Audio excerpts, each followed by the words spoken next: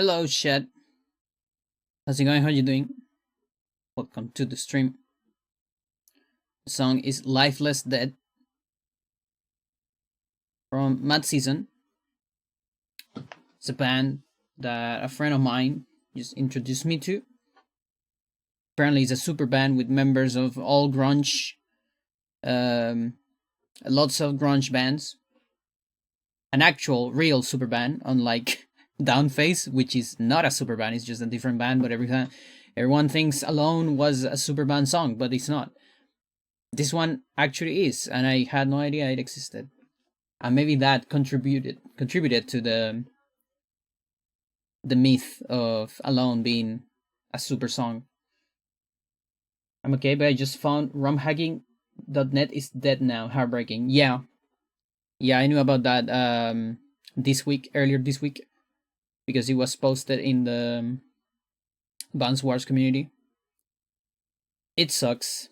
Apparently they are uploading. I think that they migrated some stuff to archive, the Internet Archive, which is great for preservation. It sucks a little bit because of speeds, because archive it's known for having ass speed, but I still love them because it's preservation for sakes, preservation sakes. But yeah, there was apparently a lot of drama behind it, but I don't know a whole lot of it. So, chat, what is this? I'm gonna tell you what this is. Hello. So, I haven't been speedrunning for a while, and I'm alright with it. Most of that is because I've been working, so it's way harder to speedrun. A lot of people say, no, you can just work and stream. No, that's not true. That's completely not true. Unless you work for streaming, which I don't. So, yeah. Now, I want to do a little series. We're going to watch Pandora on how to get good. Something like that. So, hang on, there's noise in my house. I'm distracted. Oh my god, it's so annoying. I'm so glad you cannot hear it, chat. Anyway, I'm gonna be real distracted now. Yeah, okay, so I'm gonna do a little series of me watching old records of myself. By all records, I mean just the date of the records. All of them are still records, and it's still decent records. Some of them are pretty good, some of them are not so good, but there's all records to up to date. It's just that, since I haven't been speedrunning a whole lot lately, some of them are old at this point.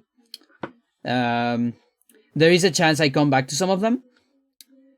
A little bit of this is also because I wanna take a look at how many mistakes I made, so I might be stopping here and there during runs, just to time stuff in my head and get an estimation of how many time saves I'm getting them.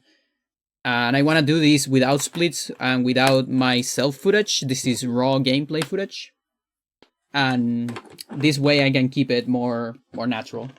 And it's like watching a run in its natural state. And that way I won't be confused by goals or things like that, because I don't remember a whole lot about those. And I want to be reasonable with expectations. So, this is the first run we're going to take a look at in this series. And this run is pretty good, if I remember correctly. This is one of my best runs, one of my best records. And it's Eternal Darkness, 100% one alignment, which is the Kateri, the go-to Kateri for 100%. So let's just start the run. I'm gonna reduce the volume because that's too much. Let's see. The run starts there. No timer, we don't need a timer. You don't have to care about that. I'm gonna use it a little bit more. If it gets too loud at any point, you just gotta tell me, chat. Gonna move this a little bit. There, maybe. A little bit more. That's good. Okay, that's still a little bit loud. Just on the special effects. It's going to minus 20. Let's keep it there. Okay, so since I always record my records locally. And the good thing about that is I can separate the gameplay footage and the gameplay audio from my voice and all that. So we actually have access to these versions, these no commentary versions. And another thing that I kind of want to do these days, maybe, this couple months incoming maybe, it's upload some of my runs, like with just raw gameplay. Because I'm curious about how they do on YouTube. I know there's a lot of people that, myself included, have some that can be a little bit aficionate to those kind of runs. There's a lot of communities that are more into raw gameplay, like Metro Prime communities, very known for that. I could not see like no commentary, no splits, nothing, just the game talking by itself. There's something magical about it and cool. So this run is, as I said before, 100% one alignment. It's the only 100% run we have in this game. Just like my streams. Nice. There's no true 100% in this game. As of now, it is possible to make a run like that. Nobody's gonna do it ever. I am the only one that could do it. I'm probably never gonna do it. Because it means you're not skipping cutscenes and you're doing every alignment, and that's kind of boring. It's kind of like a marathon run, probably something between 7 and 9 hours, I'm not sure. This one is a way more competitive format, a cooler format that more people should try, but currently I'm the only one that have ever finished one. Which most people think it always gets some credit out of it. No, I did like grind the hell out of this, so this run is actually pretty good. It's just 10 hours of your valuable life for no clout. Yeah, exactly. Maybe if I have some clout, I could do it. Donation incentive, it could be, but probably not, because let's face it, we're not gonna meet any of that. Also, Toast, how's it going? It's been a while. Yeah, I remember doing an estimate of it at some point. I'm pretty sure it's less than 10 hours. And I would actually just... I think it should be less than 9. We're being honest. So this run is from more than 2 years ago. This is 26 January 2022. So that's more than like, it's like 2.5 years ago. Okay, so there's a little bit of a mistake there. Nothing too crazy. I still got it. It's like 0.5 seconds at best. I wouldn't say more than that. So we're gonna add that up into the list. So Pius has a 0.5. Okay. I enjoy every game you run. Thank you. Thank you so much. I also enjoy every run I do. I only speedrun games I enjoy. The only exception to that might have been Mario and Luigi. I still enjoy it, but it's not a run I would like to optimize. So I would be completely happy if anyone wants to take that and destroy it. But saw your message in the Discord in time? Nice. I keep on in Twitch so rarely I miss everything. I see. Do you miss the wall skip to the middle of the portal? What happened is, so when you are close to the portal, you attack, then press B. But you also want to scroll down, or rather, you want to press B twice, I think, if I remember. I'm gonna get a lot of stuff incorrect, by the way, because it's been so long. We got the skip here, so that's good. So I think you want to press B again or something like that while you're turning. So it's like B while turning, B again, and there's a big chance that the turn cancels the state of reading the thing before the second B. And that's what happened. So I got that cancel, which meant I have to do the trick again. So I get it on second try, but since it's a very like short trick, it's barely a time loss. But yeah, I essentially failed the trick once. Usually when you fail it once, the second one you just fail again, and sometimes it can like snowball into a very bad pious. Losing like 1 or 2 seconds. That is a very bad pious by top standards. I'm gonna be talking a lot on top standards, by the way. When I say good and bad, I really hope nobody feels bad about that. Since I'm the only top runner, yeah, peak standard, yeah. Okay, there's a little bit of a slowdown, and it's very small. I'm not even gonna count it. I think it's less than 0.5. Everything is less than 0.5, I'm not counting. Yeah, I really wish.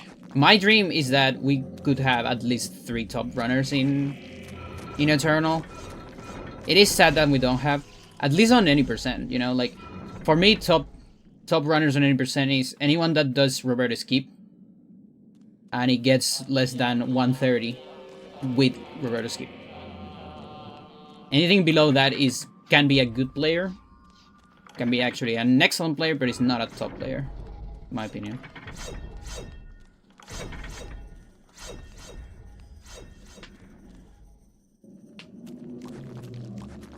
So yeah, this is a pretty clean area.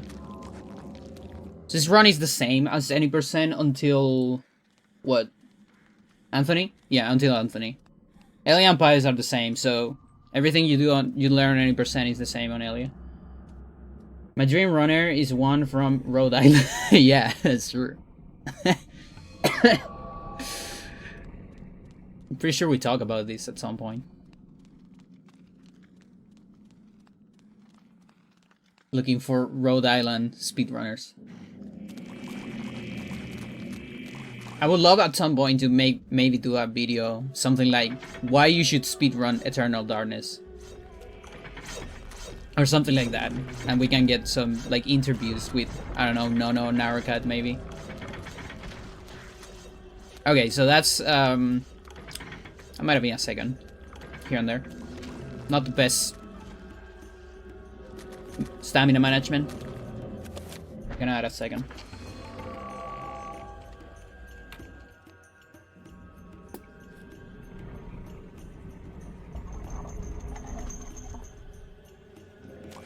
But yeah, I haven't touched this game in so much. I still remember a lot of stuff, but I probably remember more about any percent than Hando.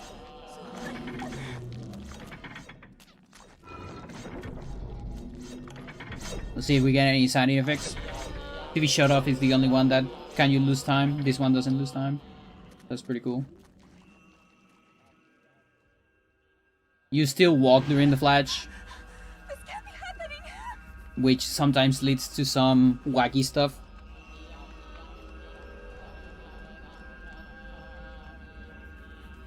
And yeah, this is a hard category, by the way. Well, everything's hard in this game, honestly. I'm not sure if it's easier or harder than 90%. It's longer, so there's always the multiplier for length in terms of difficulty. Length itself will always make a run harder, in my opinion.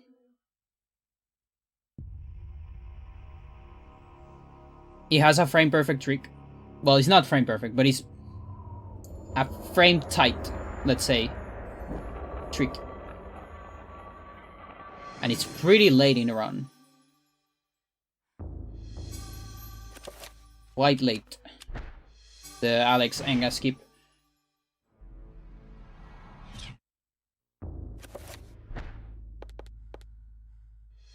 Okay, was that an extra pause? Hang on.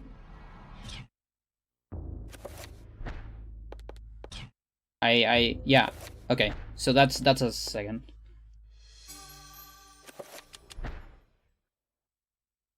From my research, it is apparent that so yeah, you're matching start to get rid of the cutscene.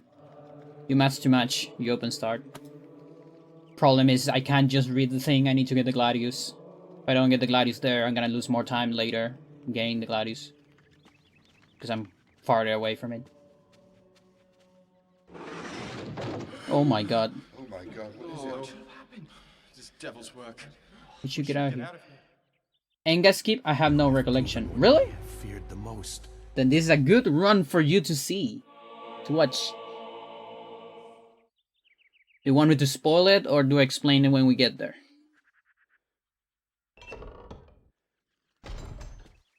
Alex Enga skip, in particular.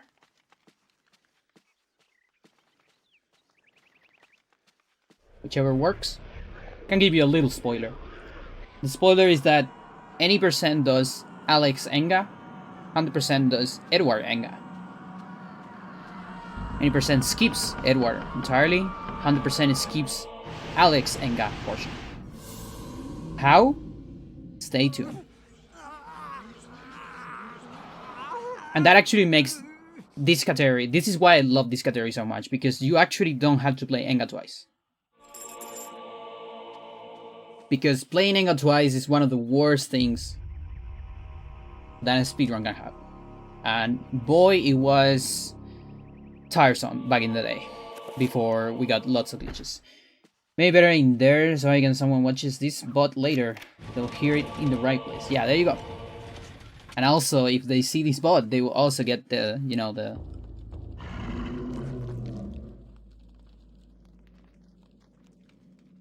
foreshadowing, let's say. Okay, so 1, 2, 3, bam, bam, quick kill. There's the modern quick kill. If you're familiar with all runs, they don't do that.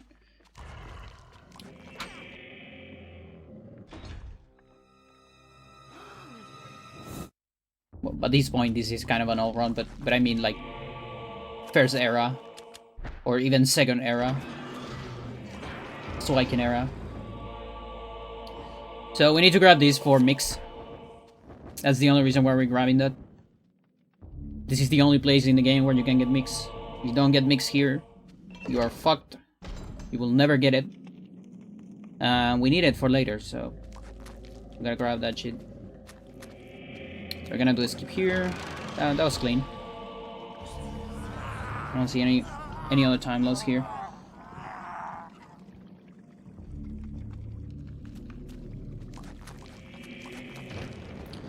So while that is burning, I'm gonna grab this.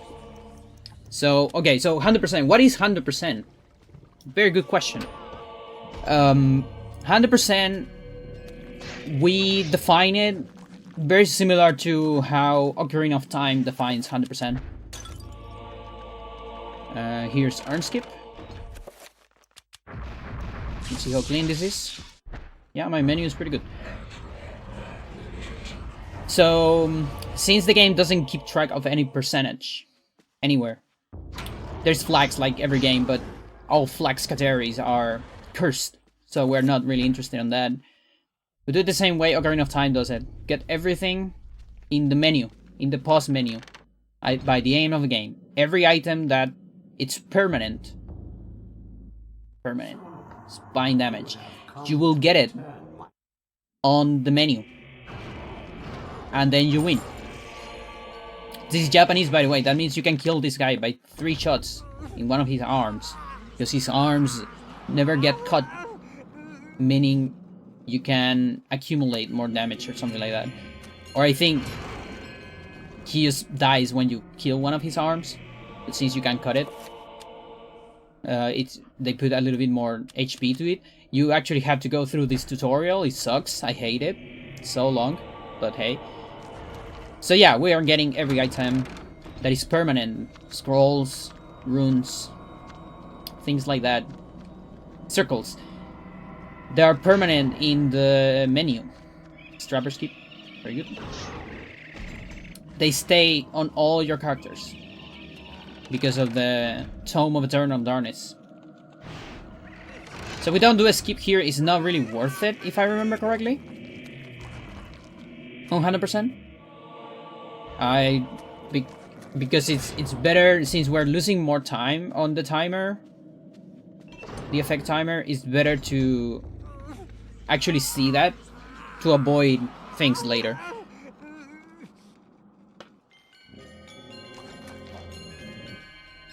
Narcotic scrolls because they are there to help the player and not the character. Yeah. No, but you gotta do it anyways. Okay, so what am I doing here? Okay. Oh, okay, so wait a minute. Oh yeah, it's because I have that. Okay. Yeah, that's fine. I'm willing to do that. Yeah, so you still gotta pause. We have pause in the wrong item. Okay, so this is a time loss. So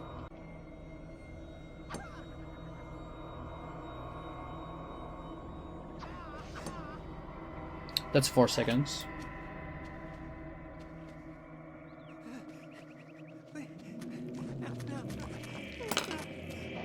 We're doing horror skip. It could be 5 if you're doing YOLO horror skip. I don't do it a whole lot. On Hando, it's too much to reset around for that. In any percent, you have to do so much stuff on Anthony that I really don't want to reset after doing that hard stuff on Anthony. So in both scenarios, I just never YOLO it. One of the co-founders of the decided that OT Hando. That for OT Hando, so that is why in that category they don't get the map and compass in dungeons. It's so stupid. I see. Like, I am relatively okay with that. Not because of the reason they're providing, but because it doesn't really matter once you are out of the dungeons. You can't really see that. And we actually do something similar here. Items are not required in this game, at least items on chapters. The only items we require are the ones on Alex, because those are retained until the end. Okay? So every extra weapon, we don't really need to get it. There's no need for Elephant Gun. I'm sorry, fans of Elephant Gun. We're not gonna get it. Dual Tool War, not gonna get it.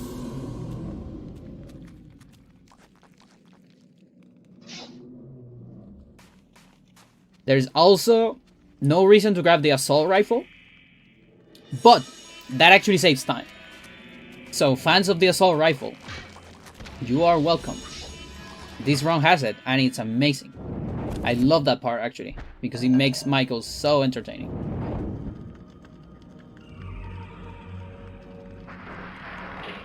So Kareem is a hard chapter. It's the... We need to get this extra. Yeah, there you go.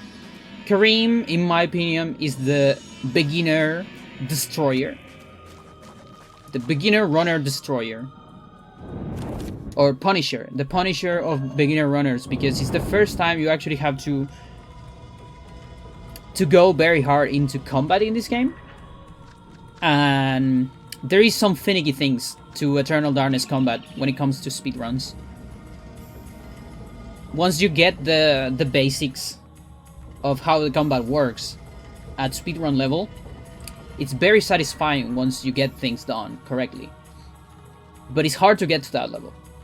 And for that reason, a lot of times you will see beginner runners here losing so much time and they don't really know why compared to top runs, top times. And the reason is because there is a lot of micromanagement. There is a lot of like tiny things that you can do. It's kind of like playing Melee. You know those guys are better than you, but you don't really know why exactly. You just have like a very like a raw feeling, a raw instinct of what that is. Okay, so there is an extra one here. There's an extra shot. That's probably like... I'm gonna give that 1.5 seconds. Okay, plus that is 2 seconds. I'm gonna give that 2 seconds.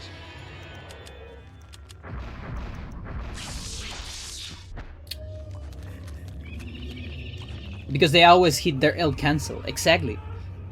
Time to route ED all weapon percent. Yeah. Just get all flags.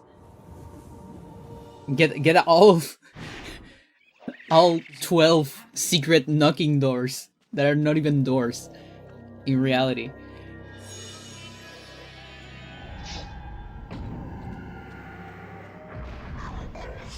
Okay, that's 0.5. It's less than 0.5, but I'm going to add that. Actually, isn't that like 0.8? That's 0.8 in fact. And if I add my slowdown in the rune, that's 1. I'm gonna estimate 1. All knocking doors. At one point, I do kill them all. I did kill them all in this game, which is kill everything that you can kill in the game. Sadly, it was not preserved. That was before I was saving my streams. I looked for it so much in my archive, I couldn't find it. And yeah, that is everything, including, for example, servants. People, everything. You kill everything. You even kill the rats. In Peter. It's a fun category. It's stupid, and you shouldn't do it, but it's not really a category. Look, so much you could have done a run in that time. Ooh, look at that. That's pretty good. So we're moving out of camera there. This is one of the parts that is really funny, because this right here actually saves like 0.5 seconds or even less if you get it correctly. So it's almost swag, but it just feels so good when you get it. It technically saves time. It's just very little. So for beginners runners, there's 0 reason to go for it. And for top runners, there's also not a whole lot of reasons. But I'm so used to it, so I just go for it anyways. Because for a while, we thought that it saved like 1.5 seconds. So it was worth it.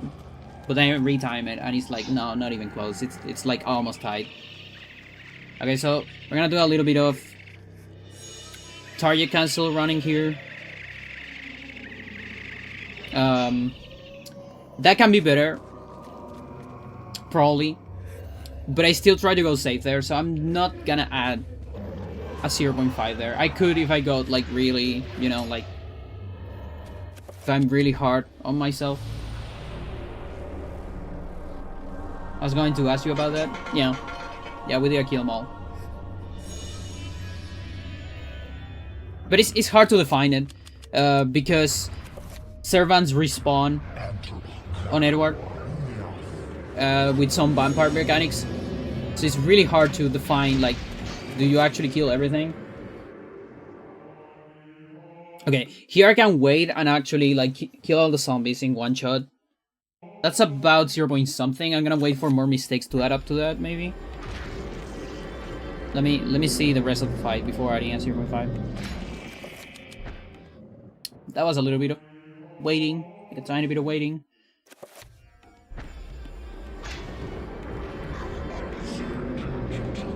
I don't think I'm gonna have enough magic for the next one. Oh boy, that's so slow. What are we doing here? Talisman? Yeah, okay. That is really slow.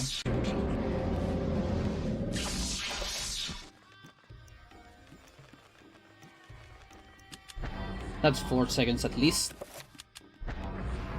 That is 5 seconds.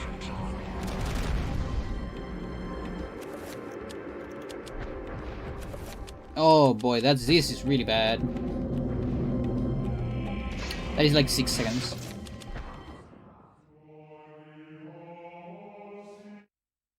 That's actually one of the bad parts of doing the really optimal stride, 6.5.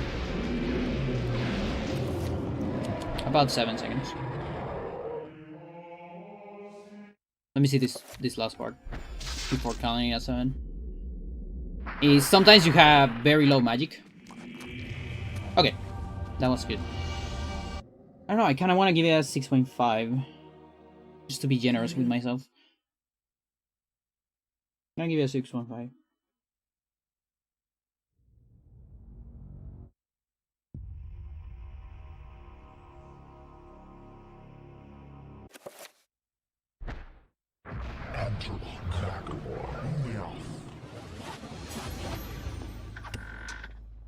Yeah, not the best barrier fight. Barrier fight saves like 15 seconds, I think. So that's still faster than a normal fight. But my 80% fight is definitely better than that, I think. But yeah, one of the cool things, we're gonna get the items that, you know, the fans are fan of. We're gonna get the Chanted Gladius, we're gonna get Mantorok. So, don't worry about that.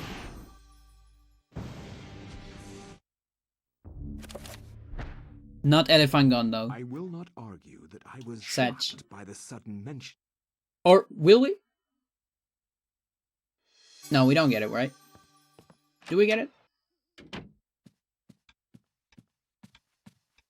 We get Elephant Gun and Glitchless, I think. Don't remember. Maybe I'll get a surprise. I don't think we do. No, because we do... we do Modern Edward. Which is technical as fuck Edward. AKA...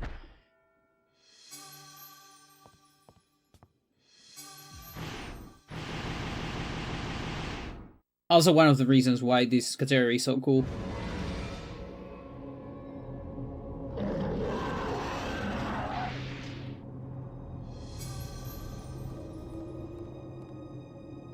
Yeah, we need the saber. I don't remember why. But I know we need it. Oh, it's because we need to go this way. Okay. Yeah. Because we need to grab this. Oh, yeah. This is something we do. So this stays on the menu. This stays on pause. You get autopsies when you choose not to save your progress. There you go. So we need to get those autopsies. We don't get every single cutscene. Why not? There's a reason for that. The reason is because when you beat the game gives you every single cutscene. For that reason, we decided that it's not necessary. We don't skip the horror fight because we need to examine his butt. As you can see here, Max is doing some very suspicious things. Is she reading things or actually... Oh, okay, there's a... Let's see.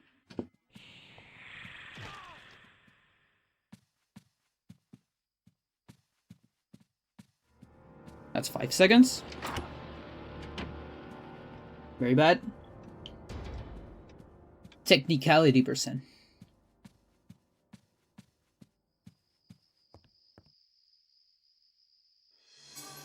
What exactly happens when Alex reads the book? Is she reading things or actually Max now? Both. Max reads everything before and after his, and Alex something like that. I know it's not linear.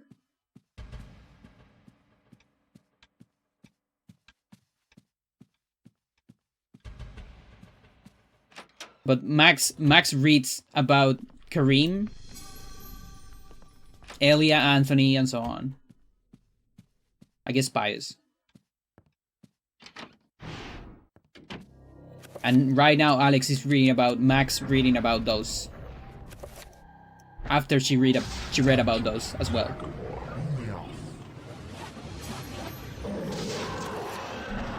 Okay, this went pretty good.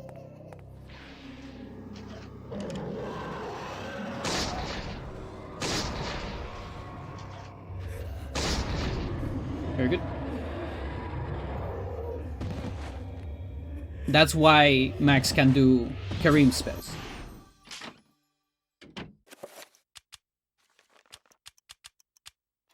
Okay, we're gonna do some menu here. Very clean on the menu. Very good.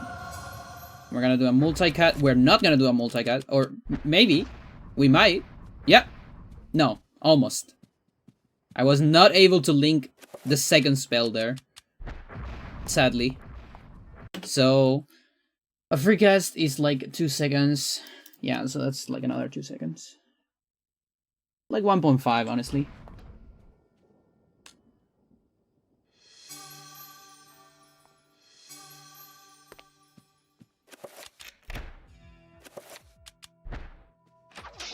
Okay, so plus the extra menu, then you get the 2 seconds.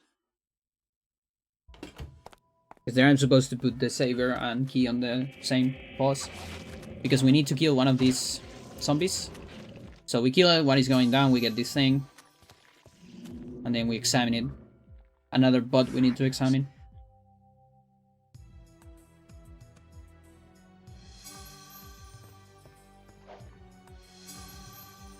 Get more things. Use the pump. We recover sanity to skip a sanity effect right here. I like the saver pump. That's very good. One of the things that happens in 100%. And we don't quick kill this, because we have the saver. It's just faster to kill it with the saver than pausing again, even though the flintlock is very fast. We need to examine it, so... Put that, examine.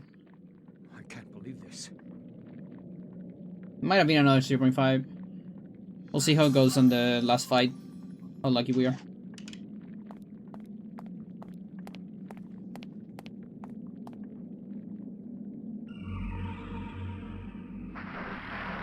I also don't know how much of latest technology this run lacks. There is... The only thing I can think of is Paul. Maybe liking moving in Custodian. Maybe. Because I think I started implementing that later. I don't actually remember. Do we even... Can we even do that on Hando? We probably can. Hello, Dad. How's it going?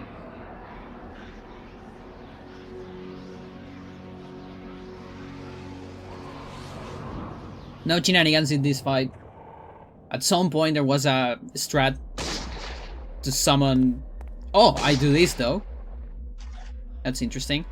I think I stopped doing that at some point.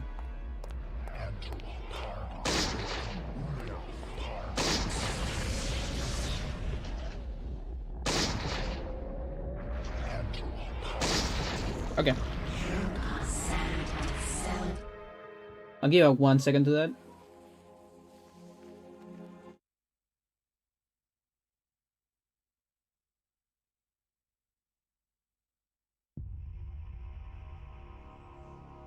The next one is Lindsay.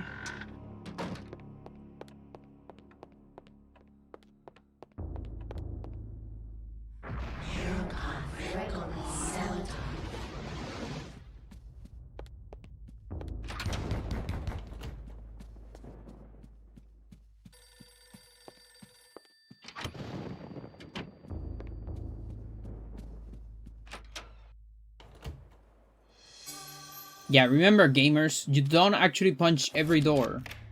That's another beginner mistake. Once you learn that you cancel animations by punching doors, you start punching every single door. Oh my god, that time loss.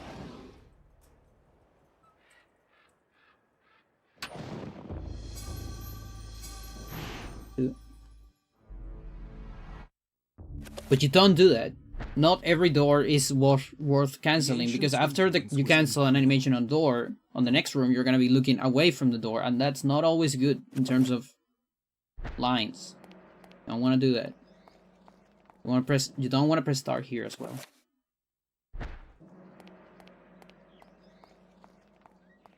That's 1 second. It looks like more, but we're getting rid of at least the loading time of the first pause of a chapter, so it's not more than 1 second.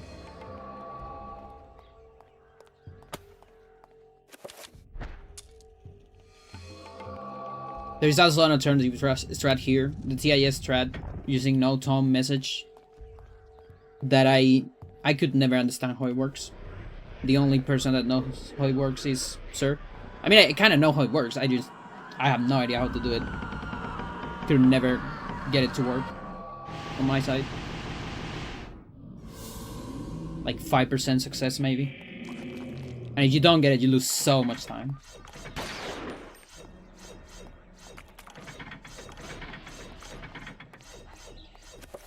We actually need to kill this. Like, it's not mandatory to kill it, but I think it's consistent to kill it. 800% because of the extra items.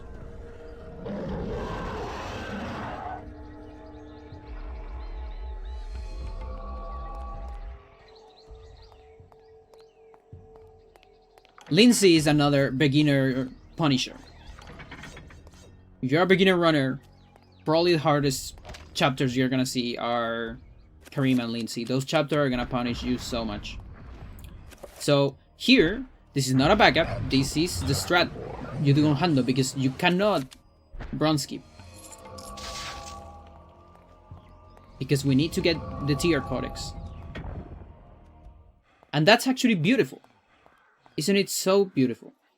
You don't have to do bronze skip. I love that. Okay, we're gonna have to do some... Yeah, okay. Yeah, there you go.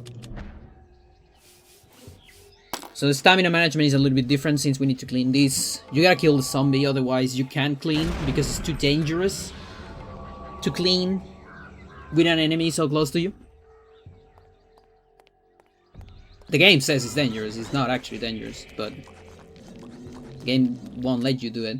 And then this comes. This is the only consistent setup I could find that is like actually super consistent. You can probably do it faster, but it sucks. So I'm not gonna add any time loss here. And that's because you need to get this zombie away. Far away. Without killing it. Because we're gonna use it. Oh, that was really close, Chad. That was so close to failing. Holy shit. But yeah, so something about 100%. You don't have to do bronze skip, which is great, because success rate in that is not great. Bronze skip is a trick that saves 30 seconds, or you lose 30 seconds if you attempt it and fail it. So that's the good part, you don't have to go for that. The bad part is you have to do a harder silver skip. Silver skip is usually an easy trick, that's a 1 second. For a top runner at least. But here even top runners will have a difficult time with the 100% silver skip. It's not easy. Wait another second, we need to dispel these things to get Mantrock.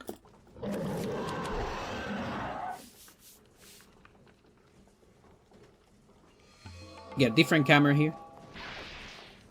After the dispel, I believe.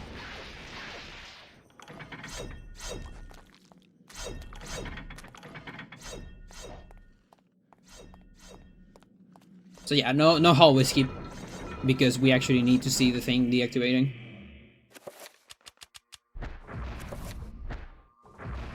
Meaning we do all button strats as well. And that means we're gonna recover a lot of sanity.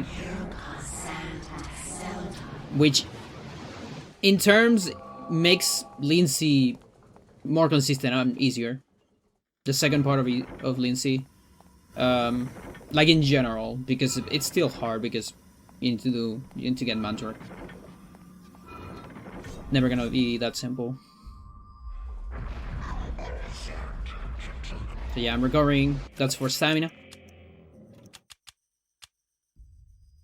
Okay, that's a lot of time. That's at least 2 seconds of thinking.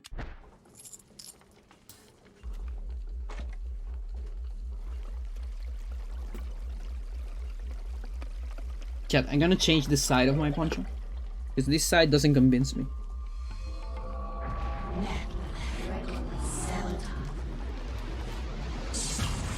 Yeah, this is the correct side. There you go. As you see, these lines are actually in the middle. You actually need to turn around there. Even if you're looking away, you respawn looking into the room.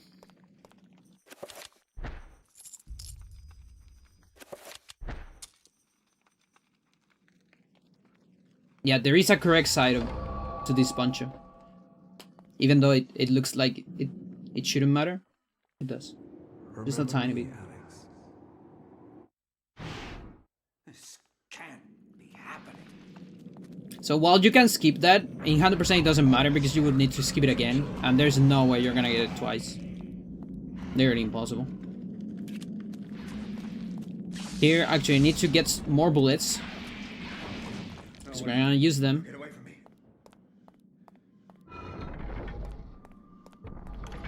Sanity is high up. Just enough. So we don't see a sanity effect here. So we kill everything.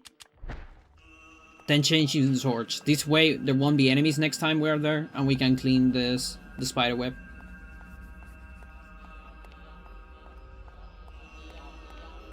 That gun is very strong. People sleep on how strong that gun is. That's a general thing for Eternal. People really sleep on... Ooh, okay.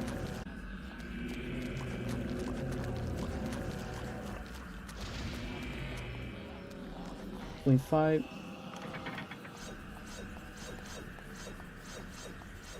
People underestimate the power of ranged weapons in this game because melee combat is so fledged. Unlike, you know, all Resident Evils where melee combat is so bad, the people need to actually do a category to just flex on how good they are at the game. But here it's really cool, so people are like, oh my god, melee weapons are finally good, unlike all my other favorite horror games that I played a million times instead of trying new horror games. Oh shit. Okay, that's 1.5. Because of that, I'm gonna just melee weapon everything because it feels so good. Feels so good. And because of that, I'm just going to not use my ranged weapons ever. Oh my god, this is so bad.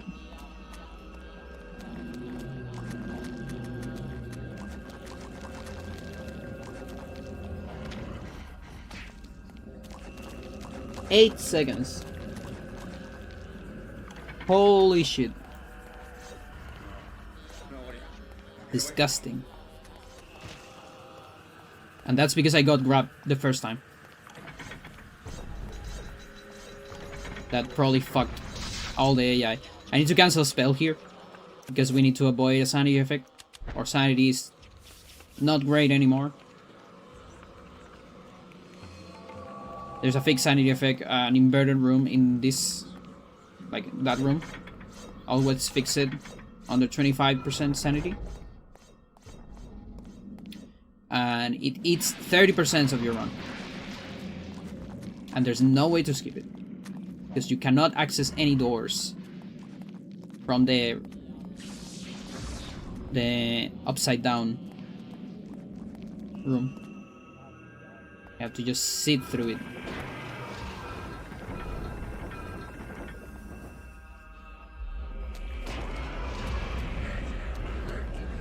If you want zombie, then do a dispel. And there's really no reason to keep moving. Don't remember why.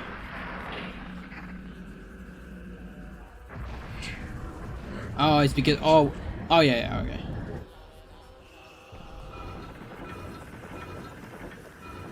I think that's a little bit of a time loss right there. Like maybe 0.5, I'm not sure. You can actually do an hallway escape 2 here. But it's very tight on magic and I think it's actually not worth it. 1.5. Okay, Lindsay is like my worst chapter. Okay, this one's tight. You do a trapper into a sanity recovery. It's tight because you don't want to lose your explosion with sanity recovery, so you gotta do it after trapper with a multicast. And that's because the trapper doesn't reach here if you have 0 sanity. You lose control of creatures when you lose all your sanity, because you're constantly losing sanity while you're controlling creatures because you're going crazy. So you need a little bit of sanity to get this. There is actually a way to clip into this room with Lindsay using a trapper. And there is a consistent way to do it, but I think I timed it and it did not end up saving time. Which made me both sad and happy, because it's one of those things, you know. It'll be cool to have this trick, because it's cool, different, and maybe it saves time. But at the same time, it's very hard. I might need to take a look into that again, though, because I don't remember if it either doesn't save time or just doesn't save enough to be worth it. Just at least 1 second. You still run a little bit during that, but not a whole lot. There is a little bit of boss. Out of my control, but still a down loss.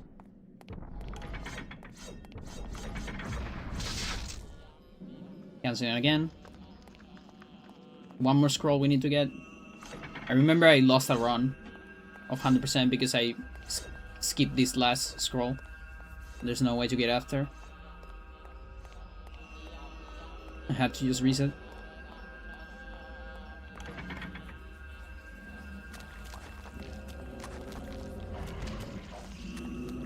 My round.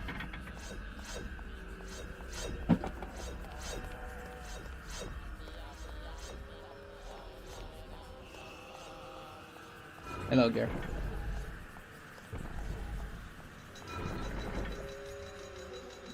Yeah, you have to traverse these passages again.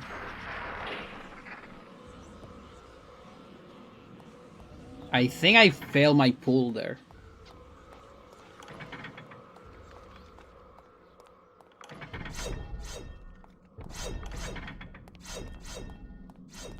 If this game came out on 2024, do you think the devs should account for being able to miss out scrolls? Not sure. Probably not. The thing is, you know, that's a little bit of a... It's a tricky question.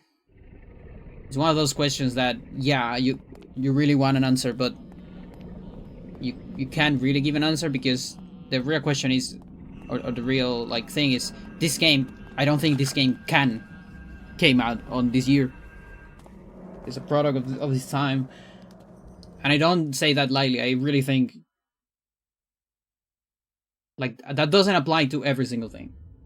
You could say everything is a product of time. Yeah, it's true, but I really think a game like this just cannot exist today.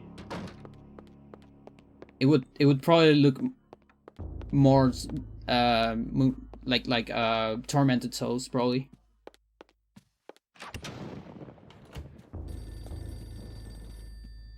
So maybe a good way to answer that question is see if Tormented Souls has any missing things. And Indie Dev could do it. Maybe.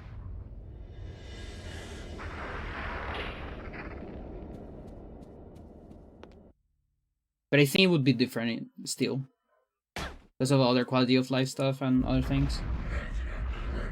I'm not sure.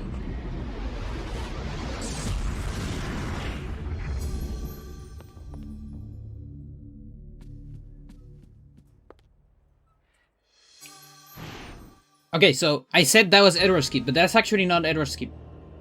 That's just early Michael, or early Stethoscope, rather. So we still need to play Edward. And we're gonna get that now. We're gonna get Edward's page. We summon a trapper there to skip the dark room.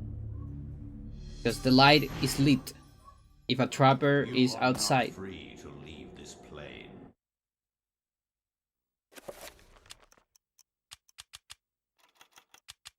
Gonna get some stuff here. And then we're not gonna read Edward. If you read Edward, you're fucked. I think you can still beat Edward, but you're gonna have a rough time with it. And the rest of you won't be able to do other things, probably. And everything's gonna suck. So be sure to read Paul. I wonder what the technical reason for that is. For what? The trapper skipping?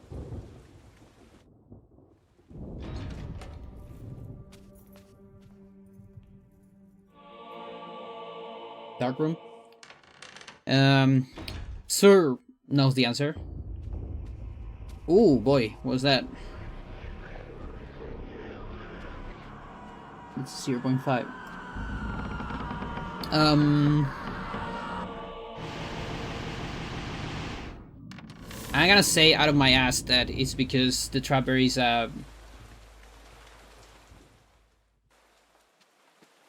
like you can't really get that during cutscenes and you're triggering a trapper cutscene, something like that. I wanted to admire the painting for a sec. Not a time loss. Okay, I do this here. We get the invisible rune. And no moving in custodian. Now I need to think. We don't have trapper. Oh, it's because we don't have trapper tutorial. Is it because of that? Does this not save time when you have trapper tutorial? I don't remember. I have to look into that. So I'm gonna put a pin into that. Not a moment too soon.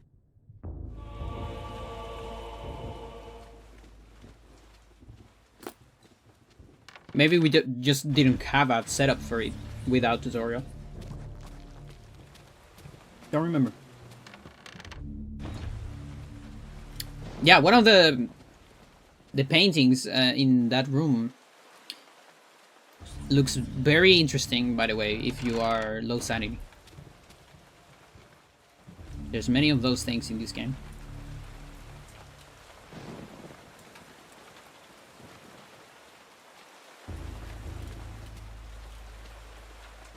Bread cat.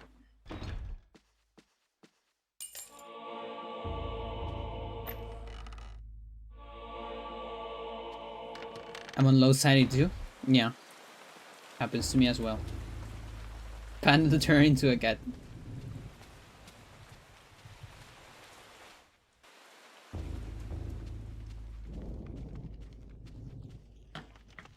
I put the shark as well.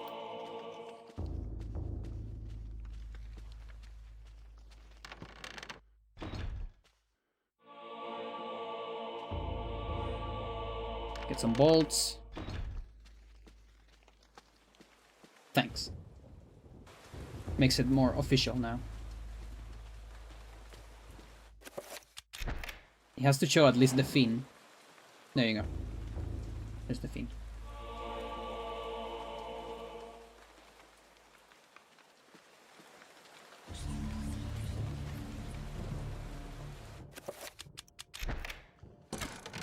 Okay, everything looks clean here. There's a lot of walking in Paul. Paul's still one of those a little bit boring. Like, it has... Paul is... Paul is weird because... The proportion of boring stuff... Boring, easy stuff against extremely technical shit is very low. Or very high, depending which one you put into the denominator, I guess. There's a lot of walking around, and then suddenly you get a spike of technicality and very difficult trick. And then everything's boring again. So it's still, at least on top level, it can be rough. Especially like unlike Kareem, you're not in the constant I have to be technical mood. So you can get caught off guard.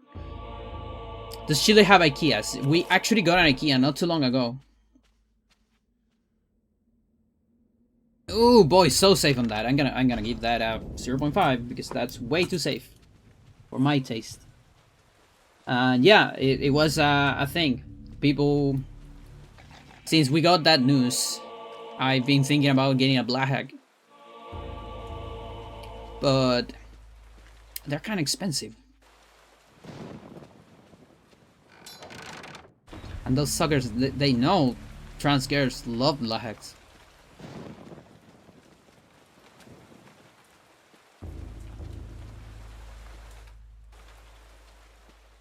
They know it. You're gonna say blow? Like blow hack? I just say it as I see it. As I see fit. Blow hack. I prefer blow hack. Blueheim. Blueheim, like the one on Case of Arcadia. You can probably implement... Can you implement Sanity Warp here? Okay, I'm losing a lot of time. Let's take it. 5.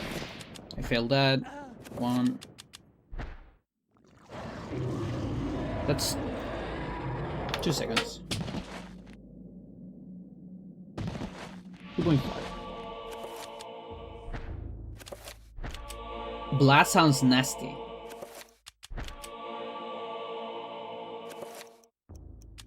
Your face is nasty.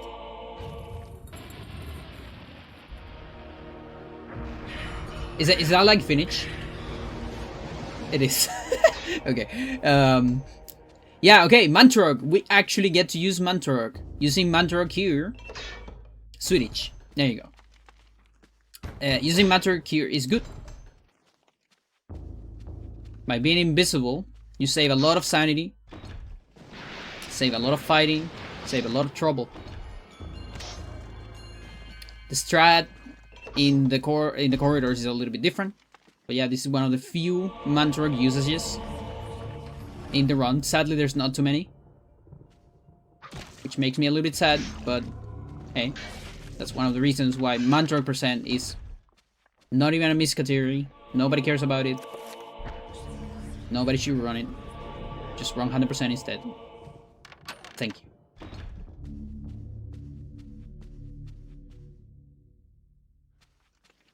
A blowhigh.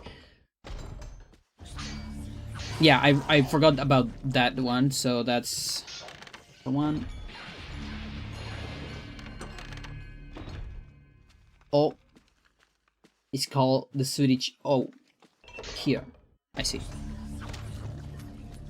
So we hit that zombie one time. We're gonna hit it again later. You can actually avoid that sanity damage if you're better than me. I see.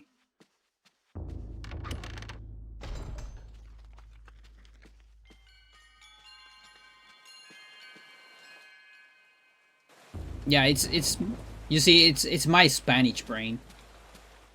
My Spanish brain sees an A, and I say, ah.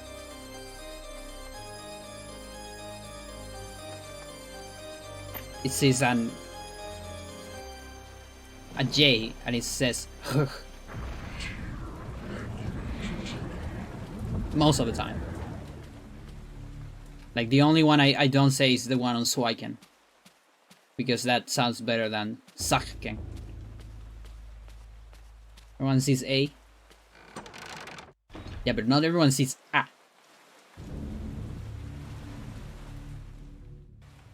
Otherwise it would be like Blayhack or something like that. I don't know. Blaygak. I have no idea. I would love to see a Swiken comeback. Swiken actually showed one time in my chat at some point. And for like 15 minutes I confused him for no reason, just my brain was on, like, drugs, I don't know. Him for Narcat, and I talked to him like he was Narcat. And then I was like, oh my god, I'm so sorry. My brain was just... And then, when I finally realized he's Swiken, not Nargan, I was like, oh dude, it's so cool to have you here. And I think he actually said that he would love to come back, but I don't know what happened with that. It would be the dream to have Swiken as a top player in this game.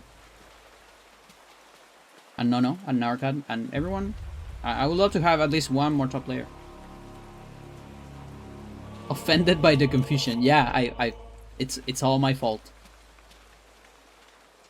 I ruined it, chat.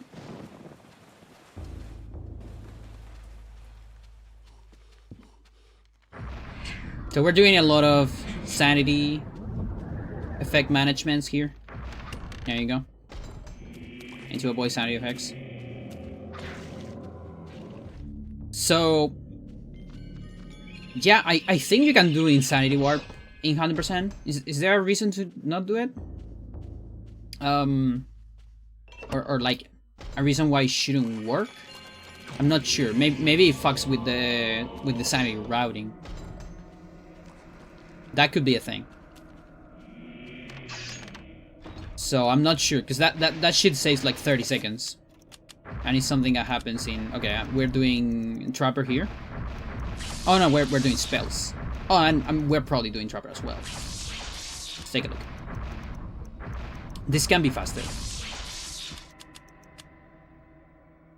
I'm gonna give 1 more second. 1.5. Yeah, okay, there's the Trapper. That is a 1.5 loss, in my opinion.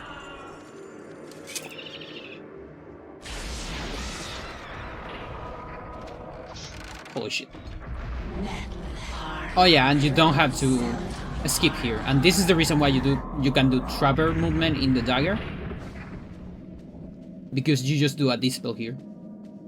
Because Dispel is faster than skipping this. But skipping this is faster than getting 5 circle. But we have to get it on 100%. You are a clever man.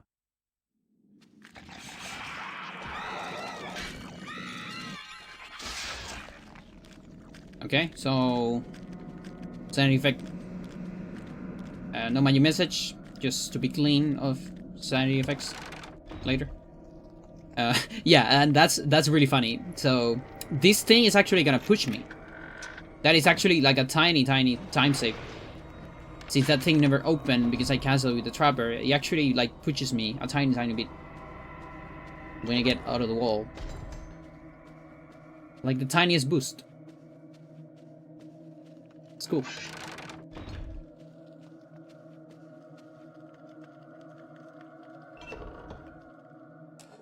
Okay.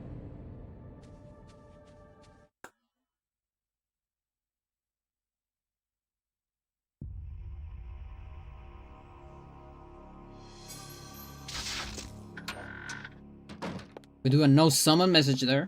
You are not allowed to summon things in the tome room. So you can do a no tome message to avoid the to be continued.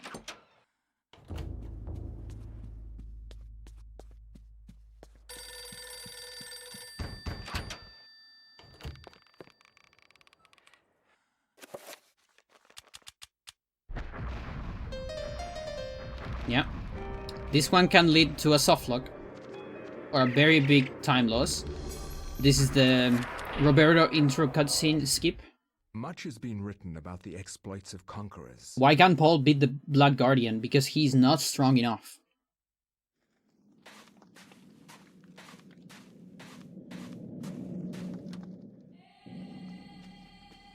He hasn't withstand a war. The trauma of a war. Hence, his brain, his psyche is not strong enough to face the Black Guardian. He just crumbles at the sight of it. Peter, on the other hand, has enough courage to attend that. Still kind of getting crazy, but at least survive the sight of it. 3.5. Yeah, Roberto. This is one of the reasons. The optimal way to play this game is on top level. The optimal way to enjoy the speedrun of this game is on top level. Because you play 80%, you skip Roberto. You play 100%, you play Roberto.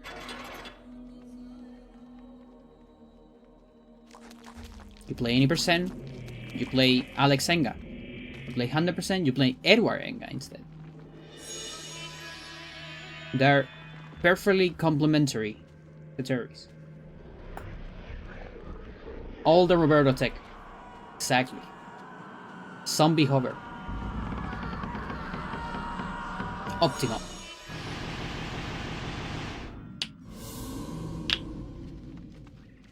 At some point, I know Sir was looking into some weird tech duplicating surveys.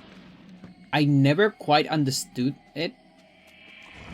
And I don't actually remember if we time it or not.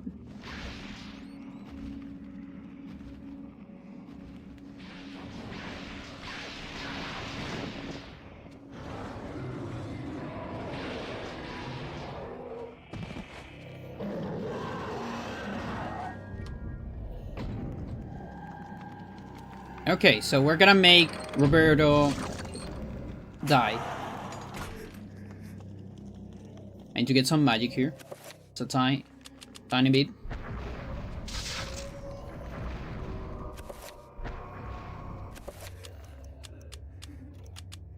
Could have done that in the other pause, so that's an extra second. That right there was also a little bit of something. I'm gonna give 1.5 to that. So Roberto's gonna die. Now he's a ghost. We are dead. But we didn't trigger a game over. We're in this matching state. Which has a lot of interesting properties. One, you already saw it, we go through enemies. The other interesting one is we float. We can only gain height, we cannot lose height. Kinda incredible the door still opens, yeah. You would think they would hardcore it for the zombie. Yeah, actually. It's really interesting. There's a lot of those cool things in this game.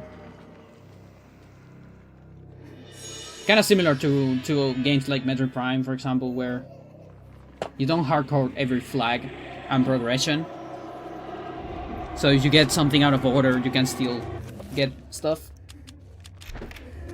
It's not always like that. There's the famous example of power bombs on Metroid Prime, but for the most part, it's fine. Yeah, since we have 5 spells, it is faster to just cast 5 shields. And during getting stamina during that. That's why we don't free cast it. There's another method to go through there, and it's gaining height, enough height to get over the electric field is slower, sadly. I think if you get like TIS movement to gain height, it's like tied, but I don't think it's never better. Because you still have to do something about the stamina because you're never stopping the run.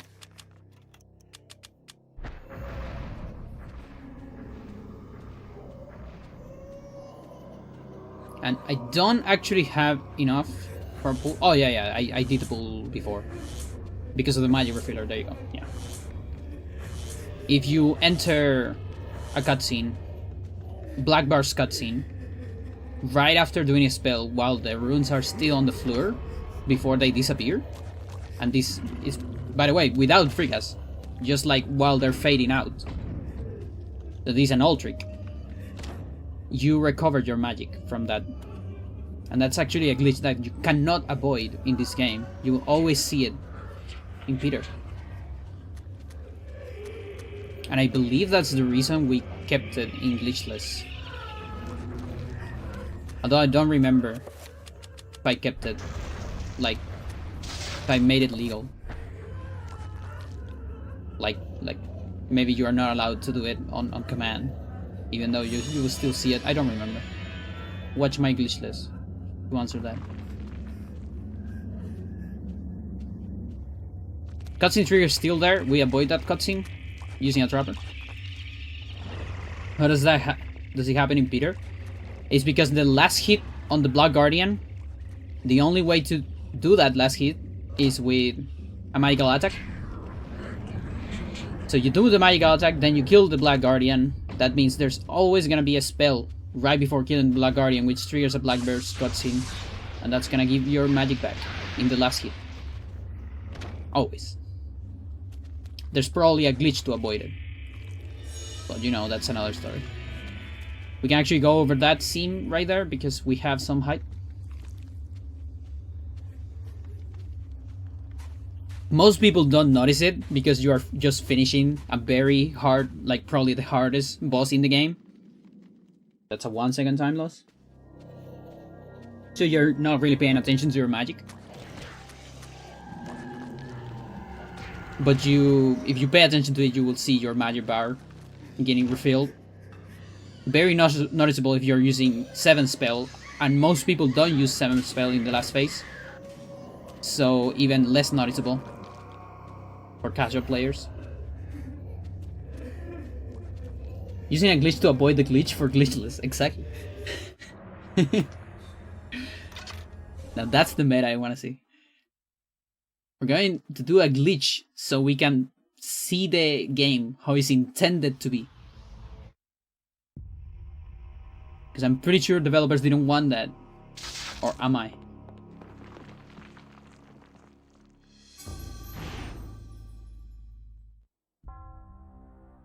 Intended %.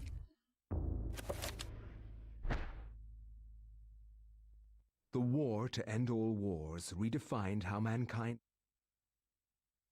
How mankind what? Alright, time for Peter. I feel like everyone uses 7 point on Black Guardian under assumption is stronger. Yes, but also, I mean, it is stronger. It is less hits. It's just that in the last phase, a lot of people are very scared of then being able to actually hit it. And so they instead use lower, so you can always hit it. That's why I've seen in most casual streams. At least for last phase.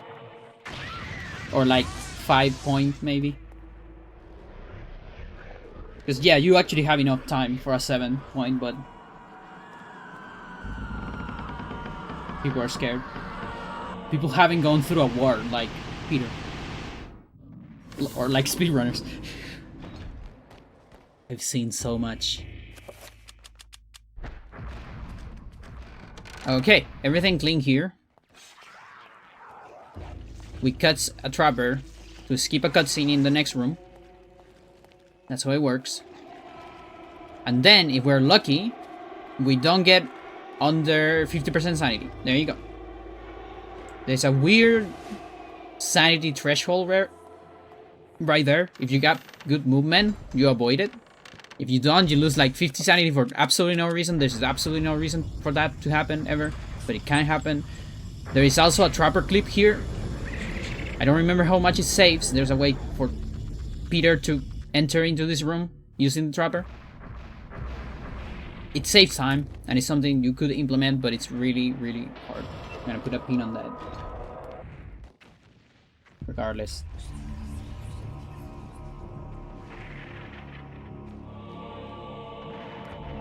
That's another thing I haven't implemented in any percent because it's a little bit too complicated.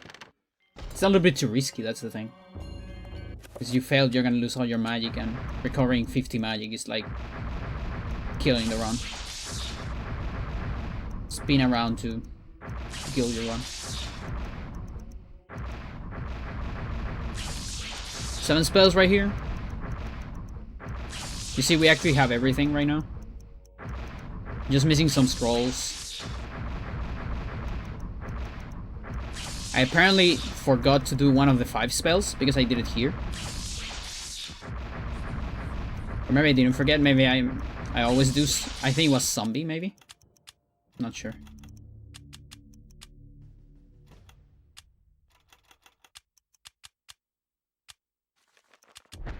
There's probably a 0.5 there.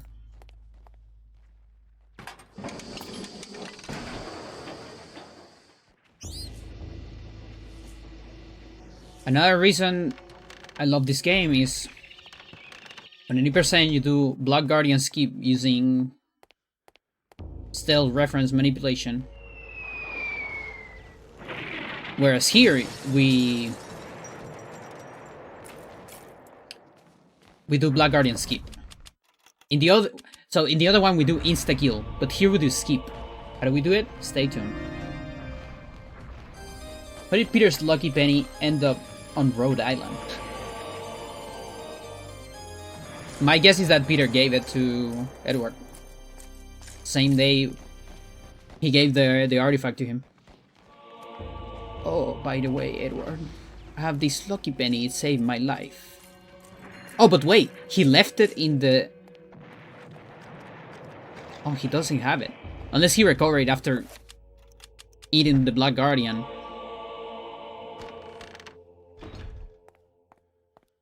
It's Mandrock. It's Mandrock. What's that?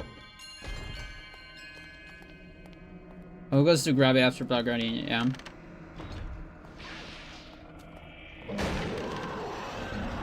True, hope it's not in your inventory in Pious Fight, yeah. Remember that run? Yeah, I remember that run. That was a fun one. That was a fun, could have been a record run back then.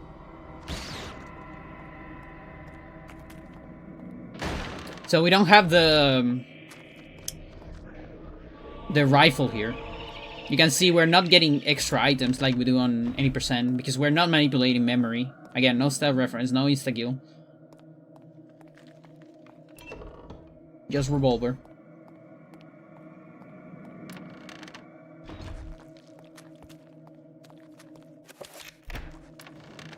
Yeah, very clean chapter so far, I gotta say. Kinda low HP, that's scary.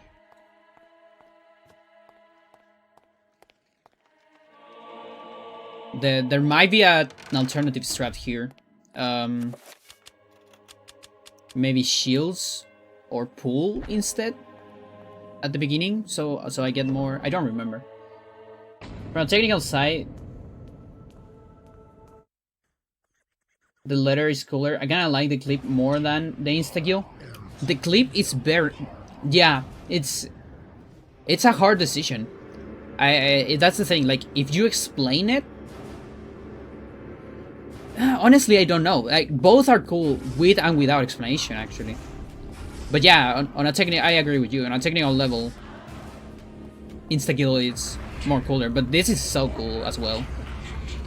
So this is Black Guardian skip. Zombie clip. From a difficulty perspective, this is way harder. The other one is trivial. As long as you follow the steps, you're gonna get it. Here, you need to be good at the game. And you need to get a tiny bit lucky. But mostly good at the game. Because it's consistent. It's just really hard. 69. Nice years later.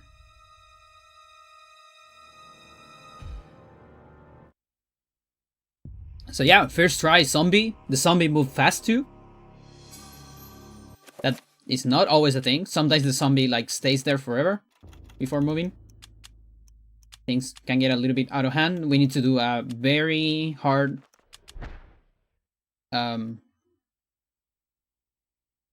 assignment there. Not that hard, but... And then we read Edward. So we got Edward Page earlier. That's an old trick, by the way. We used to do it in a different way. But early Edward Page, it's a quite old trick for this game. It saves time on that portion of Alex, because you don't have to go upstairs. We used to do it with the revolver in Alex. Now we do it with a trapper.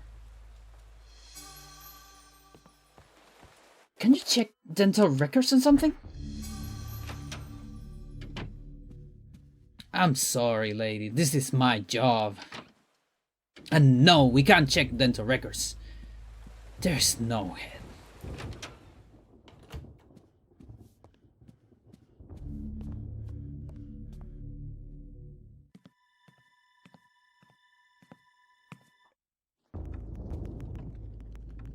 Gotta get this thing. There's really not a way to get an insta pick up there.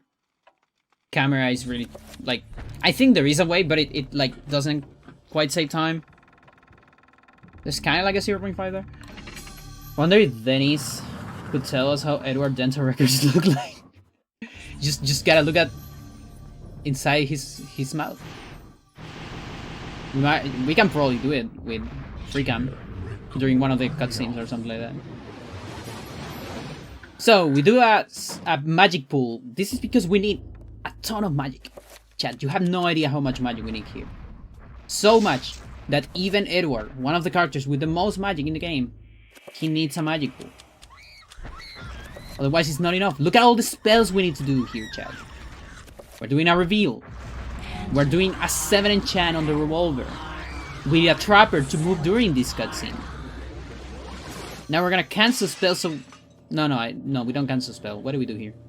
Oh, we enter after a flag is activated, so the vampire actually exists. Then we shoot it, so the vampire goes to attack this lady. And doesn't run into a different room. Then we kill it. Cast the trapper, move a little bit to get some magic during the casting of the trapper. Teleport to the basement, because my character is actually loaded in the basement during this cutscene. Get movement with a start, get more magic to cast another trapper, because there's a timer. When the timer expires, we're gonna come back upstairs. But if I cast a trapper, the trapper is gonna come back upstairs instead of me. Then I can cancel the trapper, and then Edward is down here on the basement. And now we're gonna save and load. And what that does is it summons the second phase of the vampire immediately for some reason. And now the vampire is here. And we're gonna kill it again. And it summons it with 1 HP for some reason. So we just punch it to death. And we're gonna see a cutscene. And now we have to wait. I don't remember what the cutscene is for.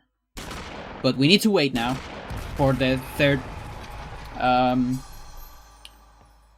phase. And while we're waiting, we can do some stuff. We can destroy the pillar. We can get the other half of the key. I think we need to do that, right? I don't remember, actually. There's a trapper here. Somewhere. I'm gonna do another... what is this? Like enchanting, another reveal. So now my double shotgun is completely broken. Double shotgun is one of the strongest weapons in the... Yeah, I need to get the key. There you go.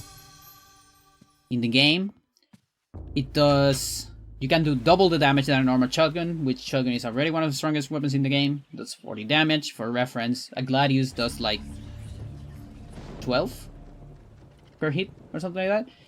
It doesn't look like it, but Edward is actually walking towards the door. The thing is, he's walking, doing the slowest type of walking in this game, which is when you walk, when you sneak into a wall, you keep sneaking into it, and as long as you're moving, it counts for recovering magic, and I need to recover magic there. I put myself into position to one-shot this guy.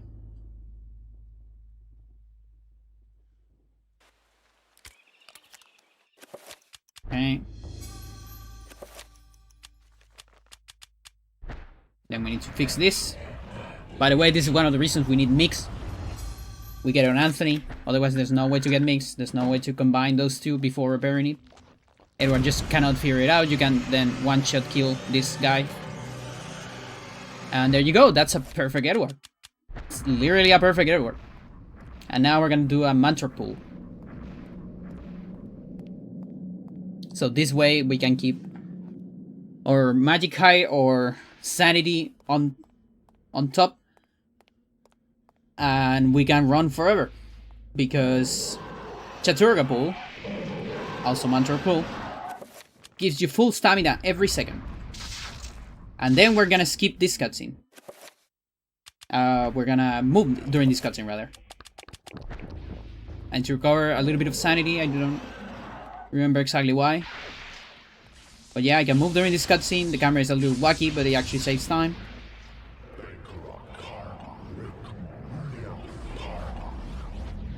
There you go.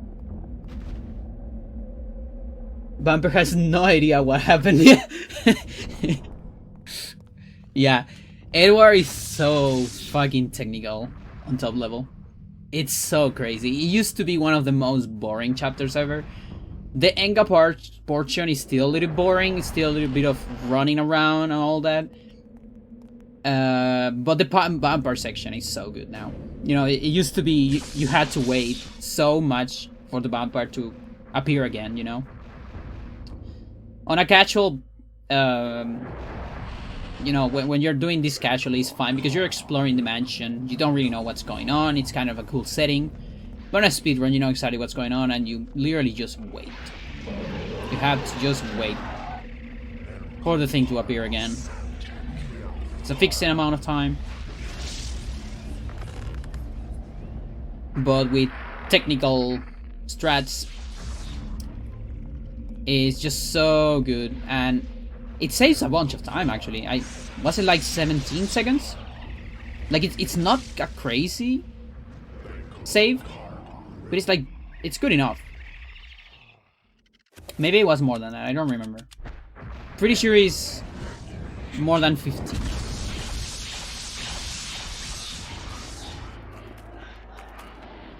Okay. So you saw myself going back. That's because that skips the shield or the damage field of that guardian right there.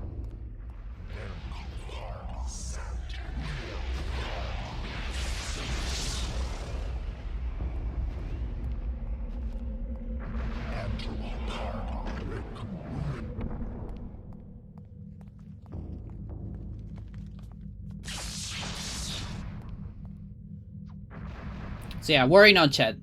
We're only seeing Enga once. Well, we are seeing Enga twice, but we're not doing Enga twice, okay?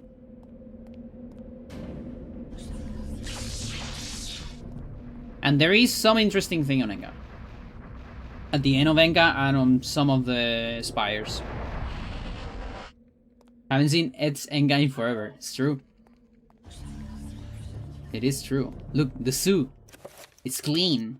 You can see the N64 models. So this is one of the cool things we do. We cast a trapper here, so we can move during this cutscene. So the creatures are never released. Which is canon. We never release. And we are never going to put them back on Alex. So everything's canon. Everything makes sense. They never escape.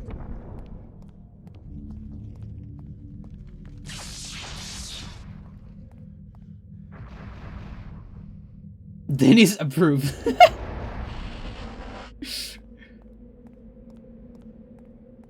Chat, one day, a secret cartridge of F-Zero is gonna be found. And on the second half of the cartridge, the N64 ROM of this game is gonna be there. And everyone's gonna lose their shit. And nobody is gonna care about F-Zero. Can't wait for that. It's gonna make me so happy. That's a little bit of time loss right there. Can't really prevent it. Kind of against, like, maybe I can add a 0.5. But so far my Edward is like perfect. Two horrors fighting there. The other side of the room.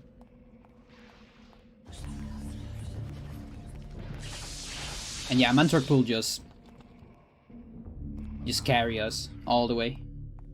Build half a build with no code. We will be fucked. Oh. We already lack tools for the GameCube version, that's true. But I still have like some, like I feel like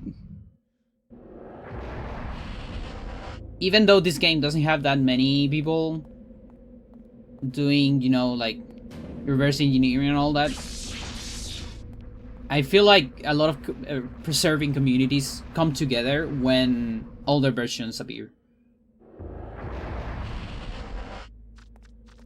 Like, worst case scenario, listen, I have a little bit more money today. I could put like a bounty or something like that. If we ever get some of that. N64 does have a big hacking scene, yeah. I can like offer some money for people to figure it out. Either that or like an early GameCube. Ooh, what the fuck? Ooh, what were you doing there? Okay, so I'm gonna tell you what happened there, Chad. I paused at the last time to see a cutscene, because you can watch a cutscene to skip Trapper Explosion. Now, right after I pause, that's at least a second. That's like a 2 seconds, honestly. Right after pausing, I was like, I didn't hear the Trapper explode, because sometimes you hear it but you don't see it, because the sound comes first than the animation. And so I was like, okay, I'm gonna unpause, I'm gonna see if he actually explodes, but I'm not gonna move. It didn't explode, okay, so I'm gonna target run. Or I think I actually sneak. No, I unequip the gun, I think, maybe? I don't. No, the gun is unequipped already, so you can target run. Yeah, if you get a Trapper, it's 15 seconds to 30 seconds loss. Or like 25 seconds loss. So yeah, that could have been so bad. But yeah, some speedrunner reactions there. You are not supposed to see that Trapper there, by the way.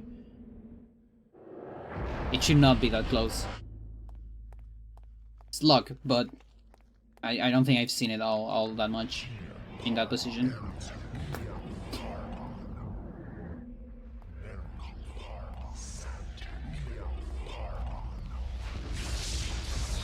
But yeah, like, imagine getting a functional Joseph the Molai.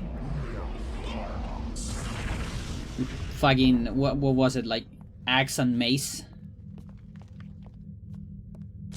Dual wheel.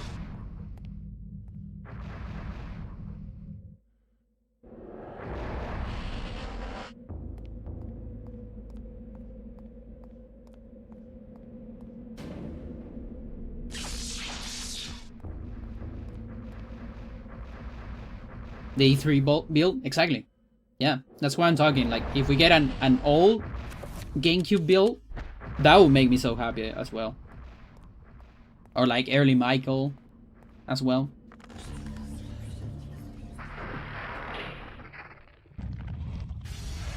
Even early Roberto, because Dennis has said a bunch of times that Roberto had a lot of connections thematically with Joseph, and they kind of had to cut some of that because of, you know, adapting the story to Kareem.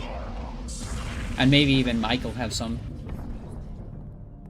But I think Roberto, he said at some point that he suffered the most because of that. Hope they didn't scrub that, so it only contains the 3 relevant chapters and missing everything else. It could be. I would actually see that. I think that's more probable, in my opinion. Makes me sad, but I think that's the most likely scenario. Just like the demo, which actually doesn't have all the chapters.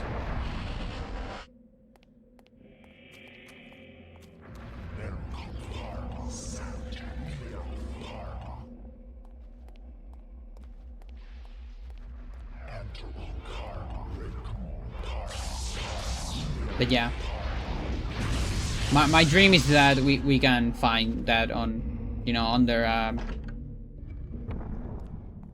you know, under Saddam Hussein dumpster or something like that. It'll be so cool.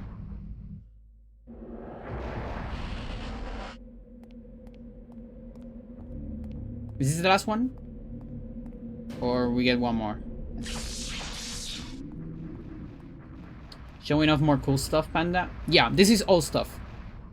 How's it going, LT? This is an old run. It's published. It's a record. It has official commentary. Back then, I'm just watching it again because I missed my records. And I haven't seen them in a whole lot. I think it's fun to revisit them. I can do different commentary over them again because I don't have the pressure of the run. Okay, this is the last one. So it could be insightful as well in a different way. Also, like in splits and all that, gives a little bit more personality. Wait, we're wasting magic here. You're gonna see why. There's a reason to waste magic here. And that's because we need a trapper. We do a trapper, and we need a no magic message during this cutscene. So we have control during this cutscene. I could move if I watch a cutscene, but I am in a cube, outside, out of bounds. So I can't really get out of there. What I'm gonna do is I'm gonna get a no magic message, and I'm gonna save. The save is for later. The no magic message is so I can move during this cutscene. So you can pause after getting rid of a no magic message, but you cannot move. But you can move after watching a cutscene. So right here, I'm walking. I was out of camera walking into that loading zone before the cutscene ended to cancel the cutscene. Because there's a timer. When the cutscene ends, I'm gonna be thrown back to the spire. But if I cancel that, I can walk into the exit. Skipping all that. Seeing the bloodbath here. That saves a whole lot of walking. Nintendo taking all Sigon nice stuff into their secret bowl, never to be seen again, yeah. But I mean, you never know. You never know, right? We've seen the Zelda things. The Zelda beta stuff. And tons of things. There's always a possibility of a good Samaritan. Either getting those things by mistake or, I don't know, maybe just doing a raid into Nintendo's vault with a giant magnet. No, that could be bad because that would erase everything. I don't know if do giant magnets affect cartridges? Like they affect notebooks? Like in Breaking Bad? Is that even possible? I wonder if Mythbusters ever did like a Breaking Bad episode. That would be so fun to like proof test a lot of the cool things they did. Okay, this is the hard trick, chat. Here it comes. This is one of the hardest tricks in the game in this run. It's right at the end. Well, not right at the end, but very close to the end before Michael. You're gonna see what we're gonna do, so pay attention. Let's see if I remember. We have to read this and then cancel because I need to set up for something. So I'm gonna save. Then I'm doing a something reveal. No, I'm doing a okay, enchant item, and then I have a few frames to pause after canceling the item. I'm gonna save again. The first save is in case I failed the trick, because you already grabbed the items, so you need to load to grab the items again if you fail. Then we're gonna load this. So this is on Edward. We're doing back in time. We're gonna watch a cutscene here, and we're gonna save. I'm gonna load, sorry. So what happened there is we got the flag. We got a flag. That flag is you have beaten Enga. All the portals are active. Oh, actually, I haven't got the flag yet. No. What we did is we did a restore. The restore teleports me to the last room where we watch a cutscene. That room was Edward, so we went back in time to Edward. Then we got the flag during Alex. Alex was the one on Enga right there for a tiny bit of time. She got the flag, and it's a chair flag. The flag for beating Enga is the same one on Edward and on Alex. So now we have beaten Enga on Alex after going back in time. Then there's no way to get out of there except for reading a chapter. And that's where Michael comes. So I read Michael chapter. Bless depths. Yeah, that's one of the things I discovered. I discovered the share flag. Now the whole setup for this, it was I think it was an idea that we developed. Sir did most of the things, but it was like a big project and all that.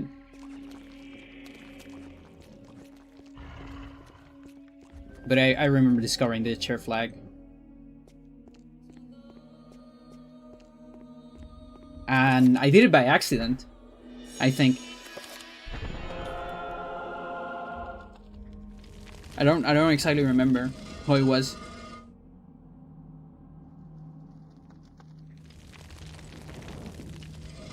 Is it like when you cheat into another chapter's room and nothing in there works? Yeah.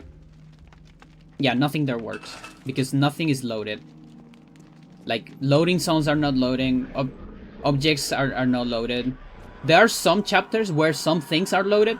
There are like some tiny exceptions, like Mac's room and other things, like Mac's servant room or something like that. I don't remember. There are things that work on other chapters, but there are very, very few. So what's going on here? We're gonna equip some stuff. There's a 1 second time loss there. On a slow menu, 1.5, 2 seconds. Michael.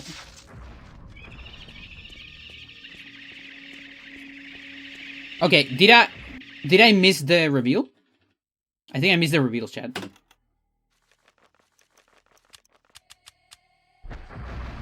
Yep. Yep. So I'm supposed to put the gun before. If you equip a gun during that counts as moving. So that counts as the multicast. That's sad. So I need to do the reveal somewhere else. And that's gonna lose me 2 more seconds. So I'm doing it here. Yeah, okay. So that's another 2. We have enough time to do it here. I'm waiting for it though. So it's kind of like 2.5, honestly. And I need to do it there because here we need to do this spell. I can't do it immediately, so...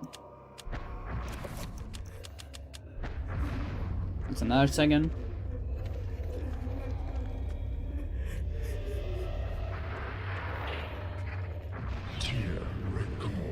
So I'm renewing my pool right before this cutscene to recover my magic. Black Bar's cutscene, you can get a magic refiller. It's amazing you can escape with the chapter page. Yeah. That was actually one of the final pieces of the whole puzzle. Because if there was no way out, then... Okay. You got the flag, but... You can't really use it for anything.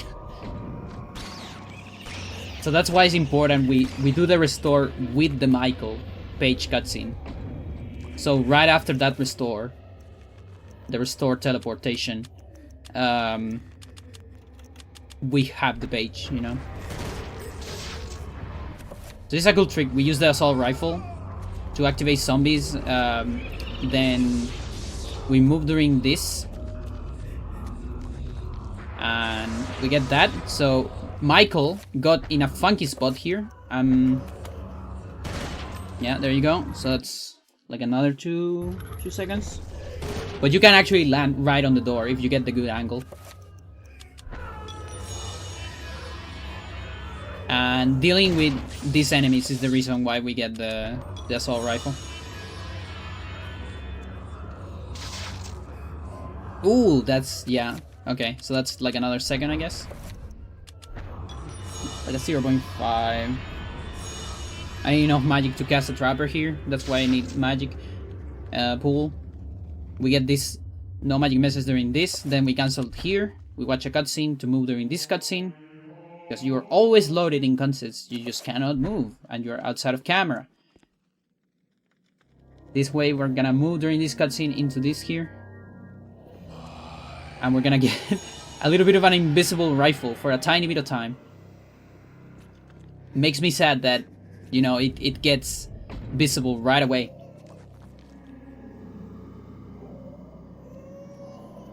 No, how's it going? Dan, and I thought I would see a run. Yeah, no, this is not a run. But I'm still very happy getting, like, just looking at this. Okay, so that's another... I don't remember if that's a time loss. I think the route just works like that. Like, I actually need to do that inside of the sanity effect, so it doesn't actually deplete my magic. And we have enough magic for a bind here. And yeah, I don't actually remember if this is a time loss or not. I'm gonna put a pin on it. Like magic management. Yeah, so we're doing horror skip here. You can pretend this isn't pre-recorded. Yeah, chat, I'm playing the game. Look at that. Look at my menu. Yeah. I'm so sick I can just get the exact same time I got two and a half years ago. That's how sick I am at the game. Just like that. Mayor G Rising runner? Yeah. Okay, so hang on. Yeah, so you kill... So, usually you get both here. I didn't get both, so I actually got some health damage. That sucks, but it's not terminal. Not terminal 7. Wee.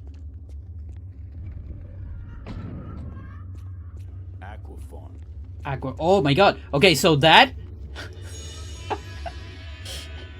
So, I think I changed that later, but actually my follow alerts and my subscription alerts are on the same... on the same place. On the same sound, what is it? Line? As my video game footage. That sucks a little bit. It's something I either still need to change or change eventually. I'm gonna take a look at it later, because that aqua farm is from like either subs or follows. That sucks a little bit.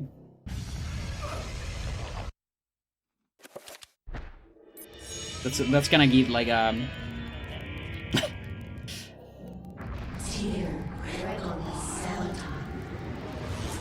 scare to people watching this if I ever upload the raw footage.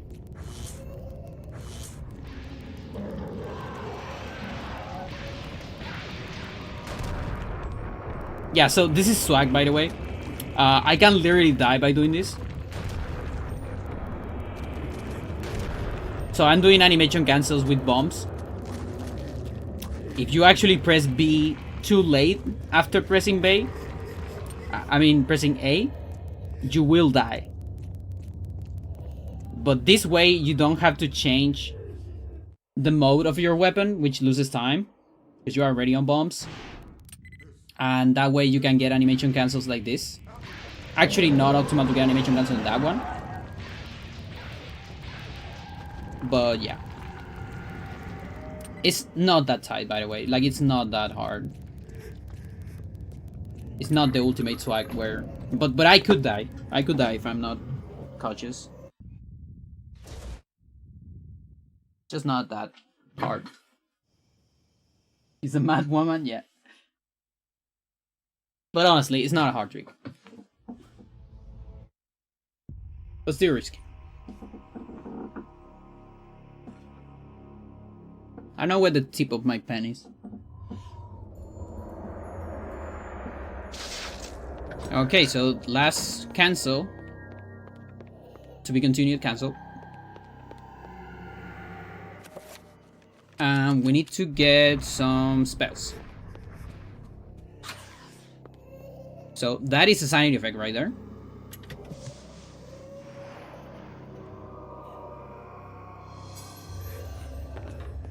Because you will randomly get one here.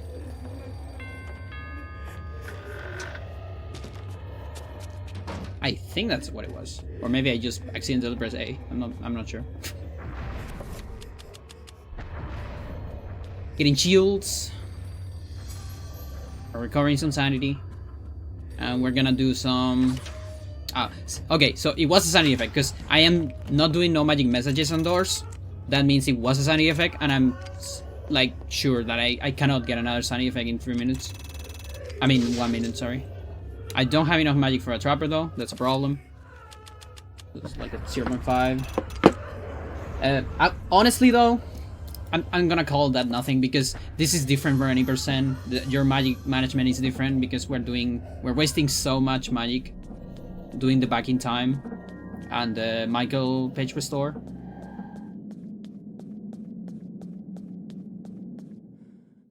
What a fast light puzzle. So there's this thing I've noticed when I saw you doing the light puzzle. I had the feeling that your controller has some trouble with the light puzzle. I don't think it's you, I think it's your controller. Because I just don't find it that hard. What a fast Enga. Yeah, okay, chat. So here is Alex Enga. We got, by the way, we got Manturok. We got the Enchanted Gladius. I got a big wait there, like a second at least of waiting because I wasn't sure what I had to do probably. So we're gonna do a dispel. We're gonna run here, and notice we have a lot of stuff in our menu. By the way, we didn't use the penny, and why is this activated? We don't even use the artifacts. Look at that. That is Enga, people. This is why this is a beautiful game. Because you don't play Enga what? Twice. You play one Enga in 80%, you play the other Enga on 100%. Now, there is a catch. The catch. So the good news is Enchanted Gladius is fast. And it's very good to kill Pious. The bad news is I cannot pause. Meaning no shotgun. If I pause, I crash. And your life's over. So I was changing targets there, by the way. I tried to do it again there. If you tap R, so you have R tap to the full, then you untap it a little bit, do a tiny R, and then tap it again, you're gonna switch targets. And that's optimal with the range you get. So this is a funny artifact, but funny artifacts are not that bad with Enchanted Gladius. Look at that. Beautiful.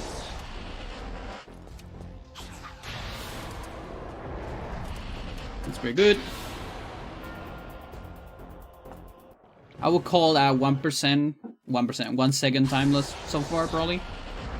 You need to go to about over halfway of the stairs, otherwise the sword can get caught on the stairs.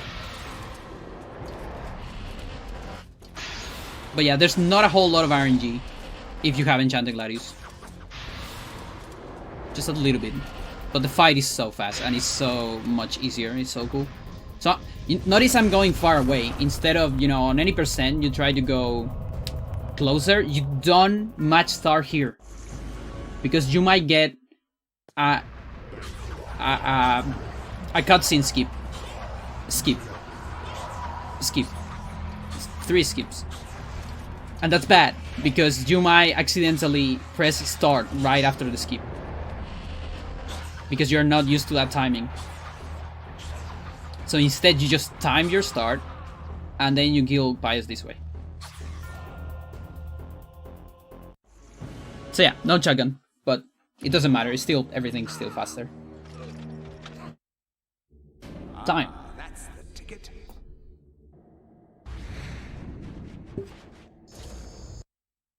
That's the ticket.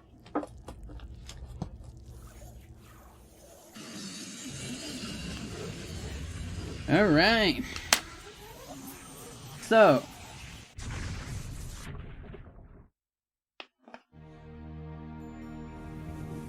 So, It is you finally come over, to my return dear. my book. The ancients' plans are finished. For now, at least. GG. You have proved to be an incredibly. Let's take a look at courageous the time. Your mother and father would have been proud of you. At the Just time as losses. I am. I'm sorry it had to be like this. So Pius has Not quite the 0.5. inheritance I had in mind for you. But there was so little Elia time has 1 second. and Anthony so has much to do. 5 seconds. Okay? Goodbye, Alex. I will miss you. So we have 6.5.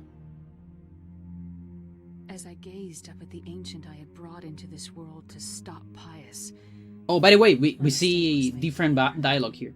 this ancient could lay the world to Compared to ruin any just percent. as easily as Pius I think. Do we?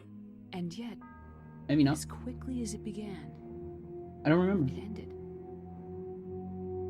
To think that Oh, maybe words not. could Maybe it's the see same. beyond the veil of reality, to see those who dwell behind. I was once a fool. Okay, Kareem has 3, 6.5, 9.5, 6.5, 7 plus 9, 16.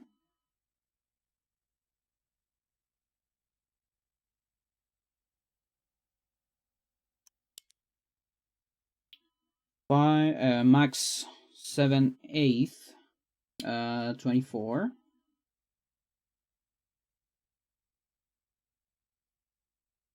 Lindsay is a lot. We're gonna leave Lindsay for later. Let's go to Paul. Paul is 0.5, 0.5, that's 1. 3.5, 4.5, 5, 6. 6 plus maybe custodian. Because we need to review that. So 6, 24, so that's 30. 30 plus question mark.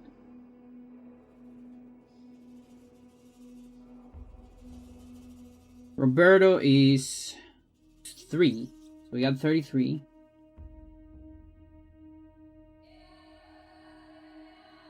Peter is pretty good. Peter is 0.5 plus Trapper, maybe.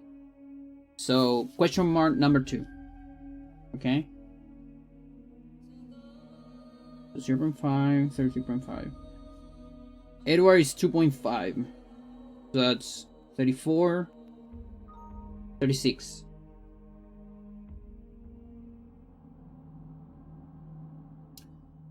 Michael. 2 plus 2.5, 4.5, 5.5, 7.5 plus 0.5, 8 plus maybe magic management. So 8, 36, 44 plus question mark 3. Alex is 1 second. 45. Then, okay, let's go to Lindsay now. So Lindsay. 2, 3, 4, 6, 8.5, 10, 18, 19, 20. Which gives me a minute. 5 seconds.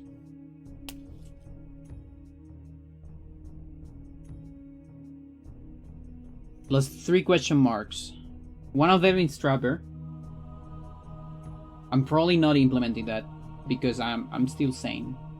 Trapper clip on Peter. The other one is Custodian. That one is question mark. That one we need to look into it. I guess there is Insanity Warp too,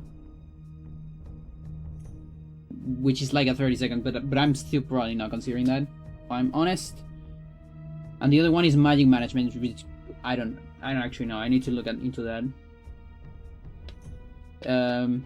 So maybe it can go up to 110 or so from a perfect run. It's not really a perfect run, but it's a better run. We can safely say a minute. So let's take a look at the time.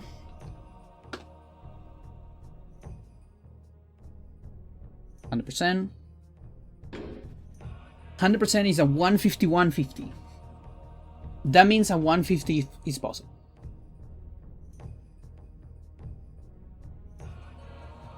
And a 149 is impossible. Because even if we add everything, so we have a minute 5. Let's be generous.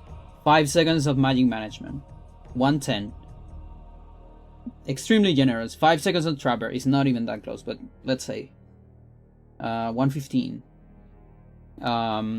Trapper Clip. Let's give another 5 seconds. That's 120. And then Insanity Warp. It's 150. Oh shit. Okay, it might be possible, but it's like top notch. Everything is perfect. It's almost like human theory test level. So I would just straight and go say it's not possible. 150 though, it is possible. And maybe a good goal to go for. 149 attempts. No, 150. Lower 151 into low 50 territory. I think it's honestly reasonable. Not gonna lie.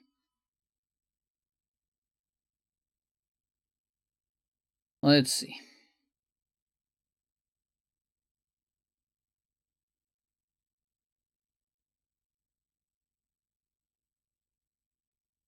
Deep into that darkness peering, long I stood there, wondering, fearing, doubting. Where is this? Just allows skipping codex scrolls and it's free. Actually, no. That is the funniest part. Codex is not even that much. Nintendo.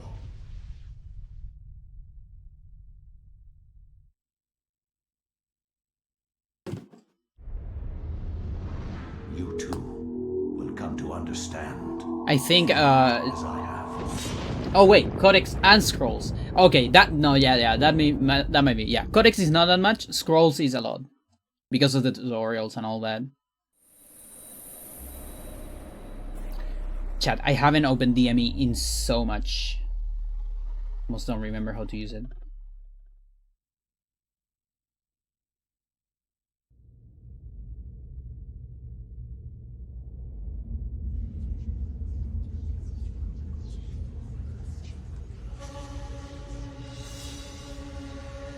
No. No. Hello?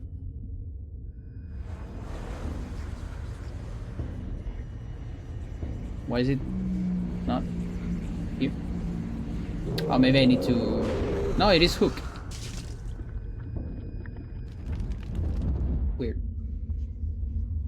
Okay, that's... Okay. We got something. Why does it look like that?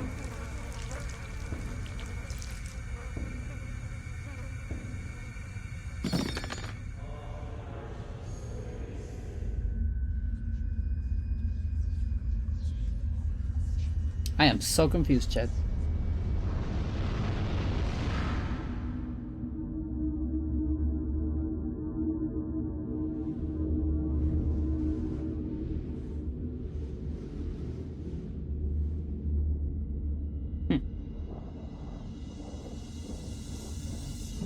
You know what? Fuck it. I don't need it.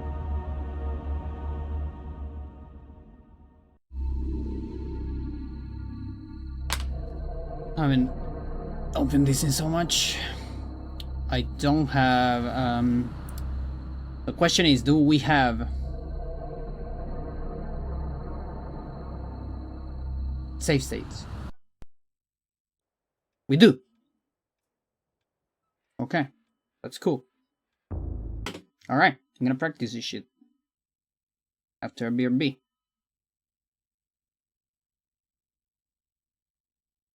Do it. Any song you want to listen to, Chad? Or style of music?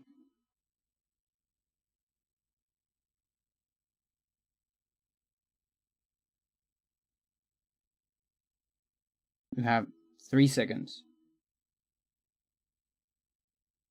What's the name of this? I don't remember. There was a song I wanted to listen to the other day. What was it?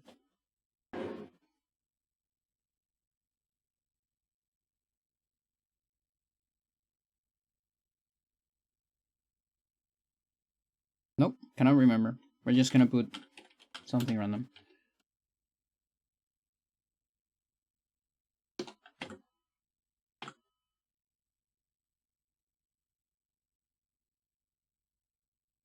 You're back.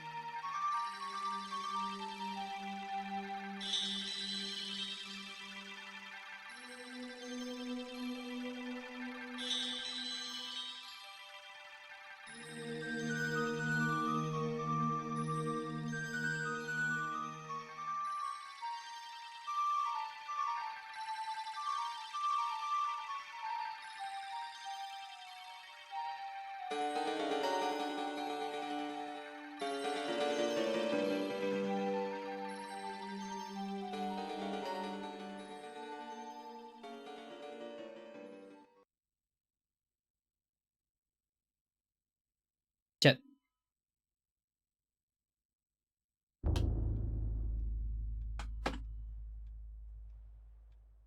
We'll come back.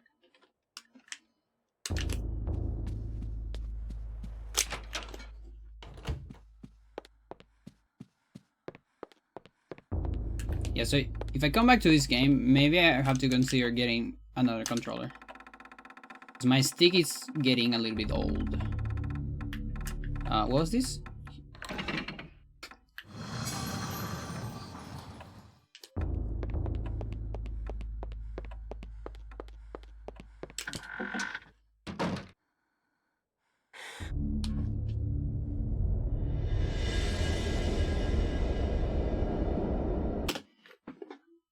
Is this too loud?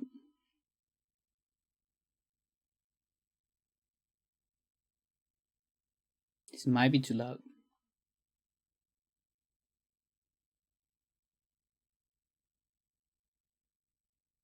You tell me, Chad.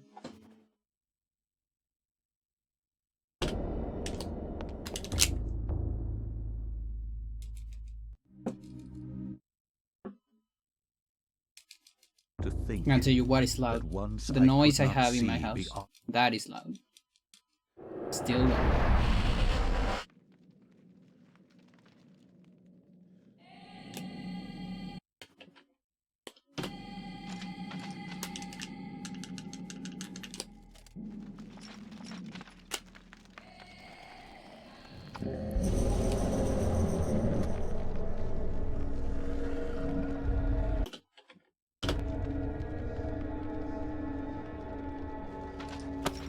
Around.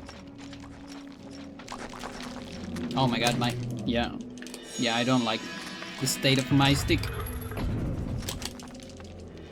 Volume's okay? Thanks.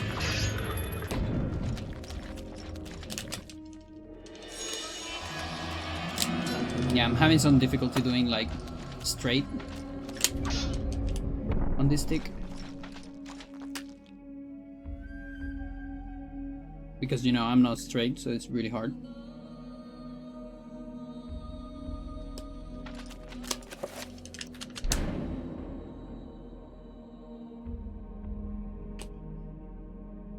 I had to look into that. Why are you testing? Nothing. I'm just practicing.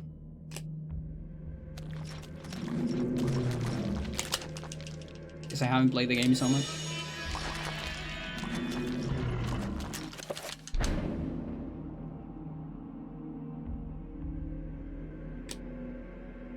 Wait, did he come back? Maybe. Maybe. Okay, so here's something. So one of the reasons why I want to take a look at all records is because there's a lot of records that back in the day I thought were perfect. This was one of them. I thought this was unbeatable. Now that I was able to look at it, you know, without looking into splits, without looking into my commentary, just the raw gameplay, and what I remember from it, it's like, yeah, you know what? It's actually not as good as I remember. You know, there's a 1 minute save on just like some small mistakes here and there.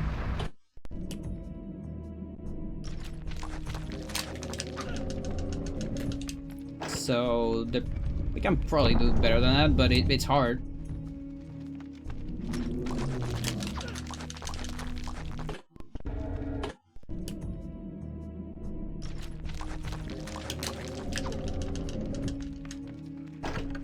So maybe.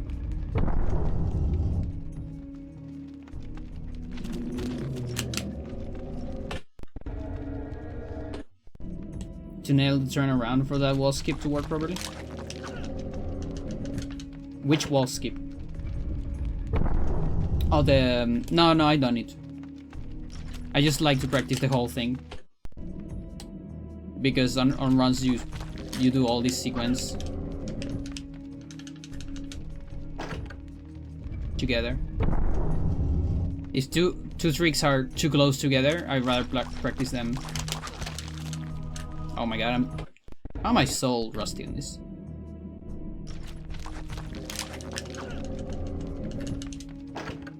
And it's crazy because I'm getting the button turn around every time.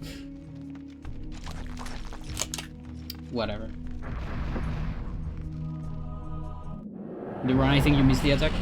The attack actually doesn't save that much time. It's like 0. Oh, okay. So look at this.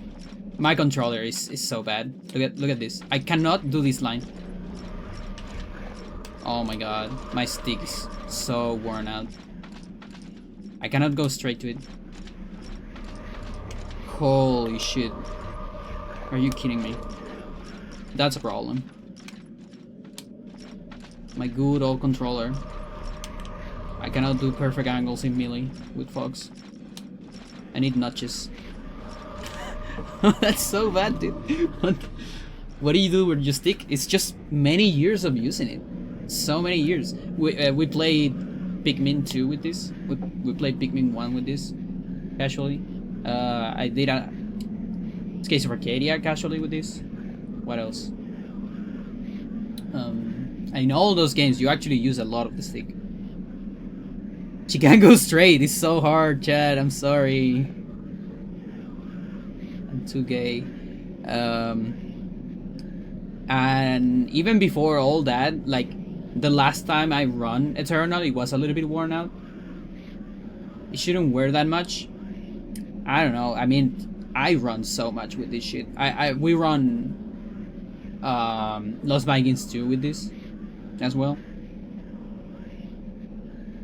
Which is a game that destroys your controller.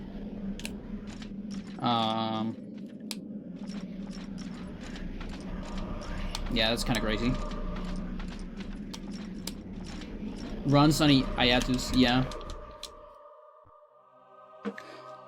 Yeah, maybe like the fact that I didn't use it that much for a long time. I don't know, maybe I accumulated some stuff. Maybe I should clean it. But honestly, I would rather get another stick.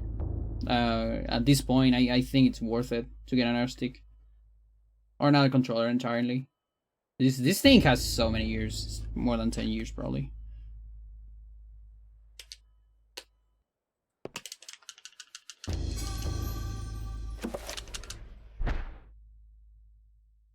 I cannot say what was the true beginning. Yeah, I think it's Nor am I. before I do the first run after any kind of comeback. There's still gonna be a lot of time, so it's probably enough time to find another controller. The practice is still useful. Did those Smash controllers have quality issues? No. It's just, again, 10 years. It's a lot of time. And a lot of gaming in this controller. I think it's fair to say that it's just too much. I think it did what it needed to do all this time. It gave me so many records. Smash 4 controllers are actually very good. I mean, ask Smash players. They use their controllers for like 2 months. And then they need a new one. Or they need someone to repair them. How do we do this trick? I don't remember.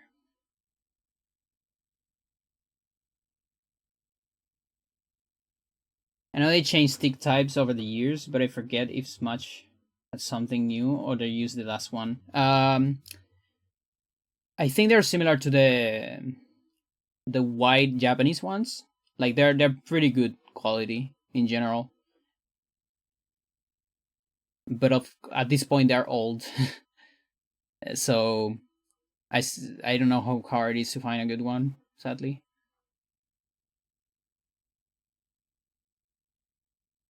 Where's my video?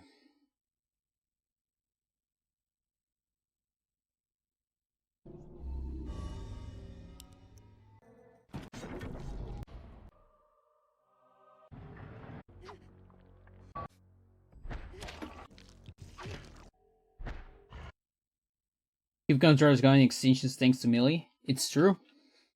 It's actually true.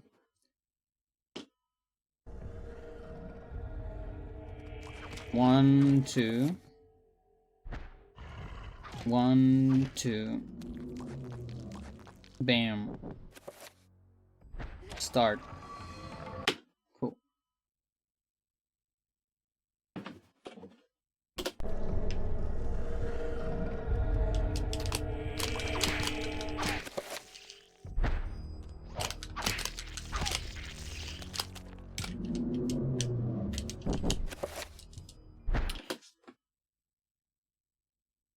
I need new save states. I just realized that. Because we're playing Japanese in Japanese. We need to play Japanese in English.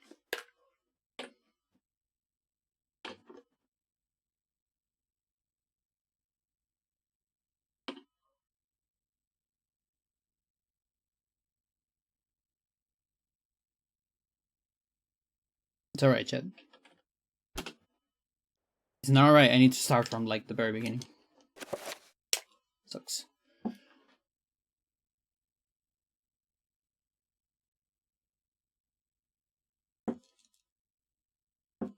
It's alright though. I was actually like, I was expecting to do new save states just because, you know, versions and all that. Forgot there was an option toggle. Was it a completion bonus? Yeah, you get it after your first completion of the game, which is very silly. That you actually need to beat the game once for this option to appear here in options. Mental.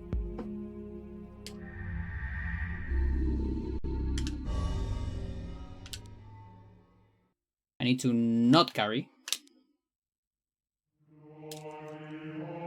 So silly.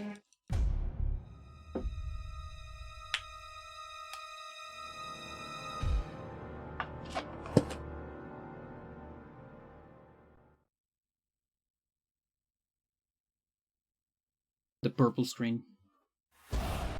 This is by today standards. This is an old dolphin, but it's fine. I still prefer this because I have the free loot. It's way better.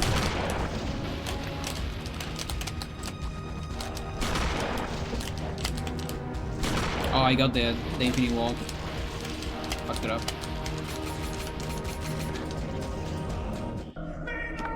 Guys, this game is import friendly. You just have to beat it once. Can I rewind on this one? I don't think I can do. The updated free look. I really don't understand why they did that. That's why I say this. This is like the last version that has the old free look. That's why I like it.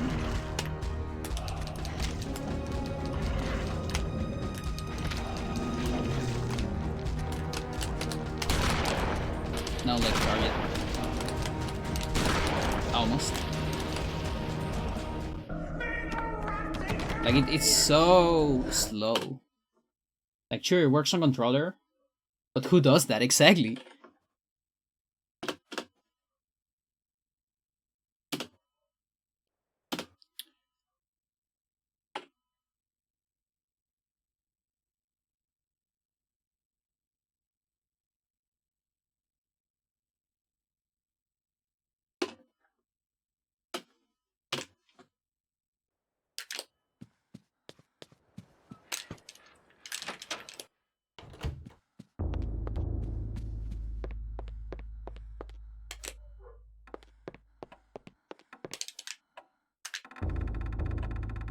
Oh yeah, so by the way, this is another time save. Just using this is a big time save. How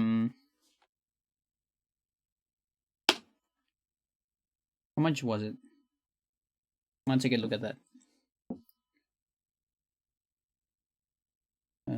Eternal Darkness. Pandora's Eternal Darkness box. Classic storage. 80% trick test. 80 flags. speedrun routes, 80% speedrun tricks, speedrun timeline, build chapters, useful data. I think it's on tricks. No, it's probably on useful data. Statistics maybe. Spells, side effects. No, versions. Where's the useless data cheat? There's one that is useful data extras. It's called.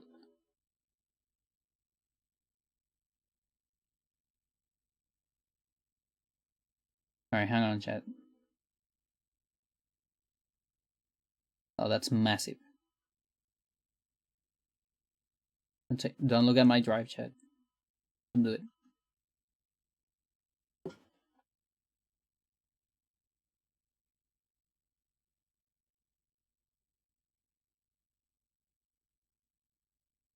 No. There you go. What is the most useless thing I have here? I think it's this one.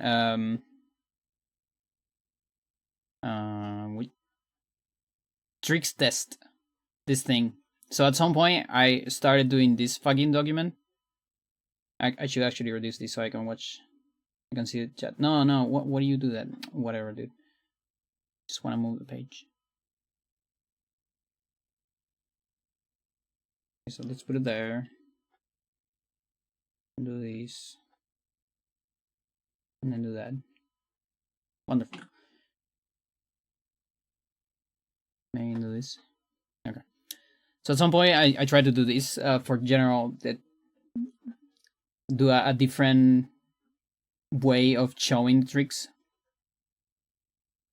with like a general segment that is like all around tricks, and then other things, and like put different like difficulties of doing the trick, different options or something.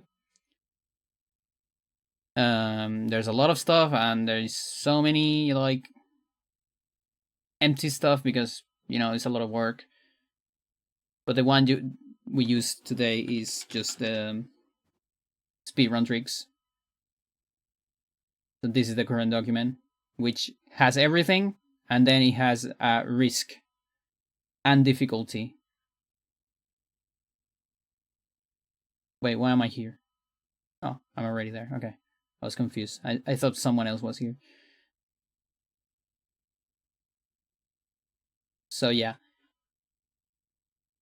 This is the document. But this document is very complete. That's the cool thing. There's only a few things that doesn't have. Like, yeah, boiler and cold trapper clips. Yeah, that one doesn't have a video because it's so hard. It's just 3 seconds, chat. It's not even like 7, like I thought. By the intro hall skip, I don't have a setup for that. I never retime it. Some of them only have explanations. Okay. We should actually put music. And like mute the game.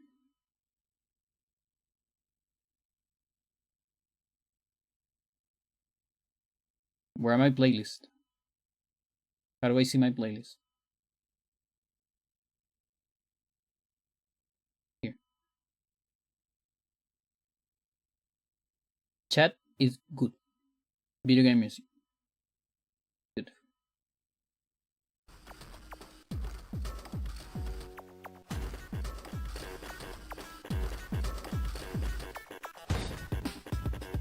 Chop.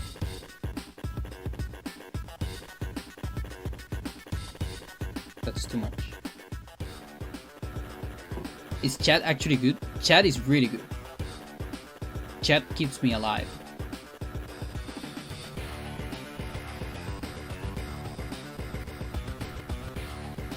Chat keeps me speedrunning. How do I mute the game? Okay, now it's muted. Okay, so versions. This is versions. This is every version.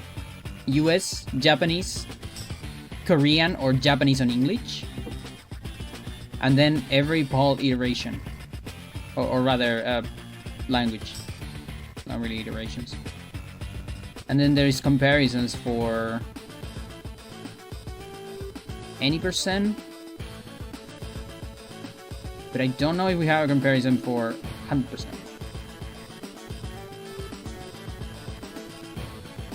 What's the end result for Paul?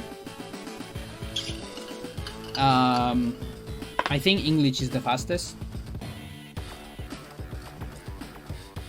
Don't remember. Let's see. This might be not up to date too.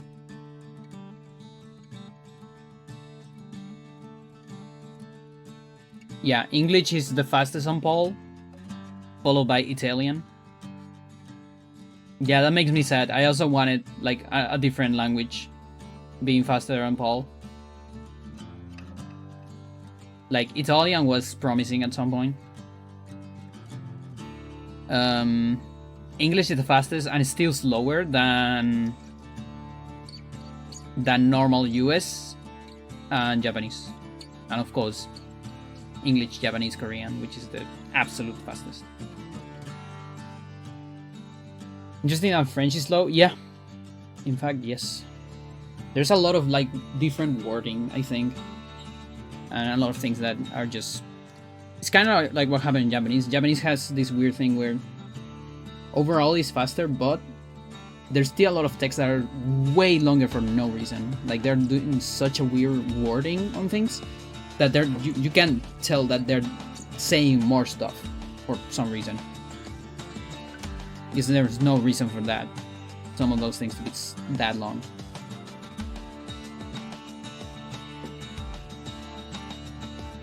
So here's the result. Let's see. Seconds. Okay, so Japanese saves 0.5 seconds. Korean or English Japanese is 4.45, so like 4.5. And then Paul actually loses time. Oh yeah, that makes sense. Paul English loses 2 seconds, 2.3. In Zelda's it was faster in English? Yeah.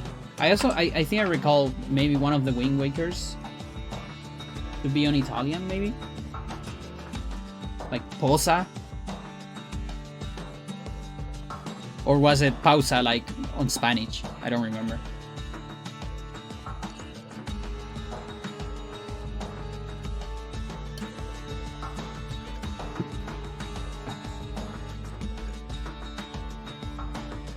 Map is mappa. Yeah, that sounds like Italian.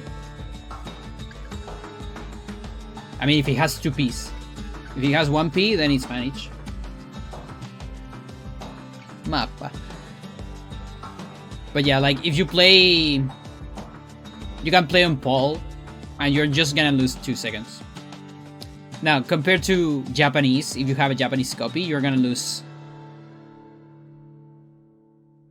like 6-7 seconds? Really not that much. But yeah, it's another time save. So that's another little thingy I have, which is very cool.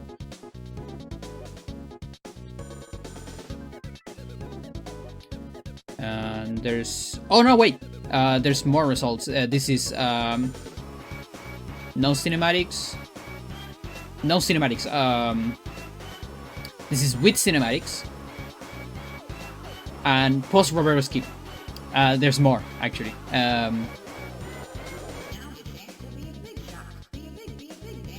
Okay, so here's the thing. Paul should save time in cinematics. It's hard to know because I don't think if we ever got footage of Paul in console. Like, I had the feeling that someone gave us at some point, but maybe I didn't look into it very much. Like, maybe Yuiken gave me a little bit of footage. You know, to see if it loads faster. If it loads at Japanese speed, then Paul should be faster than US. Oh, because my cap car is busted. Yeah. I had the feeling that Paul is faster than US then. Just because of loading time. So with cinematics and post Roberto skip, any percent is 13 seconds. That's very substantial.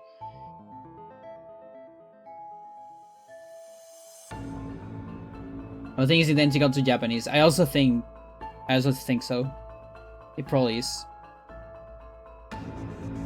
I might even have it here. Individual levels, no cinematics. Loading time, only Japanese. Okay.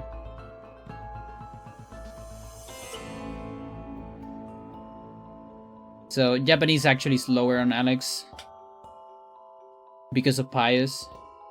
Because normal cinematics are faster, but pre-render cinematics are slower. It's just that the game has a lot more normal cinematics than pre-render, like in-game, more than pre-render. Alex is an exception though.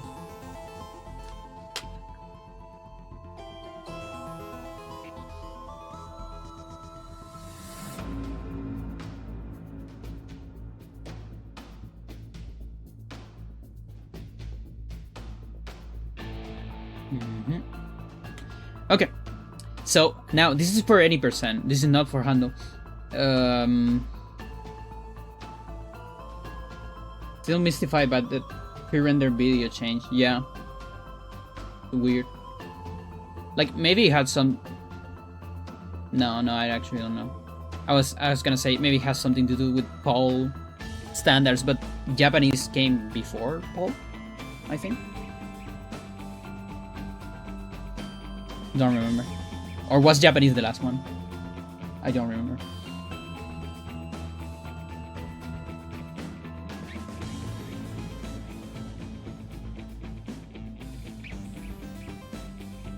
Yeah, on 100% we need to add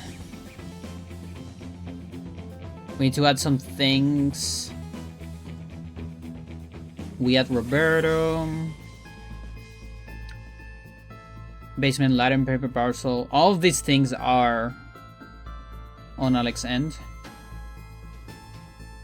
I would say it's about the same, honestly.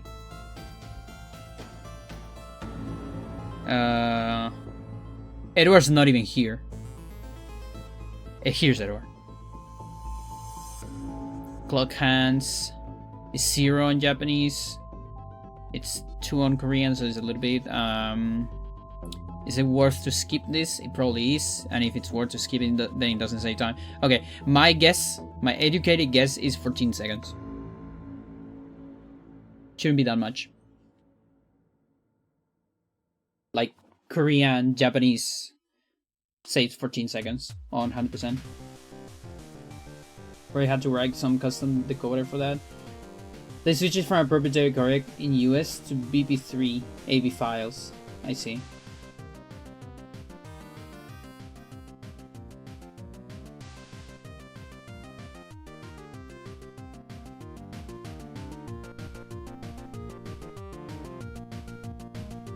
Okay.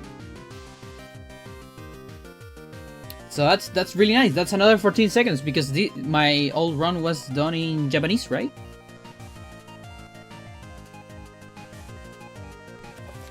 Yep, in Japanese. Cool. Look at that, chat. I'm having more and more faith into coming back.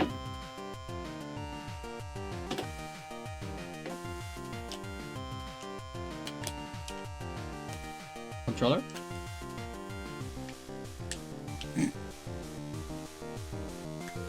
Oh, okay. How do I reset the controller, chat? I forgot. It's not like I remember the reset combo, but not the reset the game. BX start. No. That's reset the game. I'll air start.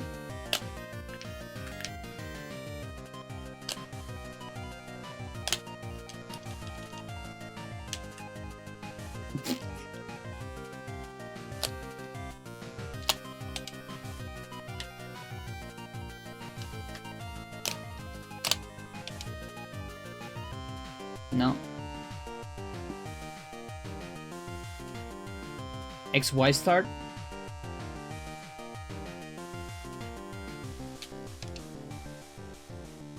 Okay, now she's going up.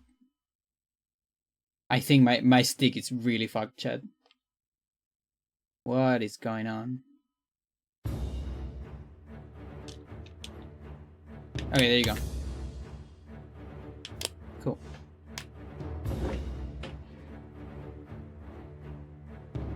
Now, what do you got fucked during that?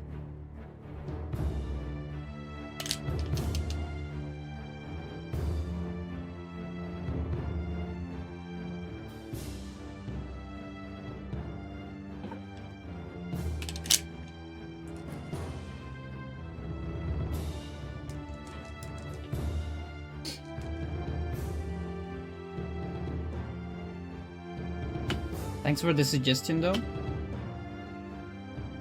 What do you mean?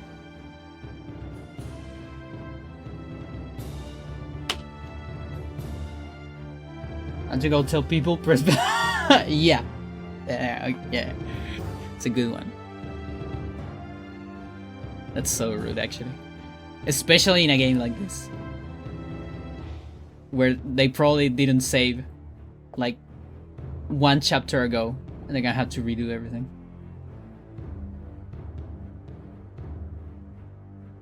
Such a troll.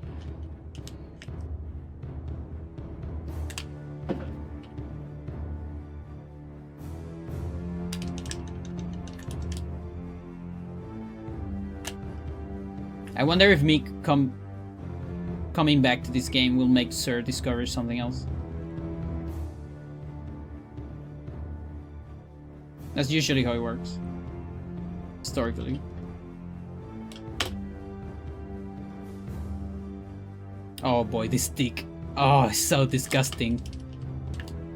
Oh my god.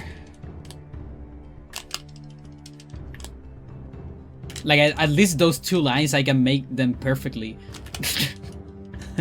But everything in between is like, oh boy. So painful.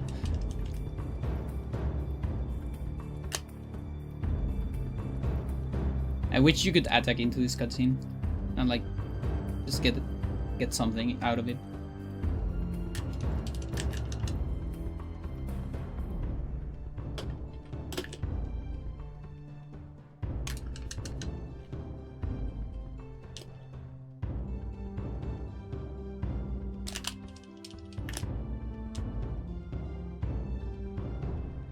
Oh yeah, I can. Hang on. I remember something. Oh, too far away.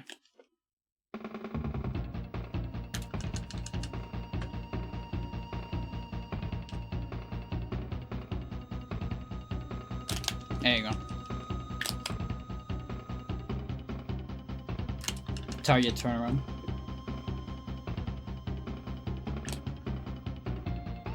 Those tiny advanced things you can do that no one knows you're doing. But save like micro amounts of time.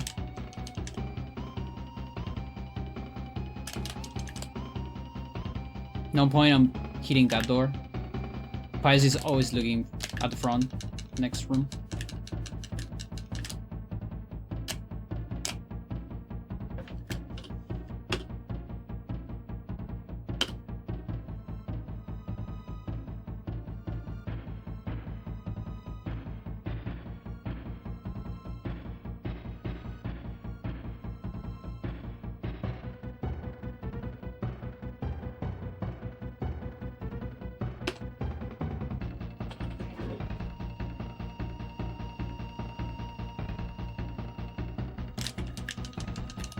That's so fast. This version is crazy.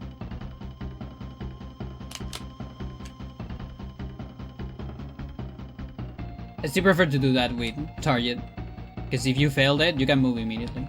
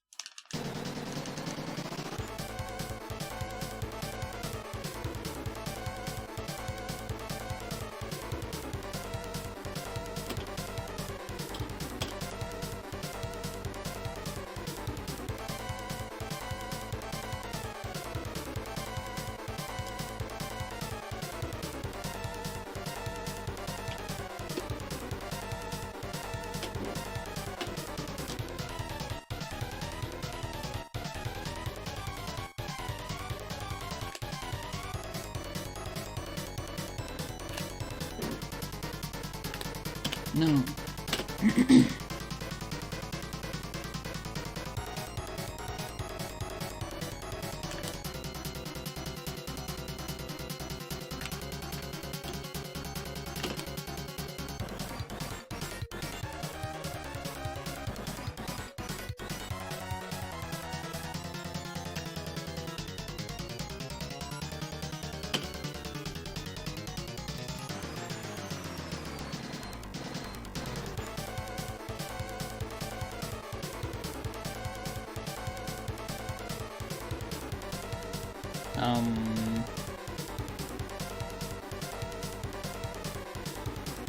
Yeah.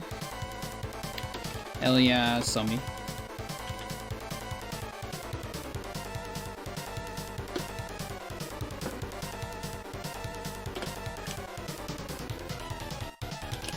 Ooh, you can match B. Forgot. That's so cool.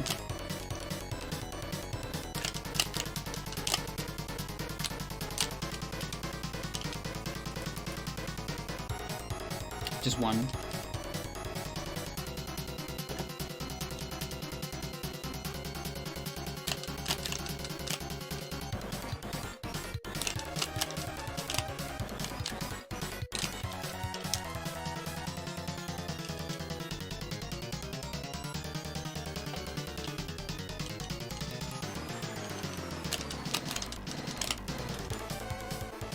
Yo, Jivan. Very good to catch you. How's it going? I'm actually going to do a casual run of this soon. Really? Nice. Hope you're well. Nice. I am well.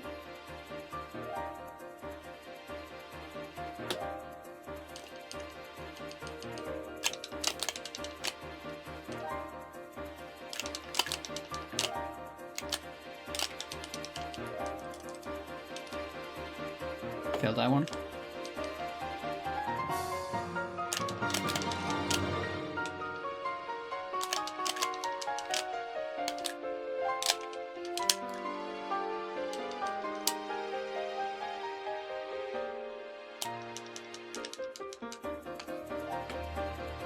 Yeah, I remember this trick. My hands remember this trick very well. That's cool.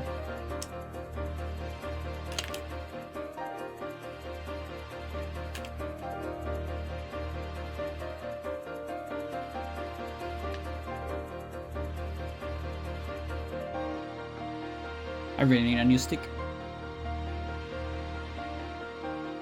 Good thing that I have the money right now.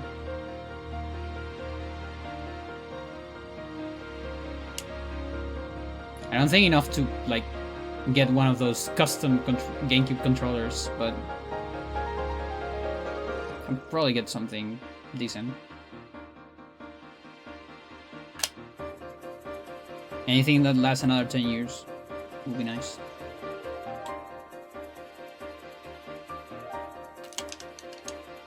What am I doing?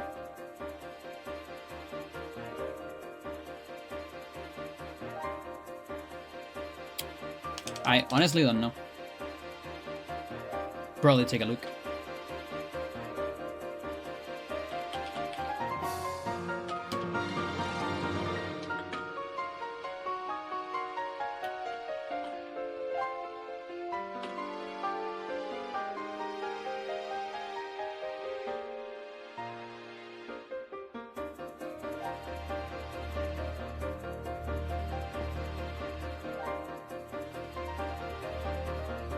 Okay, so let's see. This is the free market, Chile random market. They actually look original. Like, not gonna lie. If these pictures are real, this is like insanely good. A little bit too good to be real, in my opinion. But Chileans are known to be weird people. Chileans are known for sometimes not knowing what they have in their possession. Because we're still not completely fucked by collectionists. We're still a little bit fucked. Like, we are definitely at the era, especially after pandemic, where retro gear is expensive. But I still catch from time to time people not knowing what they have. And if these are like real pictures, this is really good. Like, holy shit. This looks too good. Like, probably this one is the best. Silver ones are the best of all ones. I don't like. I like how blacks look, but their stick tend to be really bad.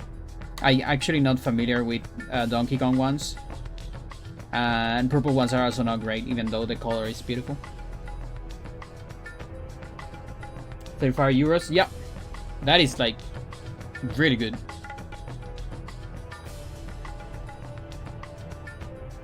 But yeah, we need to contact this person probably. Spice is unrelated to DK? I always thought it was DK. Forgot when those came out. I see. Might be. So this is an OG one. Is it though?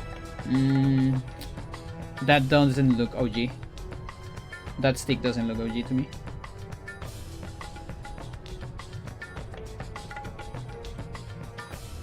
This is OG Kareem though. Looks sort of OG. But again, a purple. Purples are not great, sadly. And it's kind of expensive too. I've never seen a good purple. Like a purple that lasted more than 3 years of good use.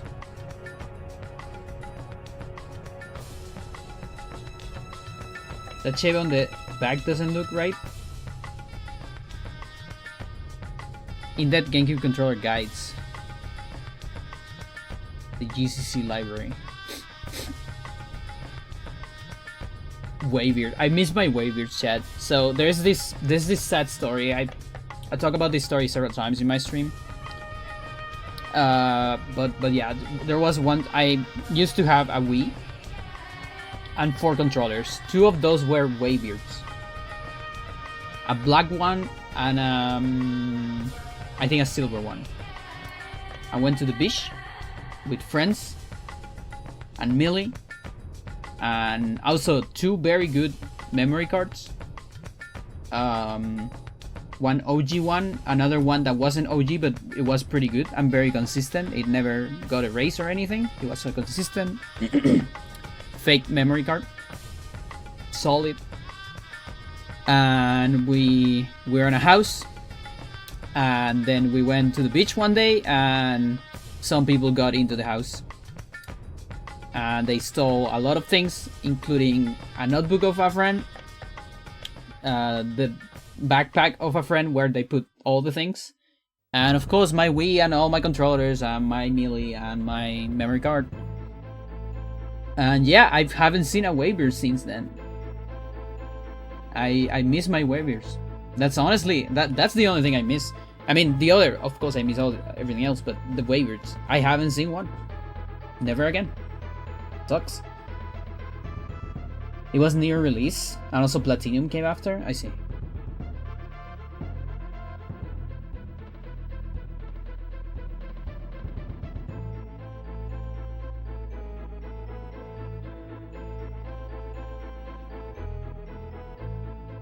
Yeah, the stick of the Waybeards was also solid, I think. Like, it wasn't that hard, let's say, but it still remained pretty good. It was like faster than other sticks.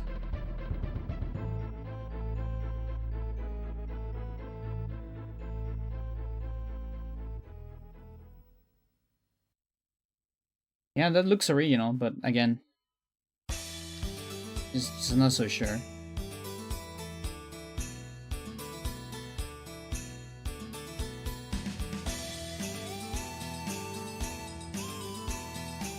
Yeah, so here's a white. This is a Japanese white.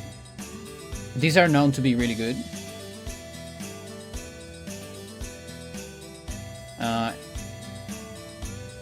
Reflection. So I'm not completely sure about that.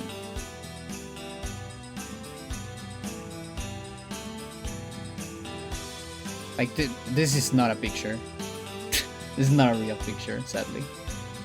I hate when they do that, when they just put out like a stock picture instead of a picture of the actual controller.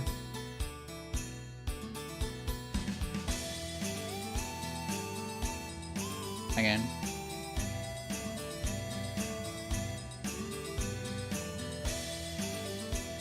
Look good as well, but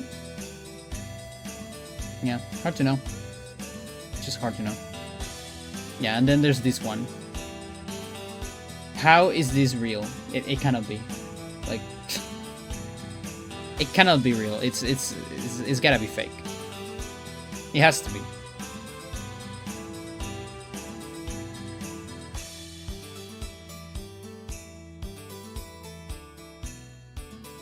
Impossible. So what about eBay? Or Amazon, whatever.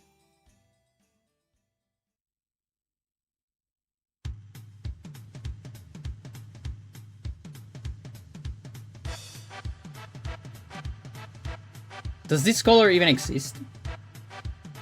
Like in real world? Is this an original color? No, right?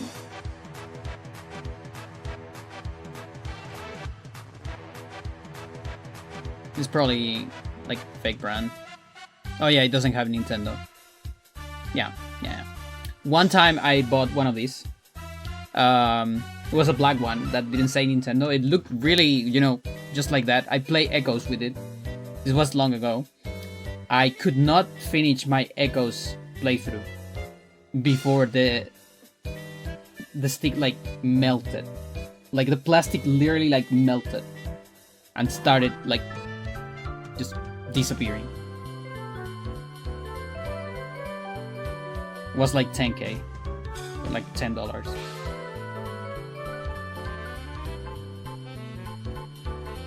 And since then, yeah, I'm like, no. No thanks. I remember I used the case of it though later. Not this one, for something. It wasn't that bad, the case. And like the buttons were okay. Yeah, there's like a lot of... Okay, so white classic, white Japanese. Yeah, this is like the price I kind of expect out of a Japanese. Honestly, if it's an original Japanese and barely used and all that. That sounds about right. Sucks, but it sounds about right. And Smash 4, 1, 2. Yeah. This one I got it like 2 years after Smash 4 came out, maybe? Or maybe when it came out. When did Smash 4 came out? Like 2012? 13? Something like that?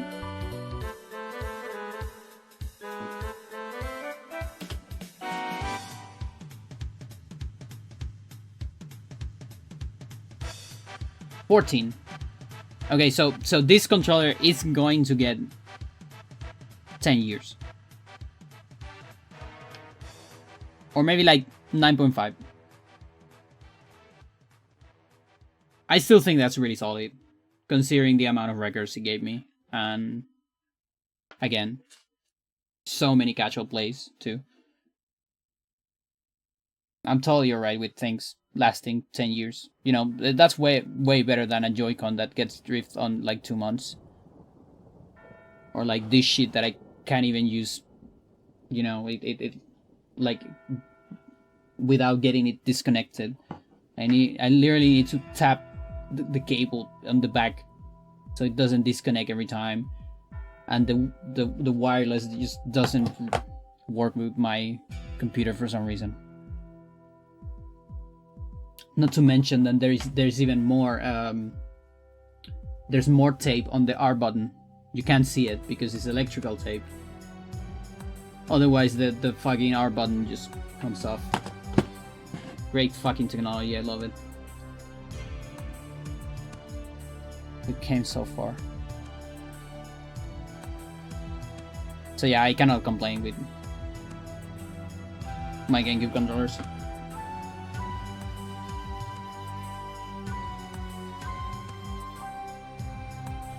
I can't complain with original black GameCube controllers though, and original purples, because those sticks were not good. But still, probably you would get a solid 3 or 4 years out of them. So it's still better than today, but not as great as later GameCube stuff.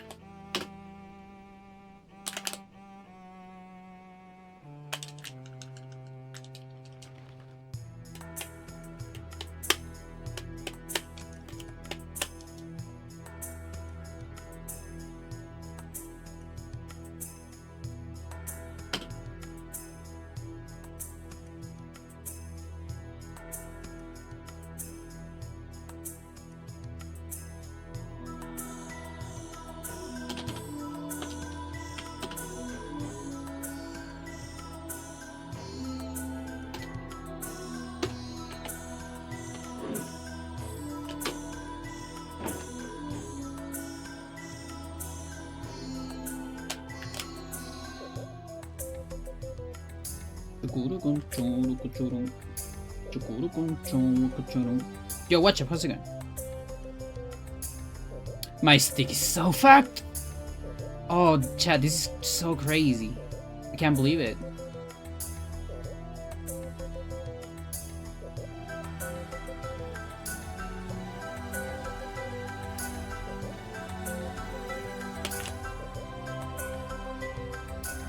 Now, I guess there is a chance that this is emulator. I just don't remember my stick being this bad on emulator.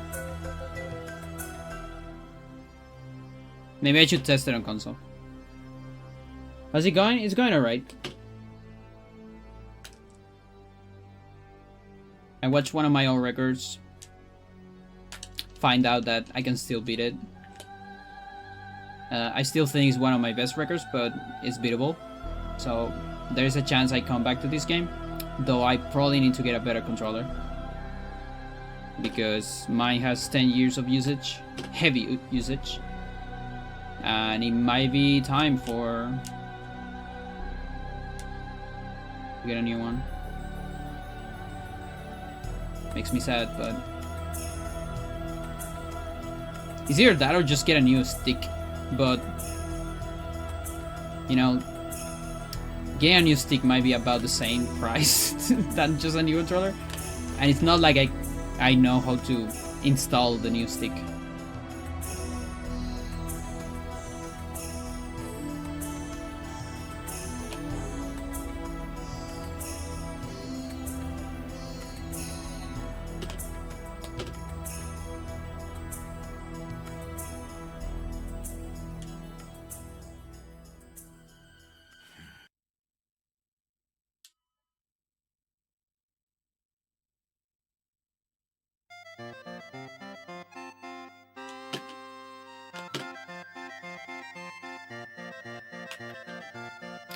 Was I supposed to...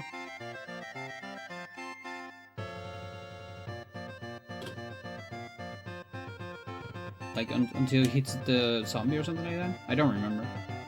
Maybe that's the first time? I think that's the first time. Yeah, I probably did something wrong. I need to review that probably.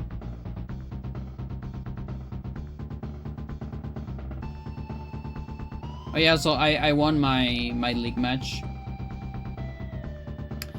It was fun, but also very like super anxiety.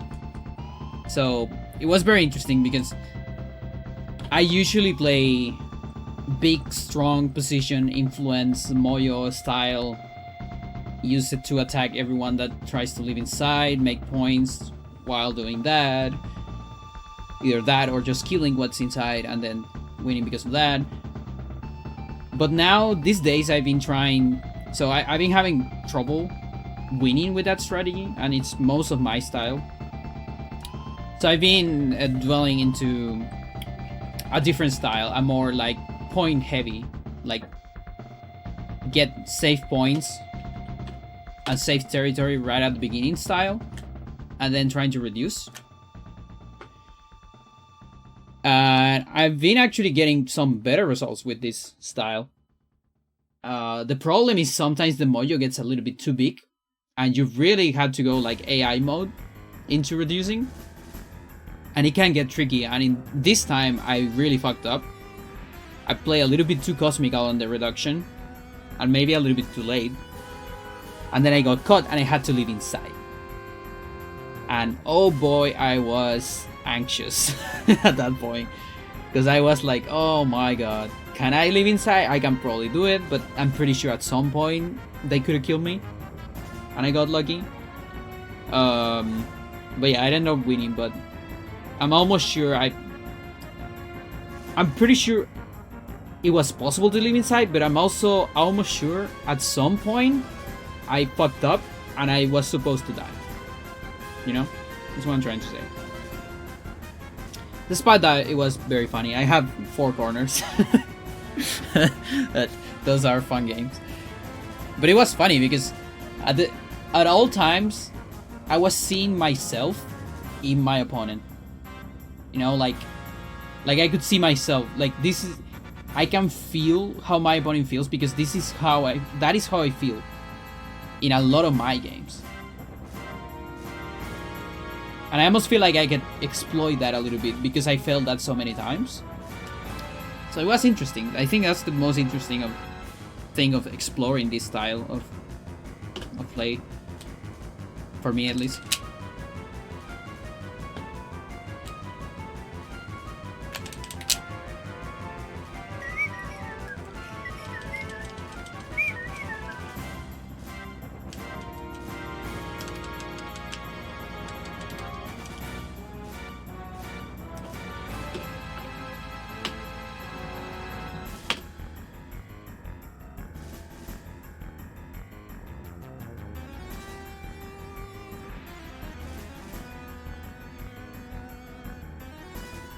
Okay, so this is gonna be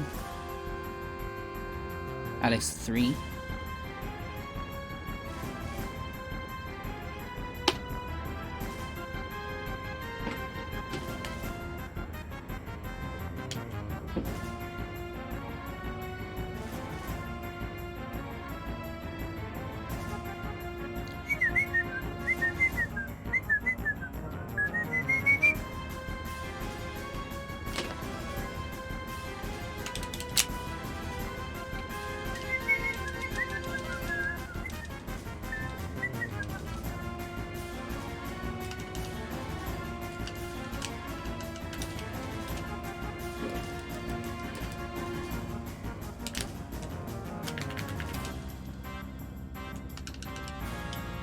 So crazy that my brain remembers all this.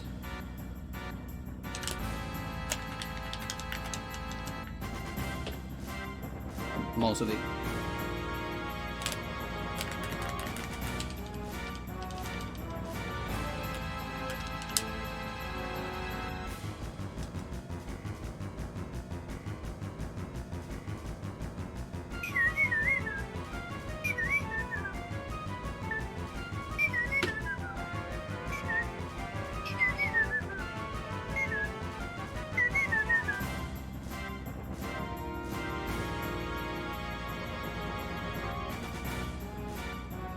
Chat, the other day, what do you say in English? Is this accordion or not?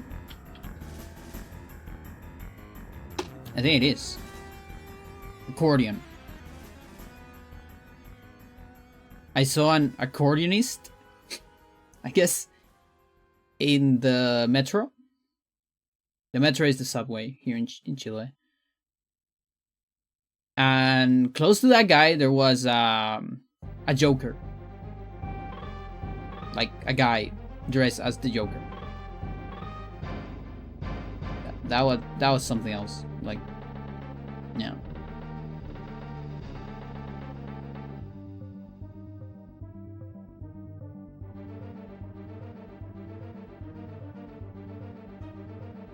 Mental, exactly. Yeah.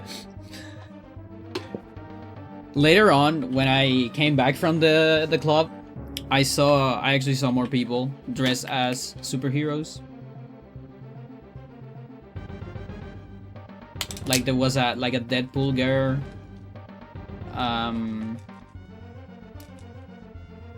What's the cyber guy? The Stark? An Iron Man, and what was the other? It was someone else, like another girl with something. And so I figured maybe something happened yesterday, like maybe there was a convention or something, like if you go with a cosplay to a movie, a Marvel movie, I don't know, or a DC, you get a free entrance. I don't know, something like that might have happened.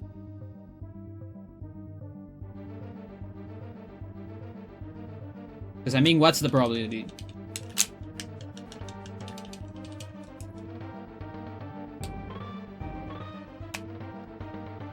Oh, the accordion has nothing to do with that. Yeah, I know, but accordion man. It can stretch and play notes.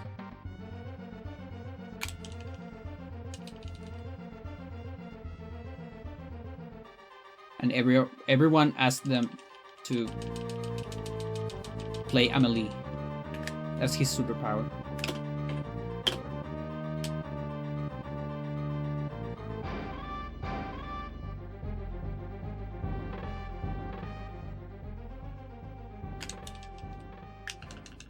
And Cambalache. Does Cambalache even have an accordion? I don't remember. It probably does, right? Siglo XX Cambalache? Is that song even called that or not? Or is it one of those songs that you think they're called that, but they're not really? It's like, I think that the song from Casey, it's just called That's the Way originally, but I think they, like, I don't know, because if you see it on YouTube, they put in parentheses, I like it. I don't know if they did that so everyone knows it's that song, or if that's actually the original song.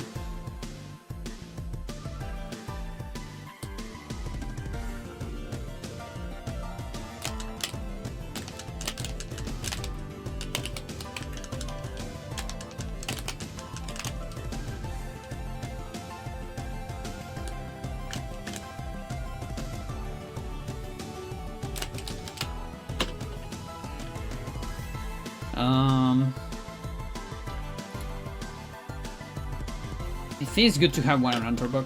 Yeah.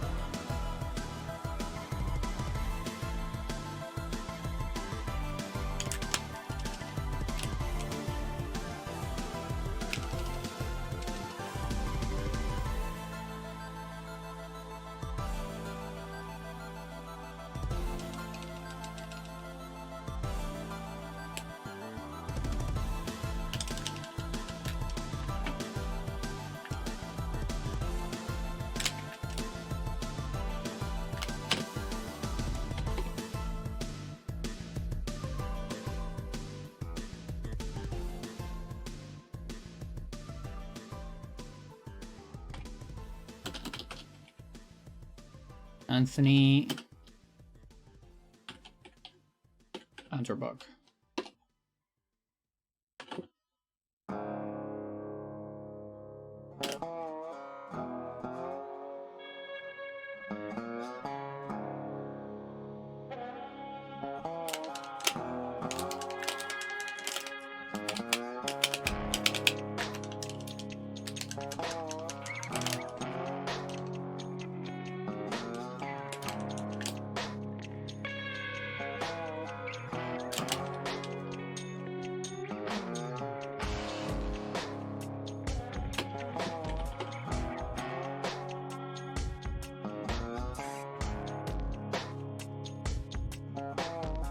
Let's take a look at Anthony.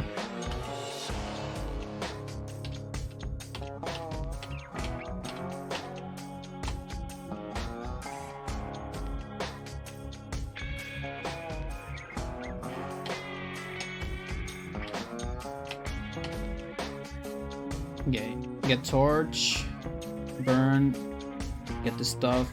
Just 2 of them, I don't need the third. Yeah.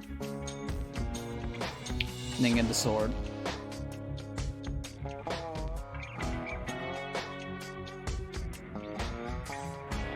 Yeah, I don't think I'm doing swordless,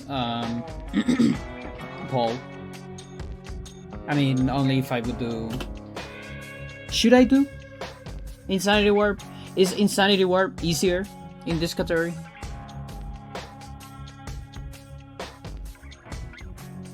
Because the thing is... So, the reason why I don't like to do Insanity Warp in any percent is because it's right after Roberto's Skip. Or, no, rather. It's before Roberto's Skip. Yeah. So I'm like... Yeah, like if I get Insanity Warp, and I'm feeling like, oh my god, this is so good, and then Roberto's Skip comes, and I don't get it first try, it's like, holy shit. I just ditched this run. It's because of that. But here... There's like so much until the next big trick, I think.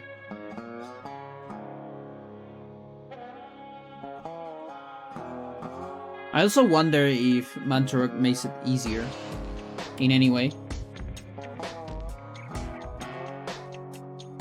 Would it make it easier? Max will look weird. Max will look pretty weird. Because I need to get a cancel on that.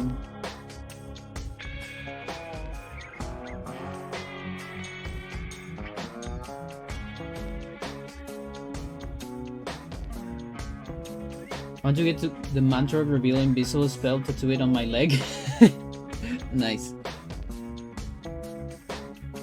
Yeah, that's such a I think that's probably the coolest one in terms of, you know, every Mantorok gets an extra thing, or like a different, slightly different thing, but that's probably the most different and like the best catch. Yeah, exactly, because it's like, what else could it do? Because, you know, the dispels everything, okay? And you could do it so the reveal invisible reveals everything, independent of the color, but would it be more fun if instead it does the opposite? And just makes you invisible. Heals out 3, yeah. Same with the pool. The summons are deactivated, even though they are Mantorok zombies. But it's like, Mantorok is too weak to summon minions or something like that. The bind gives shields to enemies. And the shields work as everything. They have the effect of every shield. So they absorb sanity, magic damage, and all that. And they might poison as well when enemies take damage from them. I'm not sure. And then there's poison, you know, on enchant. Not just that, enchant is actually a very interesting one that I wish could be exploited a little bit more, but sadly it's not that exploitable. But it makes it so some of the damage of your weapon goes directly into the main HP pool of enemies, instead of the pool of a limb. Something like that, I don't quite remember. So there's like some very edge scenarios where that is useful. Most of the time it's not. As of like 99% of the time, sadly. Because it's like such a cool idea.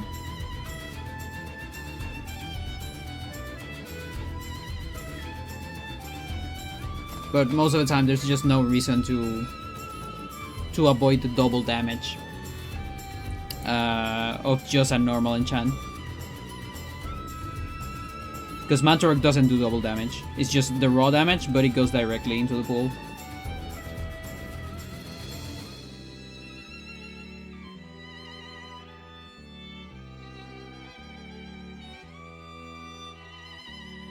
And then what else? Mantra Magical Attack is an interesting one, because it deals way more damage than all the other ones. And that's the reason why it's so expensive. Plus the poison. Also feel for you on the Chile Sucks tag. That thing has been here. That tag has been here since we rejected the new constitution. Because we still work with the constitution of Pinochet, which is the dictator who took over Chile for a while. And since then,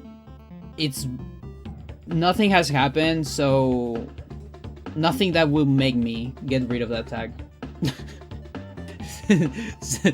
There hasn't been a reason to get rid of the tag.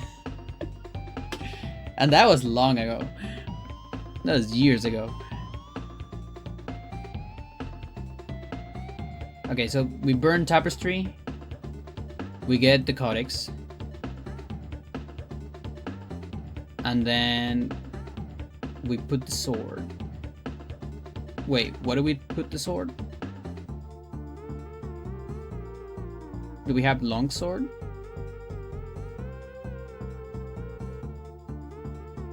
We have torch.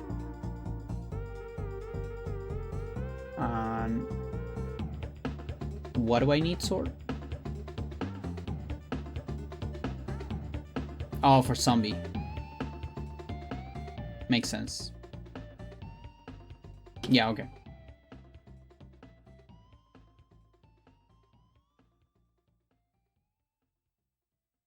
I'm Indian. What is going off of the Faces playbook? Aw. You're American too? Nice. The American? Yeah. Like, it's not too bad, let's say. Because, you know, we got Boric. I'm not okay with Boric, but it's better than, you know, the other guy. But it's just that it's still disappointing because the other guy was kind of close to get into the power. And also everything that happened with the constitution, and you know, there's just lots of things. But yeah, I do fear a little bit for the next election. Like, my dream is if Bachelet would come back, because I know if Bachelet comes back, she will get elected. There's no way she doesn't. But it's so hard to see her coming back. Camila Vallejos is the perfect president, but she will never get elected. She's the perfect politician. She's the most productive politician in the history of Chile. People, like, they really done. Most people really don't, like, get out, like, the size of the amount of work that she has done. It's mental. It's so crazy.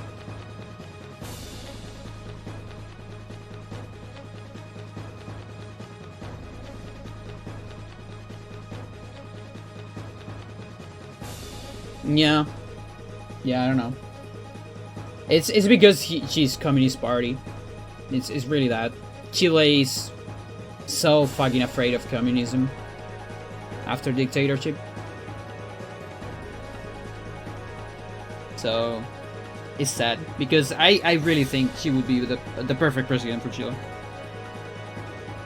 And the best one so far, if we ever. We will also have like the most beautiful president in the world ever. Not that it matters, but just saying. Cuba's still around, yeah. Venezuela too, but in Chile it goes farther than that. Chile, Cuba, and Venezuela are like the Joker card that a lot of people like to use, but honestly is because of everything that happened here and fear and all that. But yeah.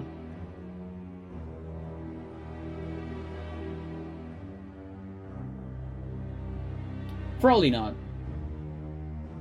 I honestly don't think a dictatorship can be done again in Chile.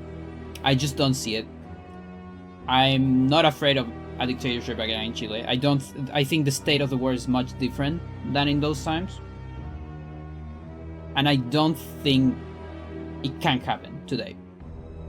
Or anytime soon. I'm actually more afraid of people just going faces, like, you know, the auto dictatorship, quote unquote.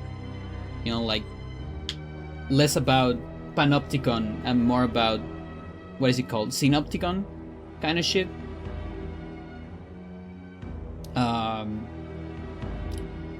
And the thing is, like, that's the thing, like the fear of people.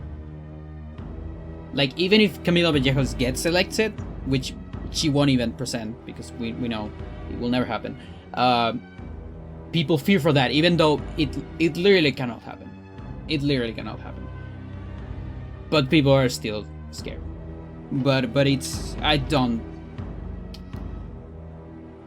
like the war has to go down very far, I think. Like, internet needs to disappear. We need to go into like post-apocalyptic mode or something like that for Chile to have another dictatorship, in my opinion. I think it's very unlikely.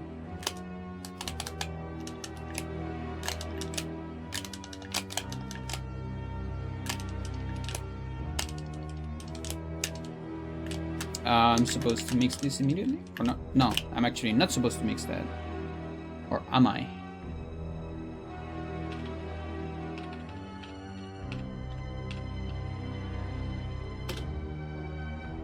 Do we break the urn later?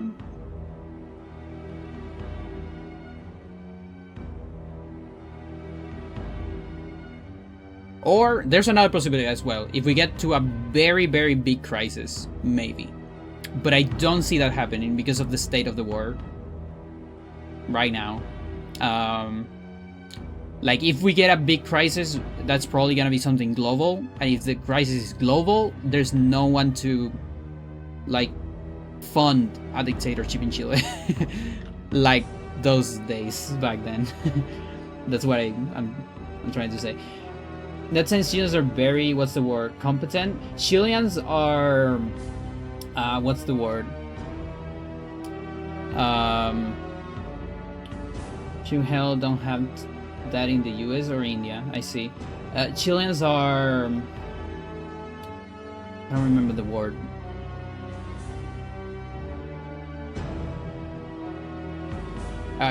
Chileans have a specific kind of conservatism, which I don't know quite how to explain, but the thing is,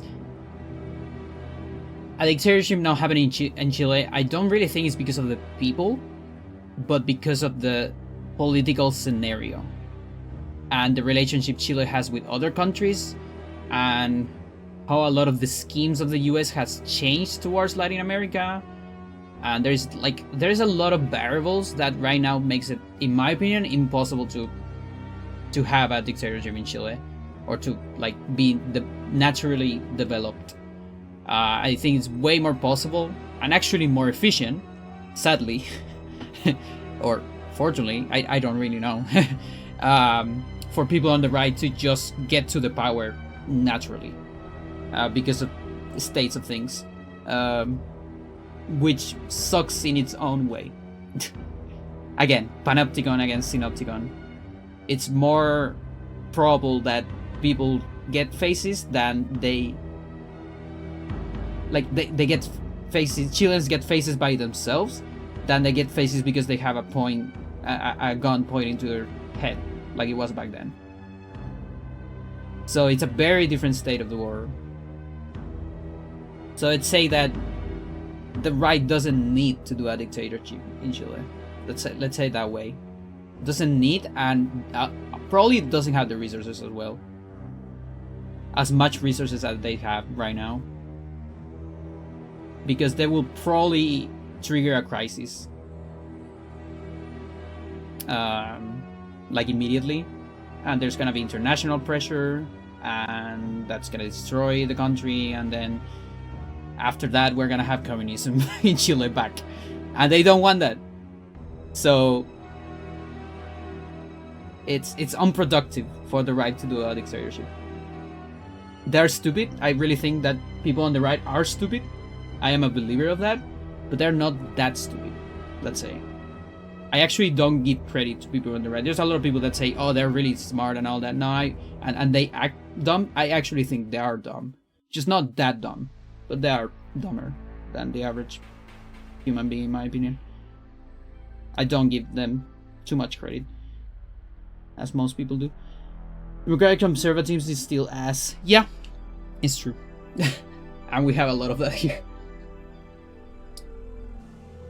But oh well. Yo, Erica, how's it going?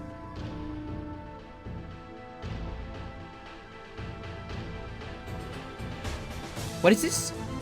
Oh, Deus Ex. There you go. I just know this song because of the H-Bomber. What was it? H-Bomber? The one that talked about Deus Ex? Or was it someone else? I don't remember.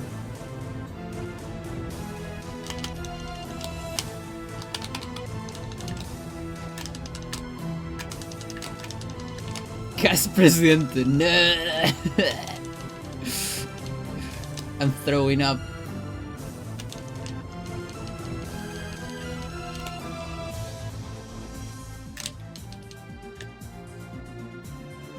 Yeah. We need something to counter that. How are we gonna counter that? We really need Bachelet. Bachelet is the only one. Do you think Toa can do it? It sucks though, because Toa is still kind of coming back to like, what is she, PPD?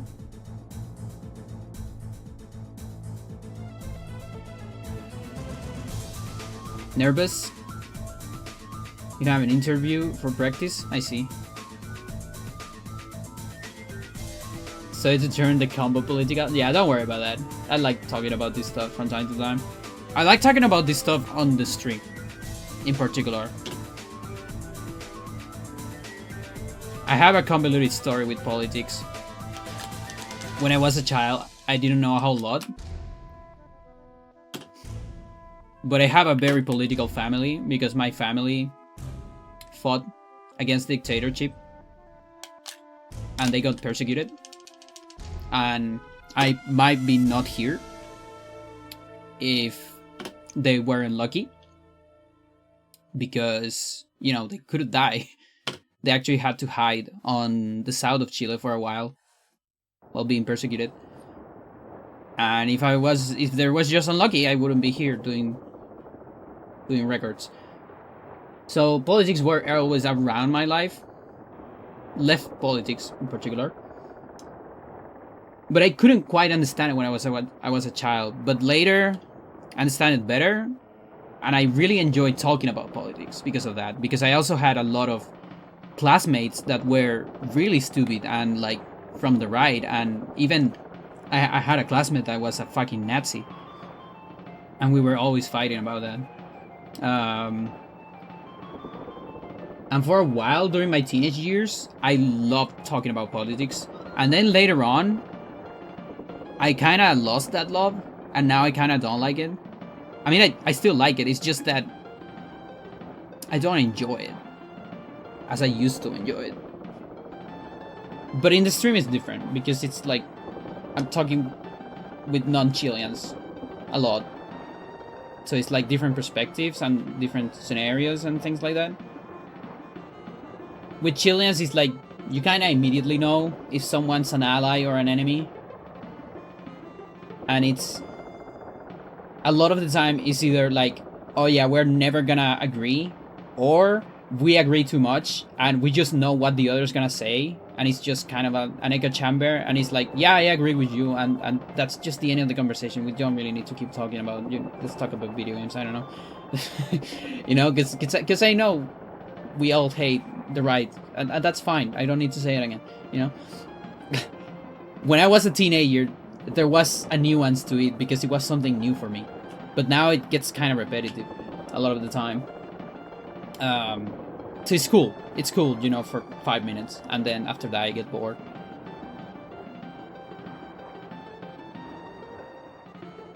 In university, we got a lot of politics.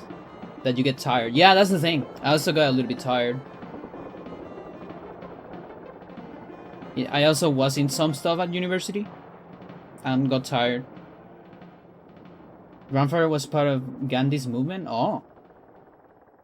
Opposed legislature fought case distinction and power lower non-castes. Super conservative, other ways, completed man. I see. Yeah. There is that as well. Like I said before, Chile is a mostly conservative country. Even though it had that dictatorship, there's still a lot of left conservatism in Chile.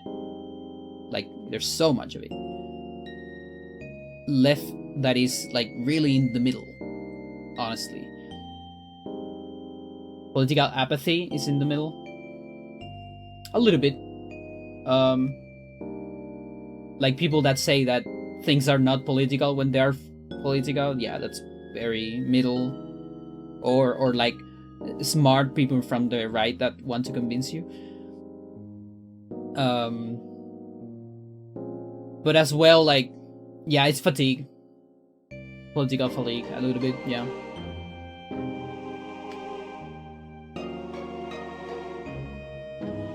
It's been interesting.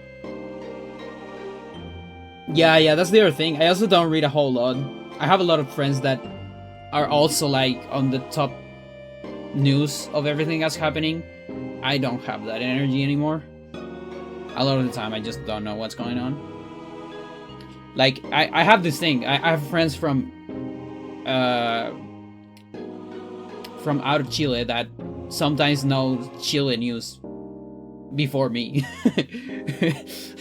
And they ask me about it. No, I'm looking at you. But that's because Nana really likes those topics. I respect it. But he's not the only one. I have other friends too that know a lot about Chile. But the issue is that more we hear something, the more we believe it. Yeah, there's a little bit of that. Yeah, media abuses that, of course.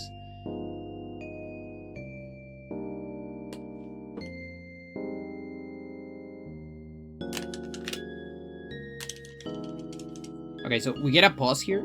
On this same pause, we can put the sword. Oh, it's the other sword? It's this one. Yeah. For classes, science, politics science, public science, public politics.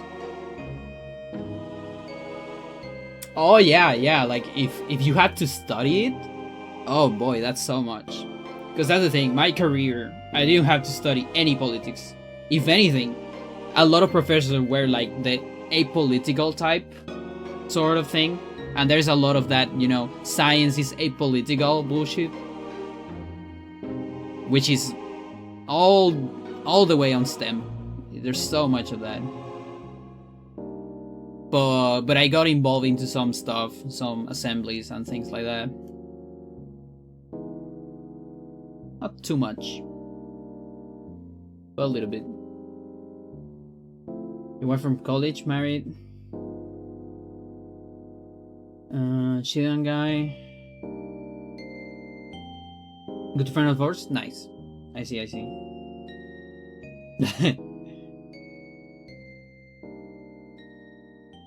Yeah, it's funny. For me, it's always funny to find random Chileans in the world and in places and things like that. Just Shadowcat, how's it going? Like when we were on New Zealand. No, it wasn't a Chilean though that time. It was an Argentinian, I think. But close. It's close. It's not that close, but it's Latin American. Oh no, there was a Chilean, yeah. There was a guy that had Chilean family.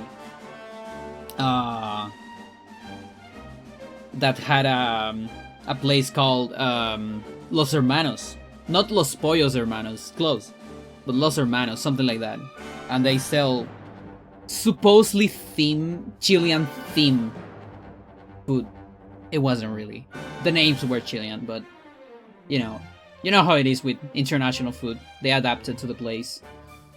Every Chinese food is different depending on the country and all that. Not close? It's a little close. Just a tiny close. I like Argentinians. They're homies. Our American research non-profit. That is really not talking about impartiality, despite having so much in their own politics. Yeah, there's so much of it. It's impossible to not be political in the world.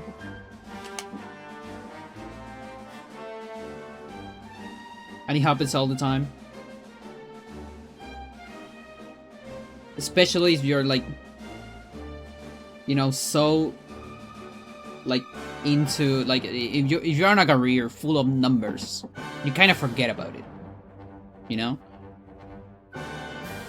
You're just doing science, you're just doing experiments, and you kind of just forget about it. It's easy to forget about it.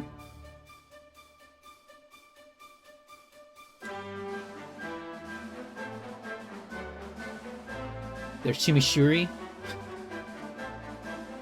I don't make it like them, but when I go out, there's the best. Nice.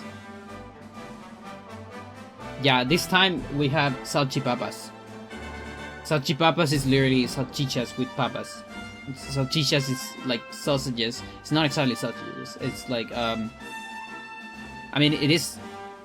Do you people have a different word for sausages? So we have two kinds of sausages. We have like the long ones, the long thin ones, and then there's the thick, shorter ones, right? So one of them looks like this, the other one is like this. The papas is with the long ones, and papas is potatoes, fried potatoes, and that's it. That's papas. You don't need anything else. I mean, some people put more stuff on them. Some people go a little bit like Choriana style, put some like onion on it. You can put whatever ketchup things there are on it. Okay, but that is the base of salchipapas. This guy did not serve that. I saw like two tiny sausages in the entire thing, and then like a million vegetables that I would don't know what I was eating. Worst, kielbasa is thin. Like salami. Oh yeah, I guess yeah, it's sort of like that. Like salami is bigger, but it's still not the same as chorizo.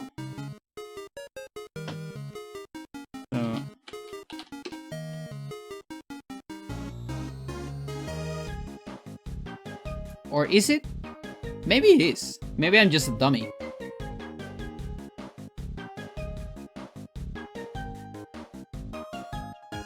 I feel like chorizo is a little bit bigger. Pepperoni? I always get confused by this shit. You see some internet pics of vienesas and longas. Okay, I'll show you, chat. Longanisa. Oh, they're different. Longanisa and chorizo are different? This is longanisa. This is the thick one.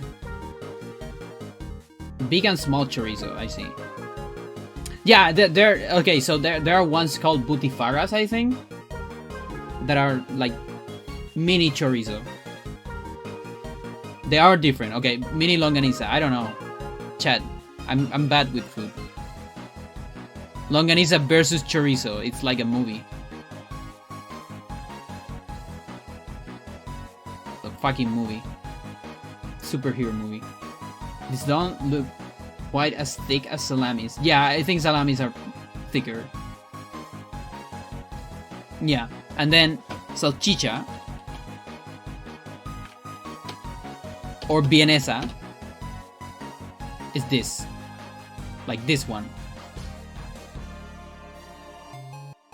This is the usual salchicha you get in Chile. This is so okay, so here's the thing. Salchicha is the one you use for hot dogs. There you go. And longanisa is the one you use for choripan, which is a hot dog but with longanisa and Chilean bread. Viennese, yeah, Viennese sausages.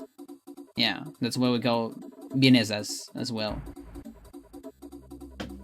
So, choripan is this. You can put stuff on it, or you can just eat it with nothing. You know, just the sausage and the bread. You have the extra long hot dogs. I've seen them, but they're not usual in Chile. But I've seen them. Oh, this has chimichurri, I see. Yeah, I actually like this shit with cheese. Nobody does that, but I'm crazy, so. We are not hot dog. I mean, the thing is, we have completos, but completos are not hot dogs. Like, at least Chileans, I don't know if this is a difference everywhere, but hot dog is like only the bread and the sausage. People don't do that. I do that, by the way, because I don't like any of the things that go into completos. Or I like chaparritas, which is completo or hot dog with cheese. Cheese dog, I guess. That I like. Yeah, chaparrita. This is beautiful. This is so good. So good, chaparrita. One of my favorites. Completo has hot dog with everything, exactly. And then some more on top. Yeah, I'll show you. This is completo. This is how we normally eat the quote-unquote hot dog in Chile. It's always like this. I am the only weird person that doesn't do this because I don't like what is on top. I don't like palta, I don't like tomate, tomato, pel, aguacate, whatever you want to call it. Where it's blasphemia. What? Tomato is never on top? Oh yeah, that is very blasphemic. This is, yeah, this is cursed. Like, I don't like this. I don't eat this, but I can recognize this as cursed. Like, that's just wrong. That looks wrong.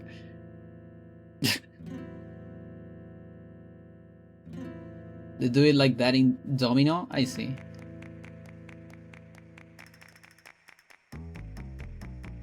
Yeah, and there's the Italian. So, the original Chilean completo is called the Italiano, or the Italian completo, because I think it's because it looks like the Italian flag. Is that why? But it's funny because it's the Chilean original is stuck Italian. I love that. Because the colors? Yeah, okay. Talca completo. We have the longest of the war. Mental. What? But that's several breads. That's not just one bread. That's like many breads together. Not? That's just many breads together. The longest. Yeah, because they're Talca, yeah. We always bully Talca because of shit like this. The memes. Oh, that's good. Yeah, they got so many memes. It's like a train. The longest train. Because it just got more. Oh my god. The longest car.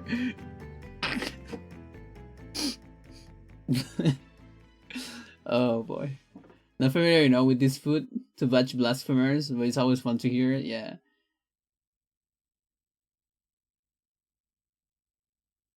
Proyecto to students, how legit.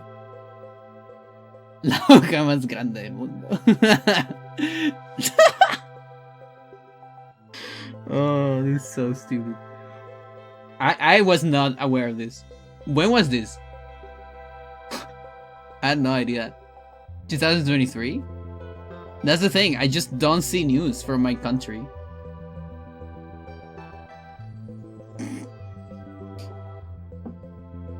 Oh boy. That's so stupid. You know, hearts, yeah. My god. But yeah, this is the thing. Chileans love to put palta on everything. Our sushi have palta. Most of them. Like 90% of our sushi have palta. And that's the reason why I don't like sushi. Because I don't like palta. And everyone hates me because of that. People think I'm a contrarian. No, it makes me wanna puke. Wait, what's this? No one hates you? Thank you. This is completos. Completo Italiano. Italian hot dog, which is the original Chilean hot dog. It's called Italian hot dog.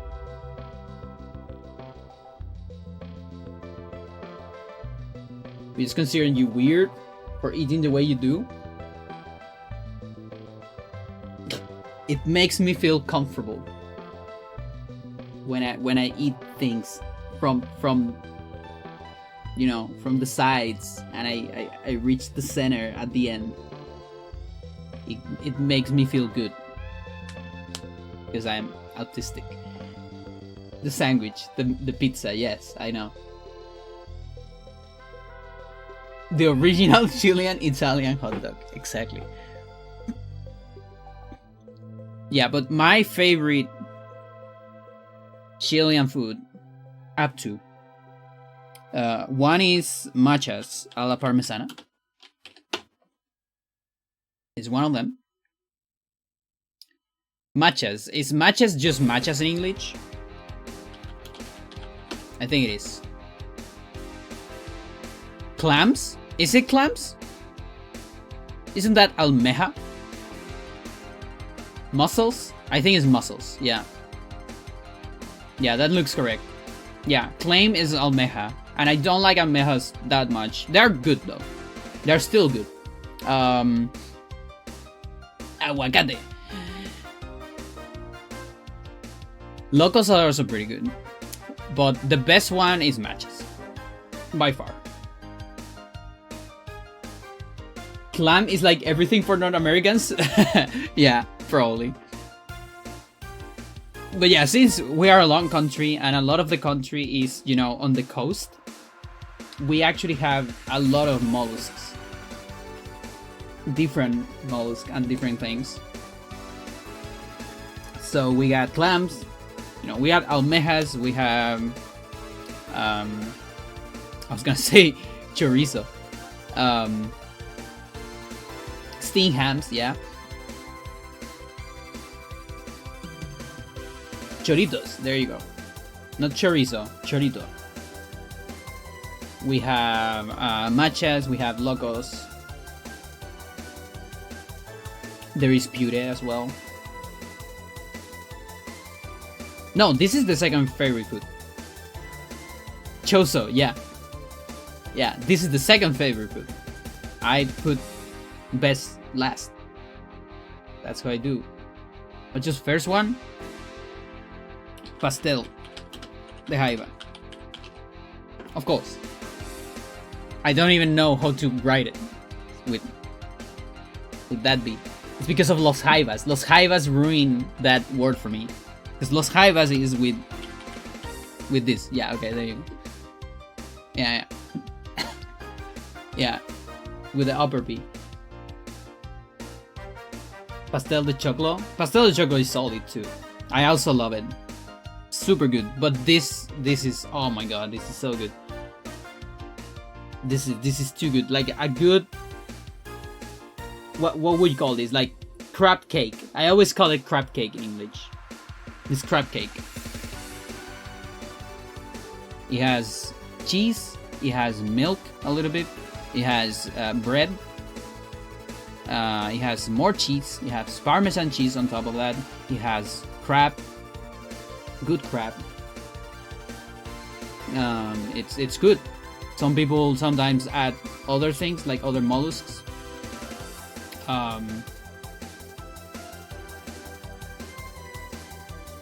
Not really a cake. Yeah. What is a better?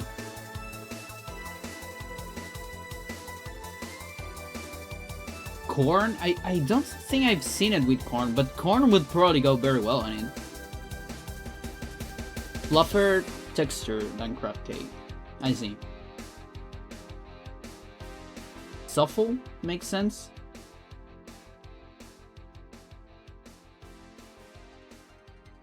Choclo. Oh yeah.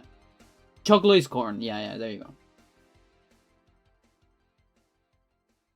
Yeah, but now I kind of want to eat crab cake with choclo. I think that's a good combination.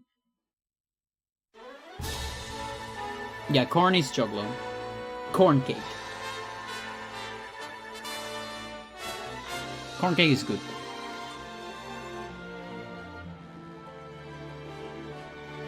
Yeah, this is my favorite. Now I want to eat it. Chat.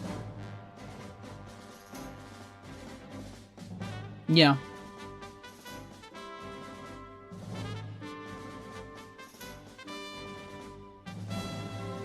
Matcha alla parmesana.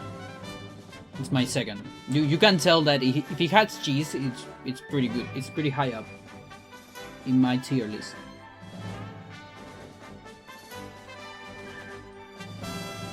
What else?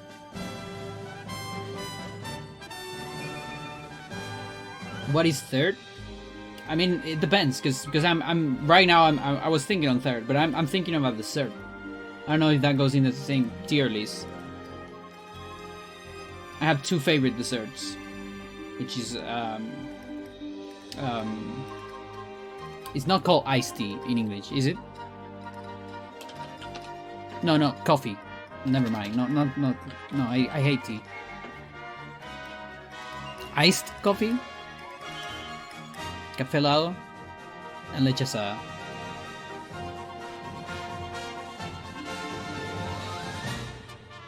Leche asada is number one.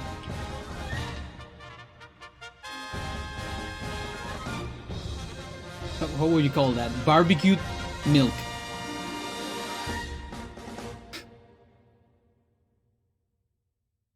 French cheese thing.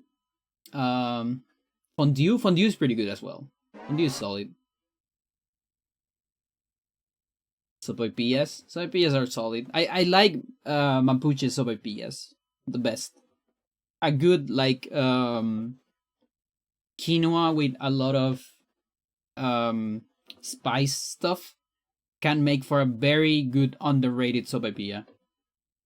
I never quite like taste a sopaipilla like that again. The time I got one, I think it was on the south or something. I also like the others that are not sopaipillas. What is it called? With camote instead of papa. I think I like those ones too. They go a little bit hard on the guts though, but leche asada better than flan. That is the correct opinion. That is the very correct opinion. Mm-hmm. Yeah. There's also people that sometimes mistake those two. There's also companies that try to sell flan as leche asada, and that's incorrect.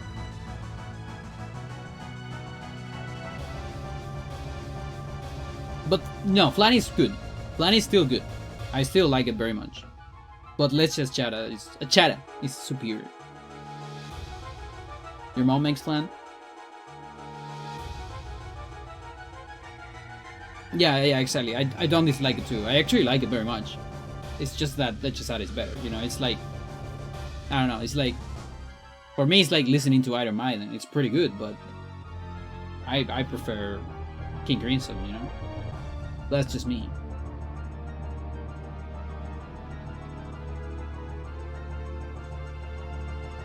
My mom actually made leche asada today. One leche asada would not satisfy me. 20 and 29? Yeah, they're actually coming again. Iron Maiden.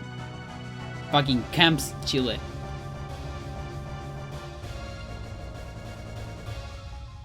They love playing here. Oh yeah, if you ask for flan and they bring you leche asada, yeah. That's wrong. That sucks. You had tickets since last year? Holy shit. I should actually check if anything cool. I know Elephant Gym comes, but I don't know if I wanna go. Like, I like them, but I'm not too crazy about them. And there is a non-zero chance that my ex is there, goes there, and I don't like that. That makes me anxious. Do we have any cool bands coming? Los Tigres del Norte.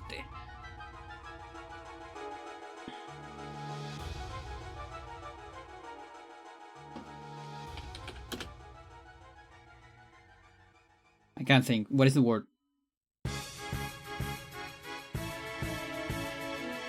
Concierto. There you go. I just cannot.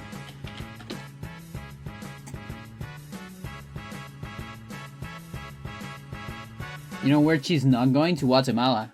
Yeah. She's not. She likes Europe.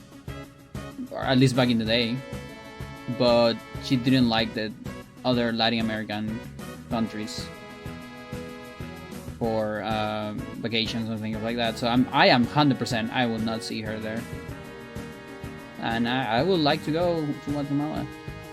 We need to know. I mean, we need to do the thingy. We need to buy the tickets.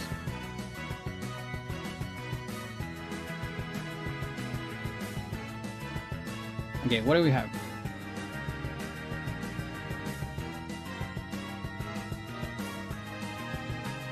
Iapu.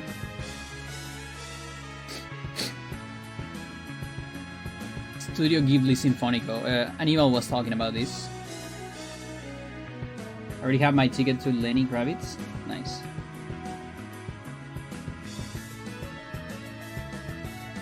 I think my mom wanted to go there. Maybe one of my aunts.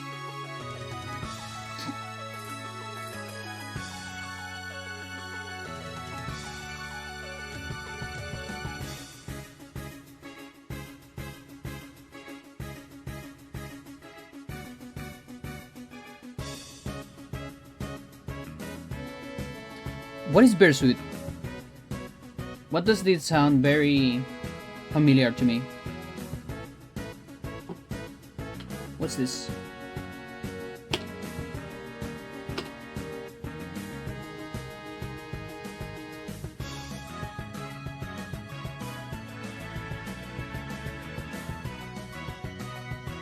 Argentinian band?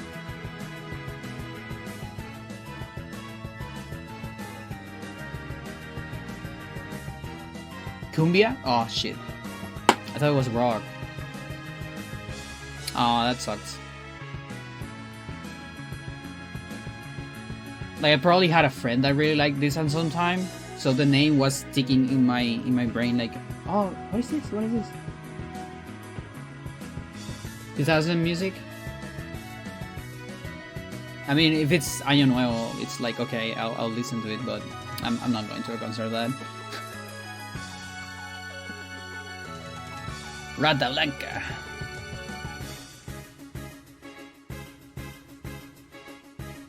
Congreso.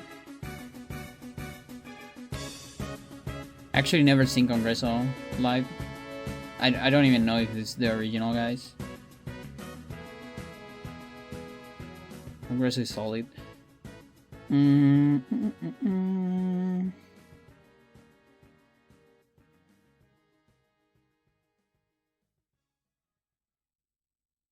Journey, that's the one my mom wanted to go. Deep Purple. Yeah. Tesseract is coming. You know, Poser. I think we listened to that already. Poser Prague. Nothing like Poser Prague. Dream Theater is coming. Maybe I should check a little bit of Tesseract. I haven't listened to it long ago. In a long time. Maybe it got better. Some Coliseo. Where's Coliseo?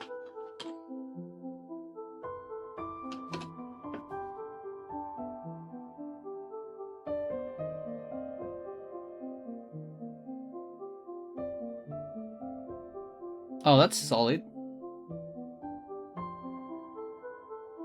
Solid place, but not solid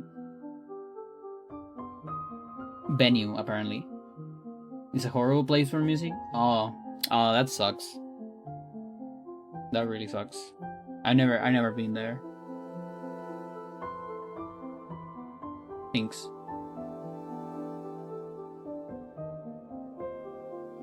Andre Ryu. Maybe this was another one my mom wanted to go.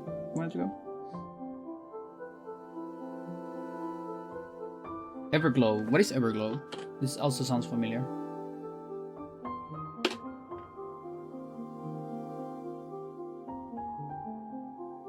It's like K-pop? No, it was not what I was thinking.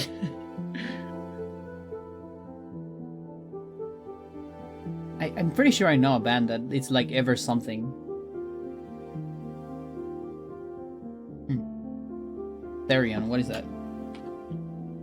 That sounds prog. Or metal. Blitzkrieg. Swedish symphonic metal. I'm not really into symphonic metal.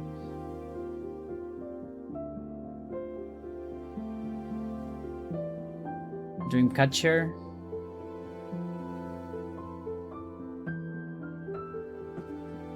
Also sounds interesting. Terran's coming, didn't know?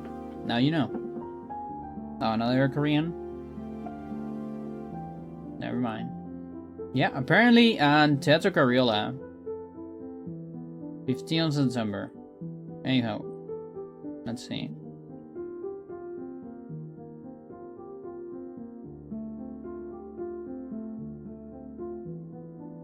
Prices are reasonable on general. Like standard.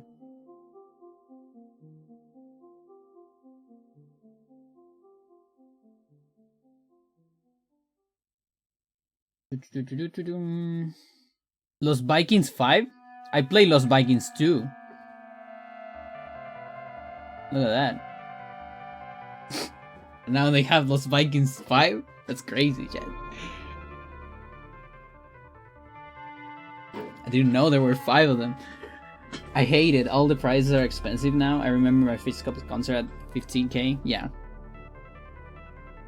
Like, Manu Chao came on 2000 something. It was like 10k. And then he did like a free concert on, I don't know, La Pintana or something like that. Respect for that guy. Also, my sister told me, I think it was a Wise Tribe or something, also like 10k back then. And she was in like her anti-capitalism phase. Not that phase has disappeared, but you know, like heavy anti-capitalism. And she was like, no, I'm not paying that shit for that. What do you mean I'm paying for music? And now she's like, holy shit, that's so fucking cheap. Like, you are not getting a big band for 10k today. What the fuck? Miranda comes.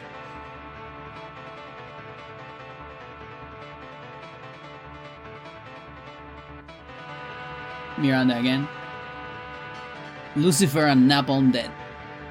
Remember the first concert I declined because the price was Metallica at 40k? That's expensive.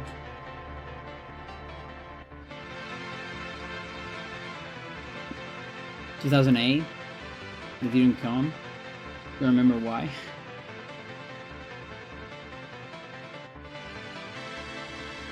Was my first concert. My first alone concert, or rather, like I decided to go concert was Radiohead. But I think my very first concert, like real concert, was Flerk. Because my dad told me, hey, there's this really cool band coming, don't you want to come? And I was like, I'm not into music, but you should come. Okay, let's go. And I was like, holy shit, this is great. What the fuck? Flerk is one of the it's one of the best bands live. They do a fucking spectacle. It's like watching like theater or something. It's crazy. It's like music theater. And they're so good. They're so virtuoso, but they're the virtuosos that know how to compose. So their songs are actually great, and not just look at how good I am on this instrument. No, they're oh my god, so good, those guys.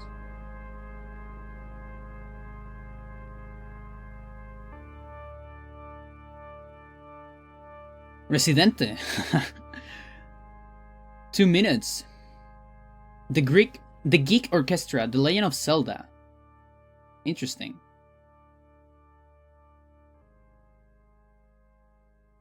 Calamaro, yeah, as you said.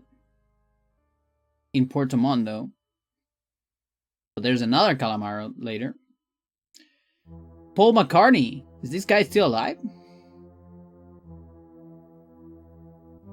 Look at that. Los tres. Living Color? Huh. That's the imposter? Oh, I see. Oh, chat, maybe I need to listen to more Living Color stuff. Because I know they're great, but I am only... Like, the only song I know is Cult of Personality. But it's so good.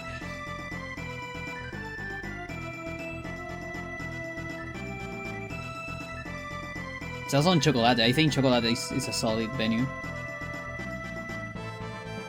Okay, that's not too terrible. I'm gonna put a pin on that.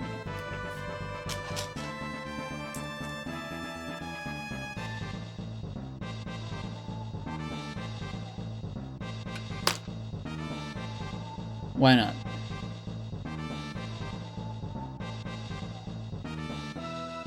Hepe. More Calamaro. More Hepe. More Hepe. The best Hepe is not Hepe. It's Taller de Jao. That is the best thing Hepe ever did, and nobody knows about it. So good. Vomitory. Look at that. Mother. Best Ost. Yes. Agree. So good. More Hepe. More Hepe. More Hepe. He's going mental. Look at that.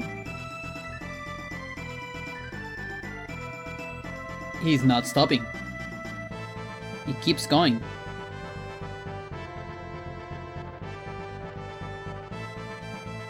Oh, look at that. Die Onward. Who's Hepe? Hepe is it's a cantautor. I guess you can call it, but Hepe Chile. This guy. Is it this guy?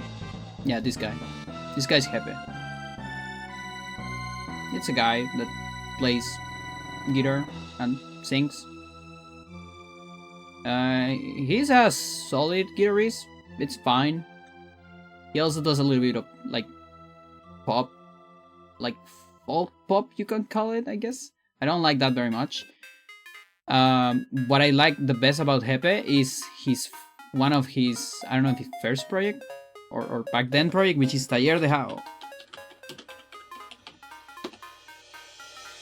Left Workshop in English, I guess, which is John Hepe with someone else, and then Hepe plays drums while he sings, and this is really good. It's drums and bass, nothing else, and the bass player goes mental. He does arpeggios, he does chords on the bass, and it's so good. It's so good, and nobody knows about it. I hate it. I hate that nobody knows about it. Yeah, it's so much better than everything else Hepe has now. Good to listen to him. Calm fun music. Yeah, he's solid. I still think he's great. He's fun. His music's fun. But Taller de How is so good. I really recommend it. I really recommend it. Solid. Looks like a YouTuber who gets into drama. Yeah, pretty much. No, he's not really that, but it does look like that. Holy shit. A Snar, Toto? Interesting. But yeah, Diane Wood, look at that.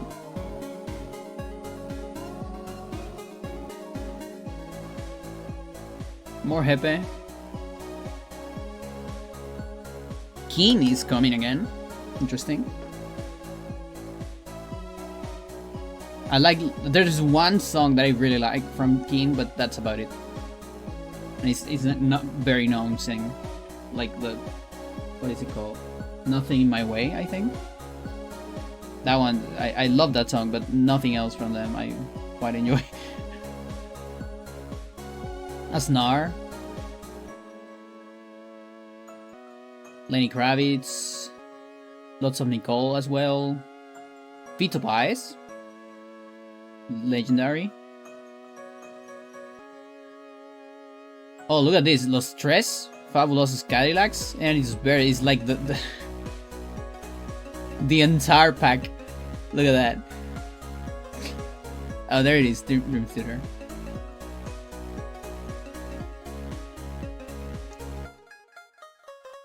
I'm surprised that Elephant Game is not here. Maybe I missed it?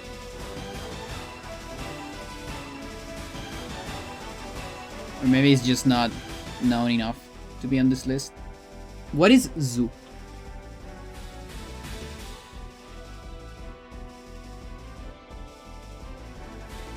Electronic music.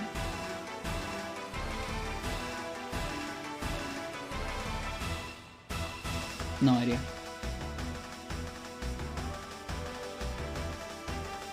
Yeah, because Elephant Game comes on Chiller? No, Chiller.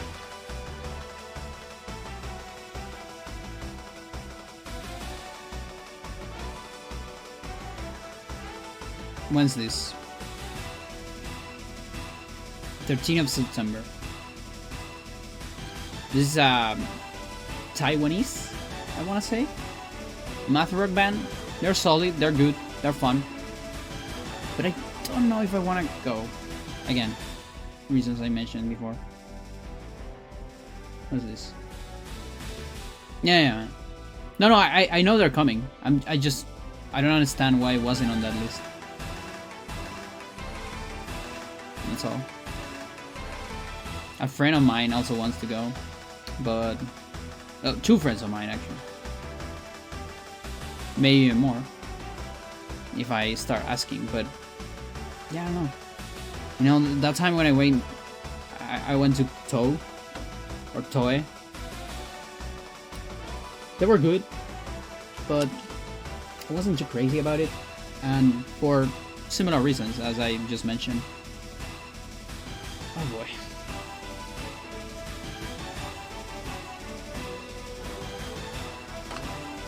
Joe Camelo, how was your match? I know Aníbal won, but when I started the stream, you were still in your match. I think you were winning. I'm pretty sure you were winning by a lot, actually. Or at least like 20 points, maybe. You won? Weird game? I see. I get ya.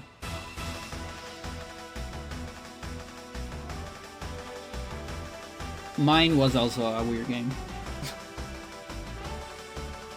It was a very non-me game. It was almost like at some point I almost felt like I was playing against myself, because I tried a completely different style, and my opponent was using a lot of things that I like to use.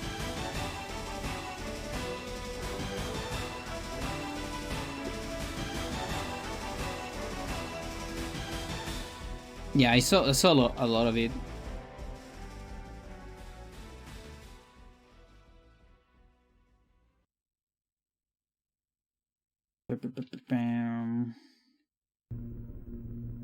Yeah, what happened on the corner was painful for Black.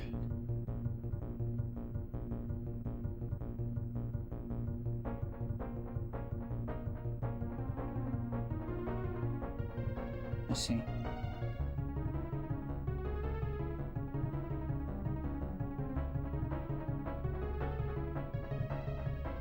Oh boy. That was my bone. Don't know if you hear it.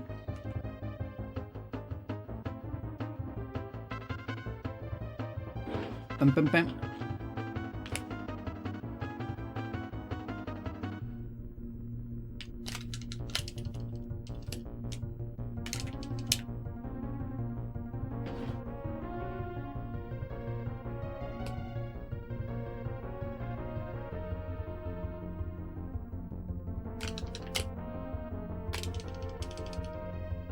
So it's one.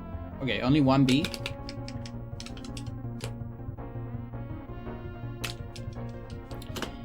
Do we... What happens with the urn?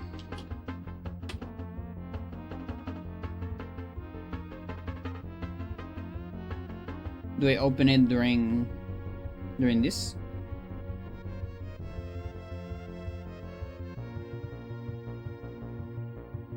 I do. Okay. Makes sense.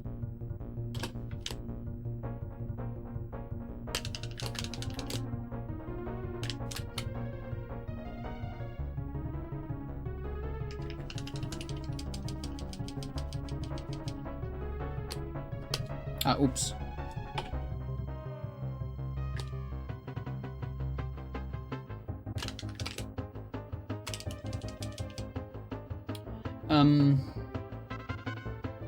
Will it be better to do everything in one pause and just close this? No, I cannot. I actually cannot. Because I need the sword equipped. Or urn skip.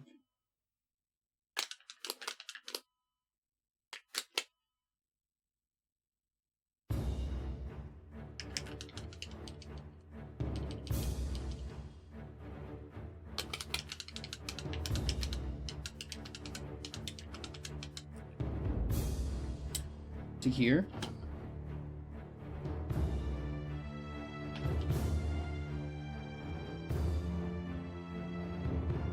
I don't assign it? We don't assign it yet. Don't need to. Boy. Oh boy.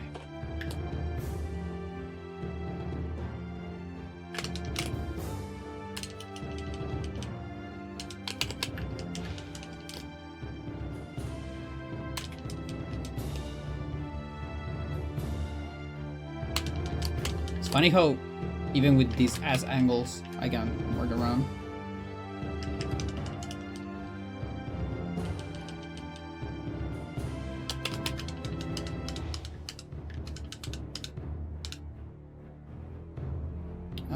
What do we enchant? This?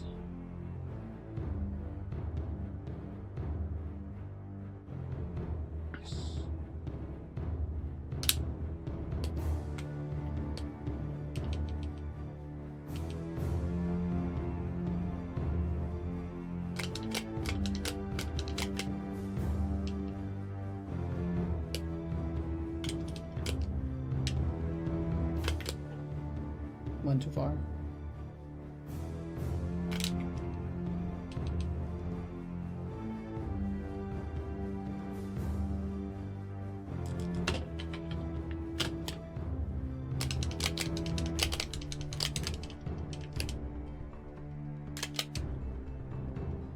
Okay, I need to look at my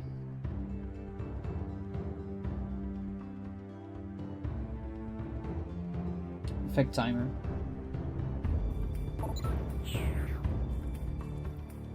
Yo, retro game.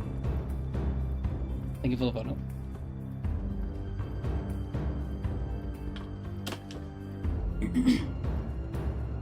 Eternal darkness indeed.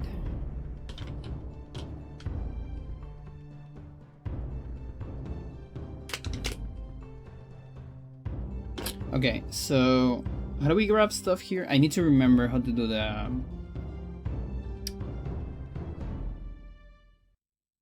Okay, here's fine. Maybe I can even get it before the bishop. Not bishop, monk fight.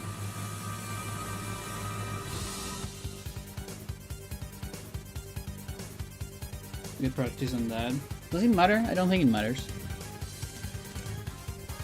What is this song from? Oh, it's the Castlevania. Yeah, it's one solid. I like it.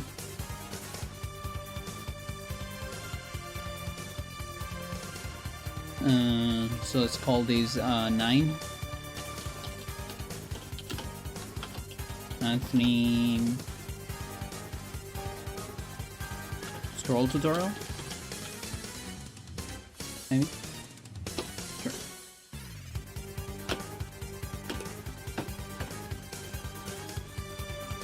No controller. Okay, whatever. I made it. Yeah. So this tutorial sucks. This is B, B, B. Okay, that's good. So A, that's short. Then A, bam, bam, bam.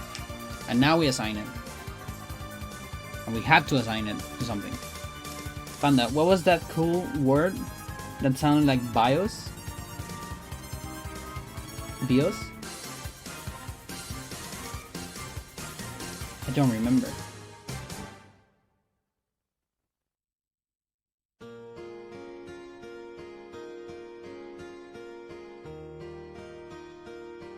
Oh, bio. There you go. Bio.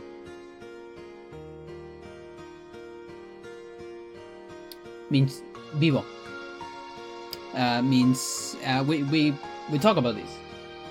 What was the good? I had a very good word in English to translate that. Terrible vivo. But now I can't remember it. Like OG, maybe? I think it was a good term.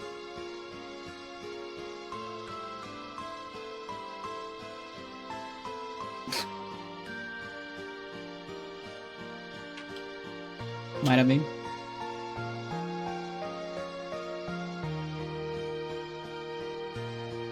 Okay. Do we assign anything? Bum, bum, bum, bum. We do assign it. Yeah, because we need an Alex. Then we get the codex. I think I can put the sword right here. The shorter sword.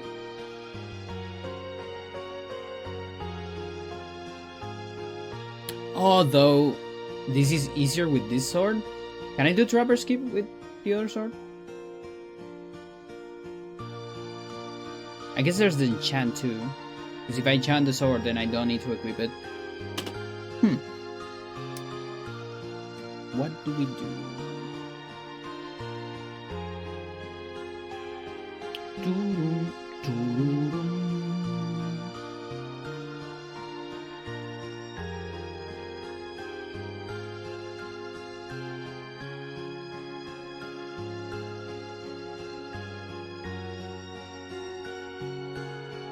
I don't understand why this is cut like this.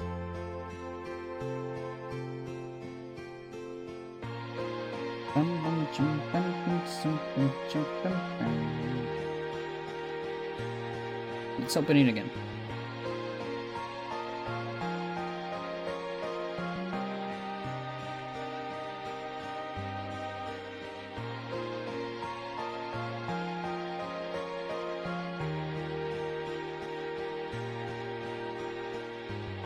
Nice. Game back check.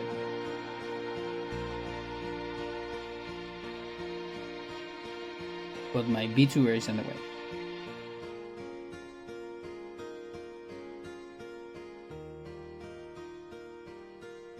Good old DME.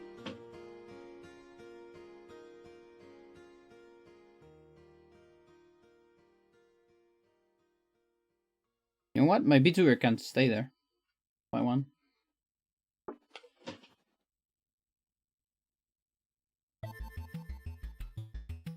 Okay, so timer is on 17. I actually lost time. So this is like a late timer.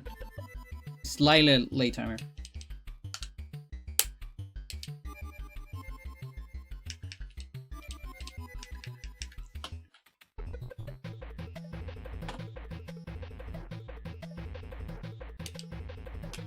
Okay, so after pressing something, you can scroll.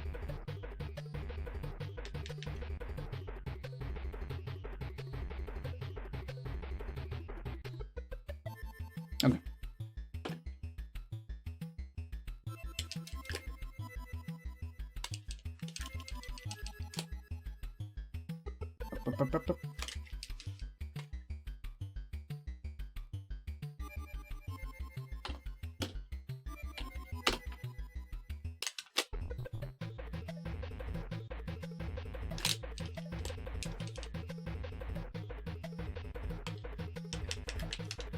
Oh, that sucks. Okay. So, yeah, I'm still far away.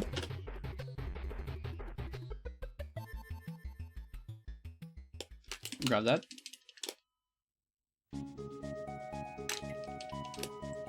As long as I get to this room before Sanity Effect. And yeah, we have plenty of time for that, apparently.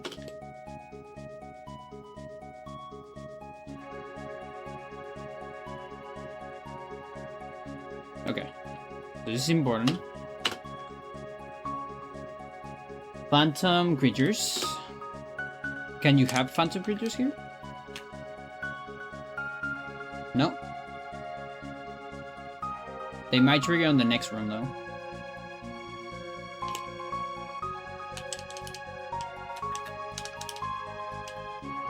Oh shit.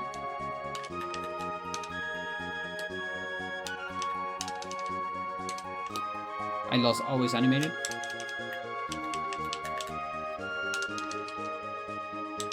Always animated is one of the weirdest tricks. I mean, one of the weirdest states in this game. Because there's so few places where it actually exists.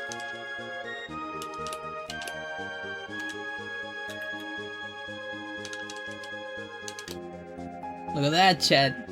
It's like I never stopped playing. Yep, they are here. Did that zombie turn into a mandrake?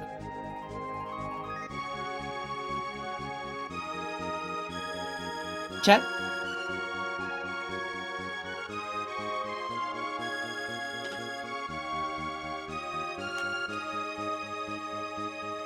Like a blue zombie that turning.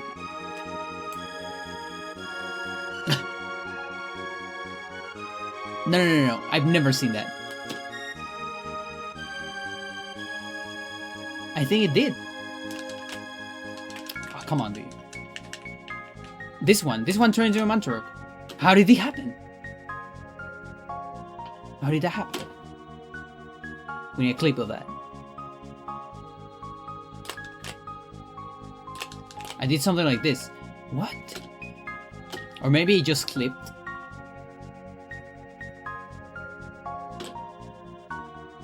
What the fuck?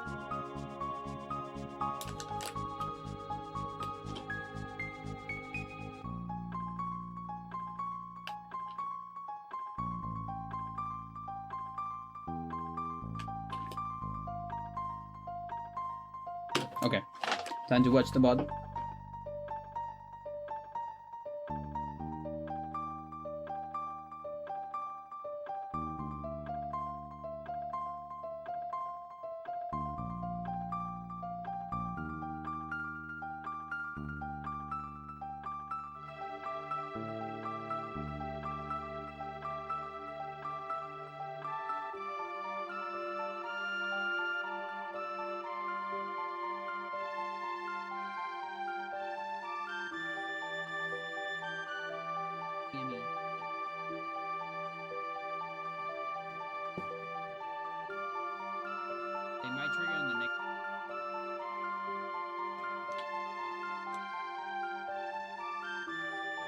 Chat.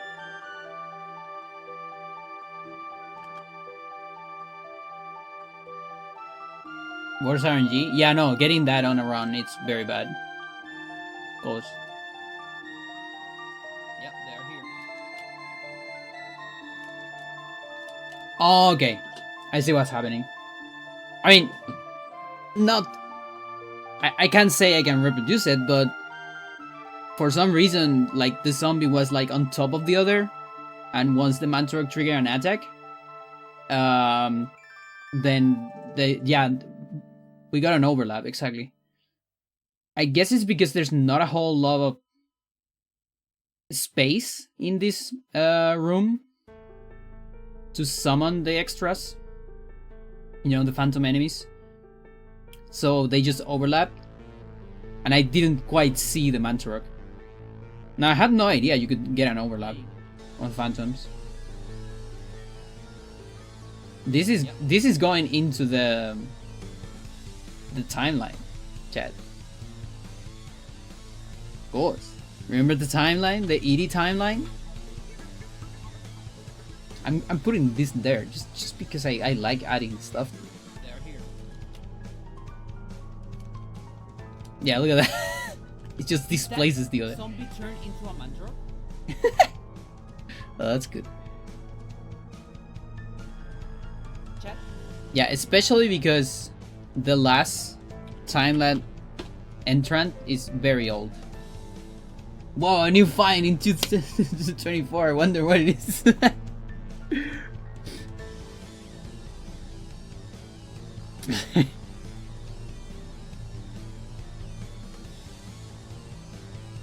I just want to see what the last entry is. I won't add this yet because I need to add it from a bot, so it's always preserved, not from a live. This is my timeline with the most entrants, by the way, of all the games I speedrun. Yes, so much. And look who is here, chat. Look at that. Who's that? Who's this guy?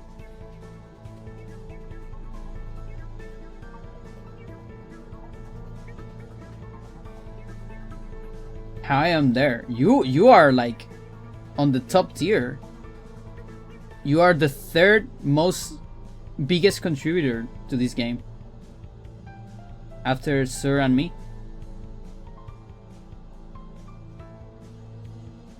You did so much with this game.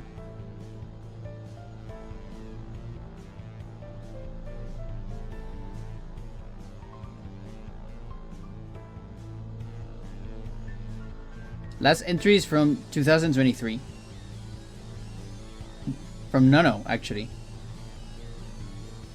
Is the on-target target attack threat for Paul Horror. I actually forgot about that.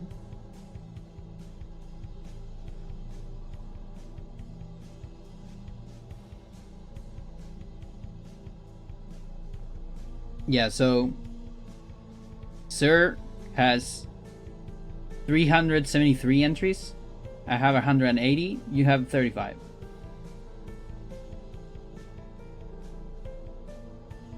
And then Joe with 24.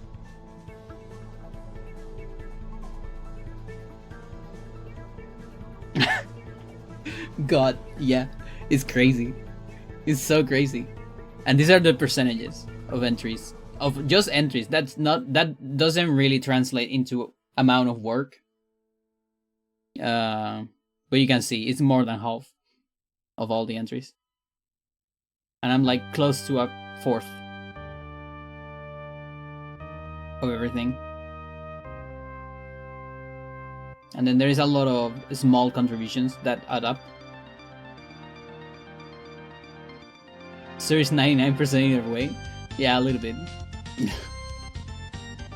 I like saying that Sir is like 70% or 80%. Just because a lot of the time he did stuff because I came back. Just because of that. And because I was also like using his stuff immediately, you know? like frame one Sir discovers something, I would, you know, start poking at it, and that would, you know, make it so Sir would poke more, and so on. And so you cannot dismiss that, you know, that effect. It's very real in speedrun communities. Enabler. Yeah. Yeah, because it's like you legitimize the thing. Because what is it? What does it mean to discover something if nobody uses it? You know, it's like the tree that falls in the forest and no one's there to listen to it.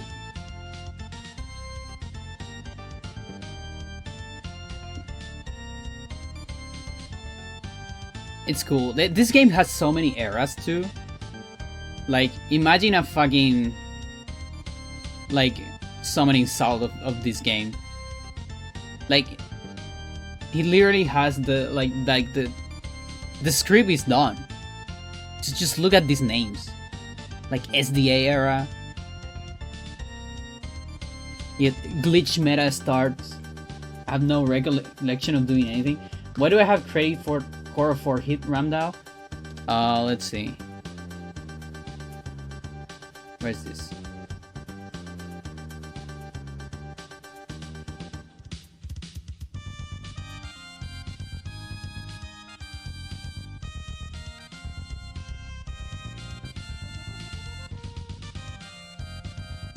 Where's this? Control F.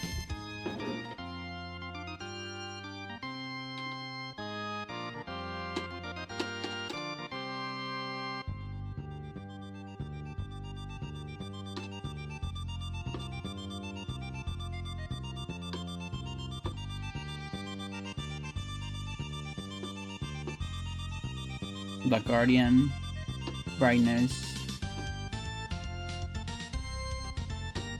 unused test.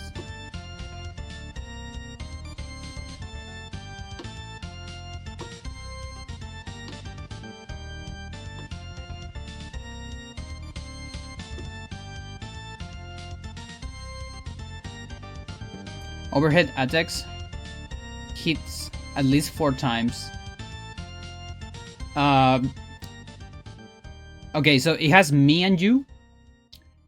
So sometimes when there is this kind of stuff, like me and someone else or Sur and someone else, is because someone gave the idea.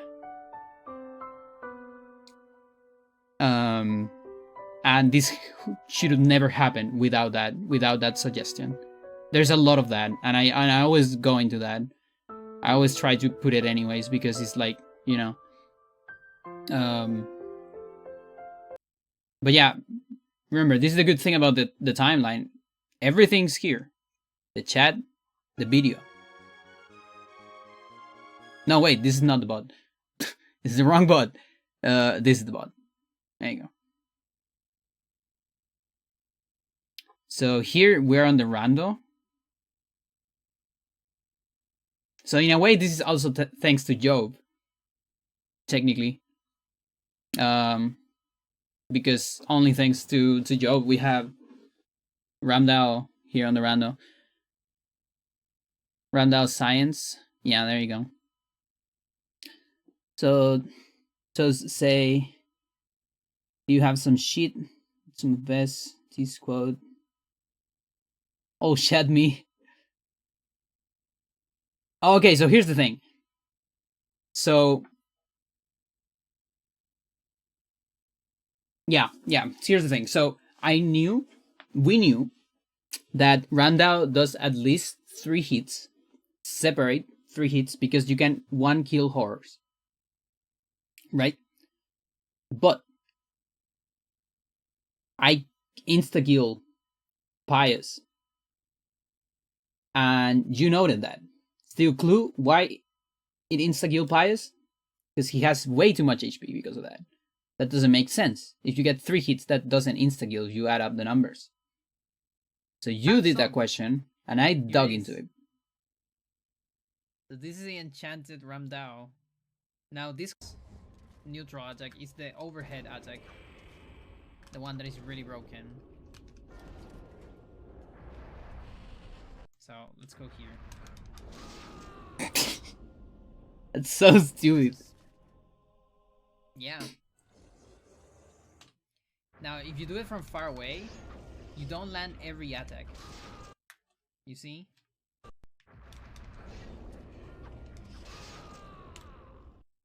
You have to do it from close. And sometimes from close you also don't land every Cool game. attack. Because that's the thing, Ramdao has multiple attacks.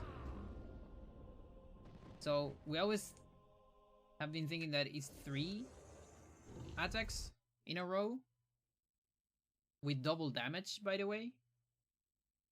But maybe it's more, maybe it's 4. Yeah, and that's the other thing. We don't even know if it's more. Gotta find the HP address. Yeah, how do I do it? It's at least 4 I'll times. show ya. We need a like a reverse engineer to look at the code and see if it's more.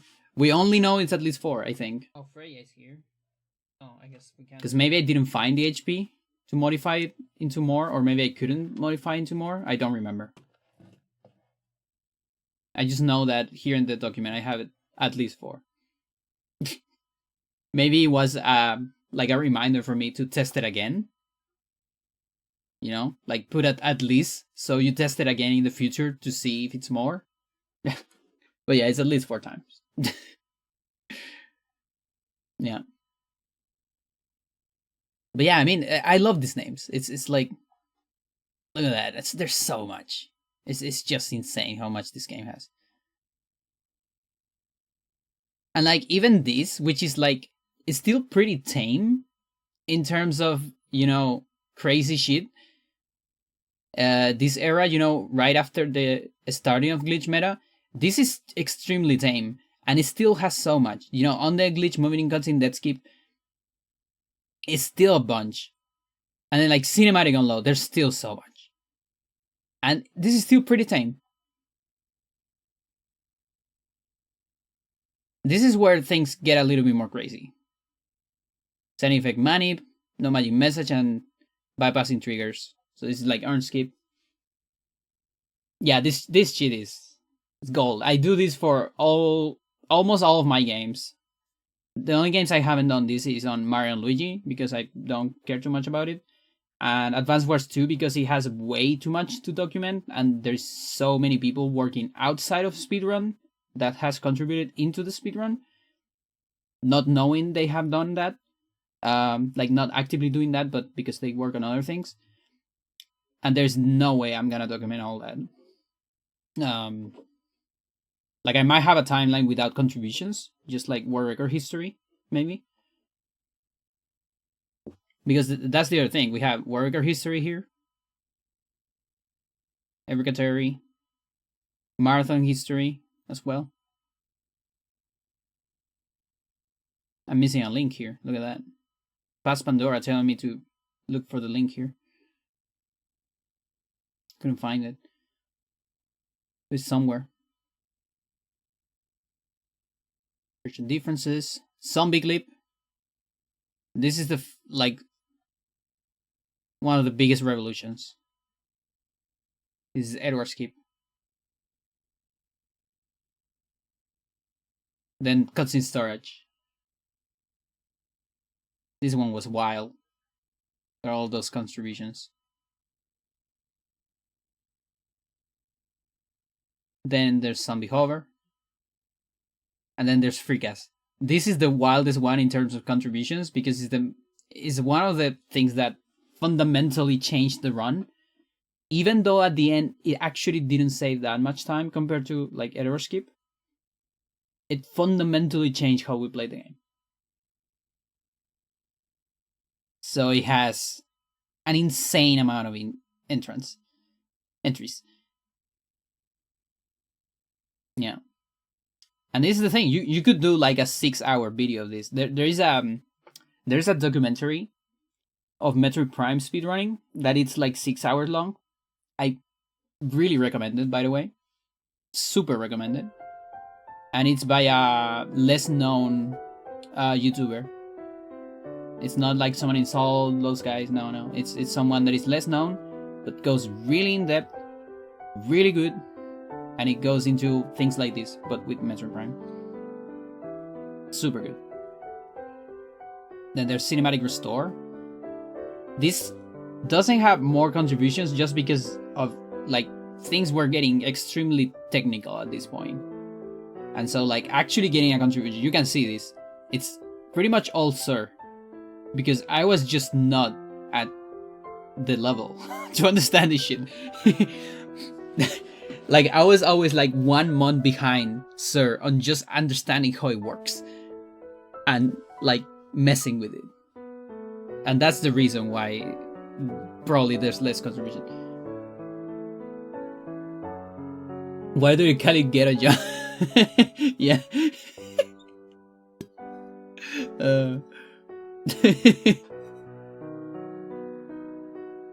The Wild Germa. Yeah. Germa has a contribution to this game, by the way. Yes. And that, we are very lucky that we have this. Because when I saw that during his stream. It was a one-off of Eternal Darkness. And like, I wasn't watching Jerma at that point. I was like, I knew about the guy. I knew how he's big. And all that. I think he wasn't that close to Beanie during that time. And I just, like, I was on Twitch. And I randomly stumbled upon that stream. And I was like, oh, let's watch Jerma. You know, this big guy. This big funny guy playing the game. And he got a glitch. He got a glitch. Insane. Like, I low-key want to watch all streams of Beanie of this game. Just to see if he also found a glitch. Because he's so passive when it comes to that. He just glitches comes to him. 100%. And there's like these waves, which is like so many like different things, but nothing like very cohesive. So I just call it waves of something. Too many different things. And then there's Summon GIM. Summon GIM is not even implemented in runs. This is the thing you do to do on Insanity Warp. It's just so stupidly technical that I haven't even done any runs. Heavy documentation. This is Jove or not yet? No, Jove's it's on here. Credits warp, yeah. We got credits warp thanks to Jove. And then there's Return to Pause. Return to Pause is another one that if I were at that level, at Sir level or understanding, I would probably contribute more. But this is a thing that is so broken that we soft ban it. I say that because it's not actually banned, you know, on the rules. But we can't expect nobody to ever use it. So it's like soft ban in the Discord. It's like even Sir wants to ban it. That's how crazy it is. That's for any percent no CS at least. Which is the only place where it could be used. Then it's credit warps, you know, any percent CS. Finally getting under 10 minutes. Don't recall what it even is. Return to Pause is... oh boy, it's a state of the game. There's a state called Return to Pause, or Sir call it that, that makes it so when it's activated, I think the next time you get control of their player, the game will return to pause. Like it would open pause. So there's a certain places where that state is activated. And Sir found a very intricate freecast setup to do Return to Pause. And there's like some very obscure and weird consequences and things to do that. Like Return to Bus has the power of skipping every chapter after Lindsay, basically, because you need a trapper. You need trappers, free guests, and yeah, it involves doing some crazy menuing in very few frames, which causes some very interesting things, like the objects on the menu zooming into the screen, for example, things like that. If you miss any of those windows, I think you crash or softlock. It also involves doing persistent restore, which is an instance of restore that is way harder than the restore we do for Roberto and the one in Michael. It's actually soft RNG because it heavily depends on your position, and if you are off in your position by a little bit, which kind of depends on like Alex's respiration or something like that, like her animations, you will not get the correct position. So that's why I say like soft RNG is like RNG for humans, at least, in order to, you know, get the consistent restore on the pulse page, which is the restore you're gonna use for every single chapter skip after that, because we have a limited amount of restores in the mansion, but with persistent restore we have infinite amount of restores. That's the only way we can get it. After that, there's Michael, and Michael requires a frame perfect shit in the middle of a cutscene or something like that while doing other shit. That one is so obscure and so weird that Sir actually told me it's possible, but Sir never did a video of it. And then a lot of time happened, and I asked Sir again, do you know about it? Like, do we have, how do we do it? And I think he didn't remember the details because it was so long ago and we never like documented it and never looked too deep into it. Like it was kind of possible, or maybe it was possible in theory. I don't remember. I just know it's like stupid, and it's like frame perfect, and it's not the easy kind of frame perfect. So let's take a look at it, just for fun. So return to pause glitch. This is on the Discord. So there's a big chance that we don't actually have many videos of this, which is another sad thing because Sir always uploaded stuff into a page that doesn't keep the videos. So I started downloaded videos later, but there's some videos that are lost media, I think.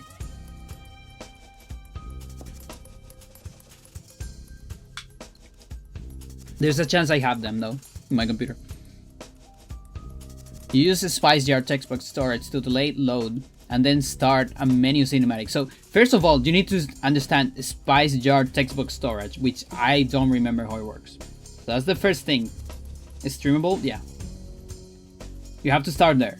I don't know how that works. Or I don't remember. At some point, I think I knew for like 1 week.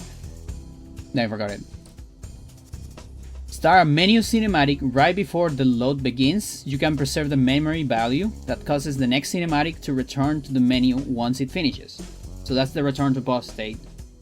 So you watch a cinematic, and then the game returns you back to pause instead of the normal cinematics, which return you to the game, right? So that's a state. So find a way to manipulate that state and get it stored. You can skip Roberto using this method by reading the Roberto page after the load, and then using or mixing another item, or saving and loading to avoid the script advance on pause. So how it works is you read the page, that triggers the flag of, you know, you did Roberto. So if right after you read a page, before the cutscene starts, you get a flag, which is you played Roberto, right? So you read the page, you get the flag, and then you return to pause, which means you never go to Roberto. Mental. You can do the same with Paul. You can do the same with Peter. We don't need to do Edward. And then there is the Nemesis, which is Michael. Michael doesn't work like that. Michael is the only chapter where you don't get the flag as soon as you read it, but instead you get it after the cutscene. So after you skip the cutscene or after you watch the cutscene. And so I think it involves so stupid shit like doing some weird text box shit during the cutscene, so you could like skip, like get the flag, do some weird shit in the cutscene, frame perfect, whatever, and then return the boss. That was sad that I personally programming that day and make it extra secure, yeah. The only one. It might be actually, maybe it's not after the full cutscene, but after the pre-rendered part of the cutscene, because that cutscene has two parts. It's like pre-render and then it goes to in-game. It's a mixed cutscene. Very, very specific cutscene. Very unique in the game. Might be possible to combine this with other glitches to finally skip Michael, and by extension Peter and Paul. You can also pause during summon with this. Right now I can only get the delayed load using the event overload. And of course, me. What's the first thing I say? How does all this look in terms of difficulty? It's relatively easy, for sure, to time the menu cinematics. It's not easy. I remember this was not easy at all. Maybe extra layers of complexity. Yeah. Okay, so that is return to boss. Target marker touches the nearest object. That's like a random thing. Sir God. In between.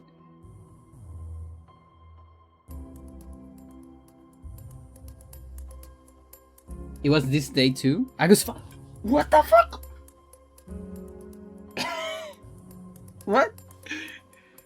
This game gave us so many coincidences with numbers. Like, remember when I think Sir measured the amount of frames you have to wait on the first cinematic or like the dream sequence before it ends? You know, the auto scroller. It was like 2000 something. I don't know, 18 or whatever. Or 2019. Oh my god, this song is so good. And then you said like, oh, Edward Skip's gonna be discovered in that year. And then that happened.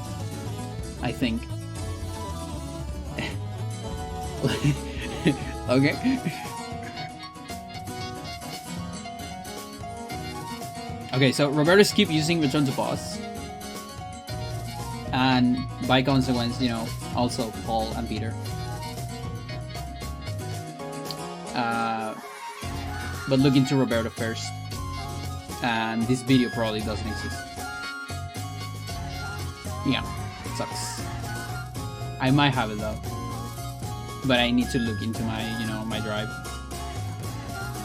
Full Roberto Skip using the Return to Boss glitch, minus the preserved spice jar setup and ammo pickup. So found a faster setup for the piano restore, including the video. Yeah, so this is obsoleted, I think. Yeah, okay, so the problem right here, yeah, this is not Paul or Peter, because the problem with this is that Sir is using the restore on the piano, which is the Roberto restore. By the way, it's the same one we use today for skipping Roberto and runs. So a cutscene restore, by the way, is like every time you watch a cutscene, the game saves your last room. Right? Is it that? Yeah, something like that. It saves your last room. So after the cutscene, it throws you back on that room, you know? So yeah, it makes sense. But you can manipulate that. You can do a cutscene restore and then like teleport to another room using a save file, right? So you save your game You watch a cutscene on a different room, then the game remembers that room, and then you trigger a cutscene restore, and that teleports you to that room because you activated that. There's like some kind of storage there. What is this? Discord app. Please log in again. What? Why?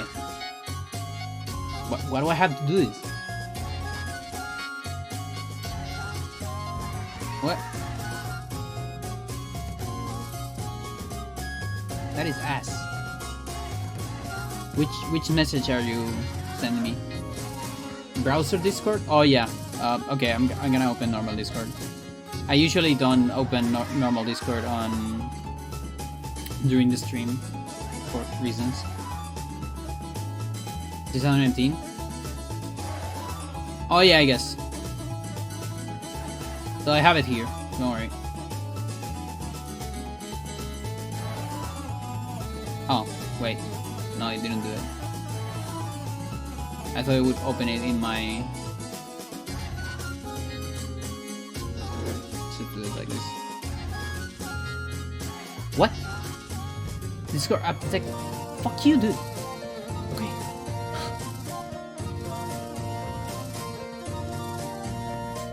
Die. It's because it consumes memory, and there's emulators where I don't want to do that. Are you kidding me? What is going on? Why am I not? It doesn't matter, but it is the message, right, Toast? It is the amount of frames.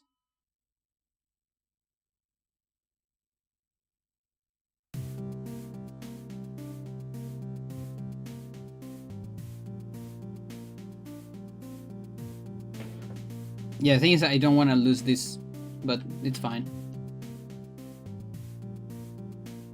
Oh, there you go.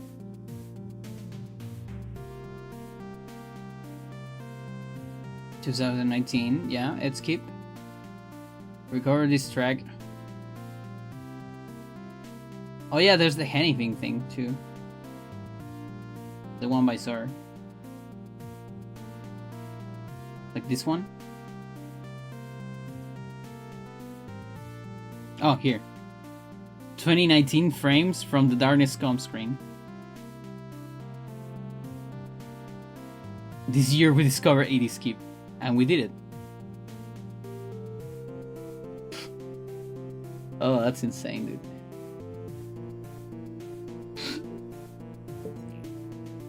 What the fuck?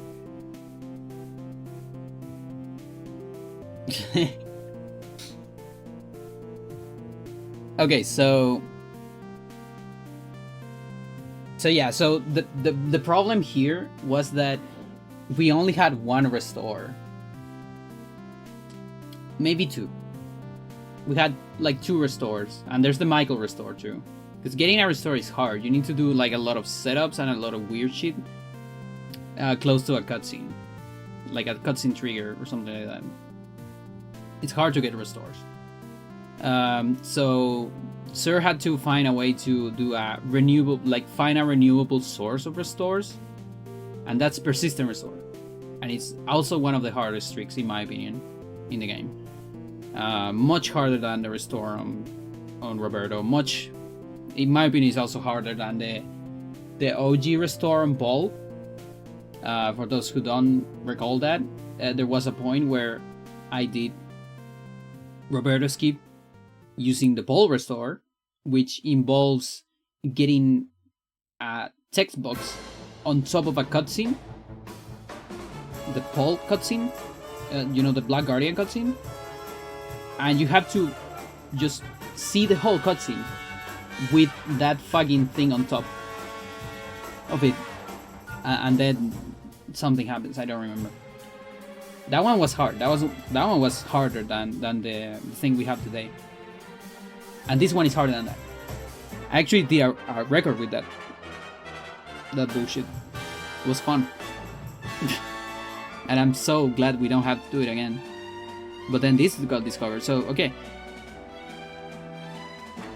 Position of their story isn't very precise, so yeah, this is already obsolete, by the way, because persistent restore is better.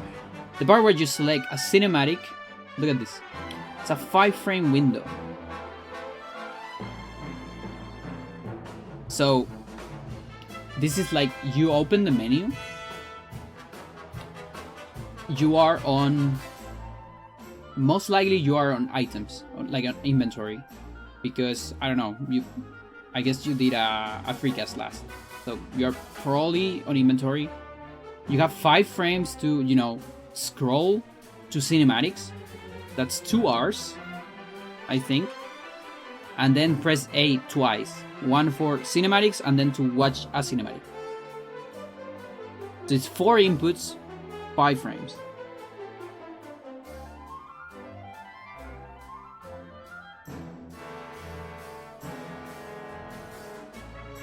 Yeah. I think, I don't remember correctly, I think you do it twice per chapter. Maybe. If it's not twice, then I don't know. It's Roberto, Paul, Peter. It's 3 times in a run, at least. Plus the Michael shenanigans with, I don't even know how they work.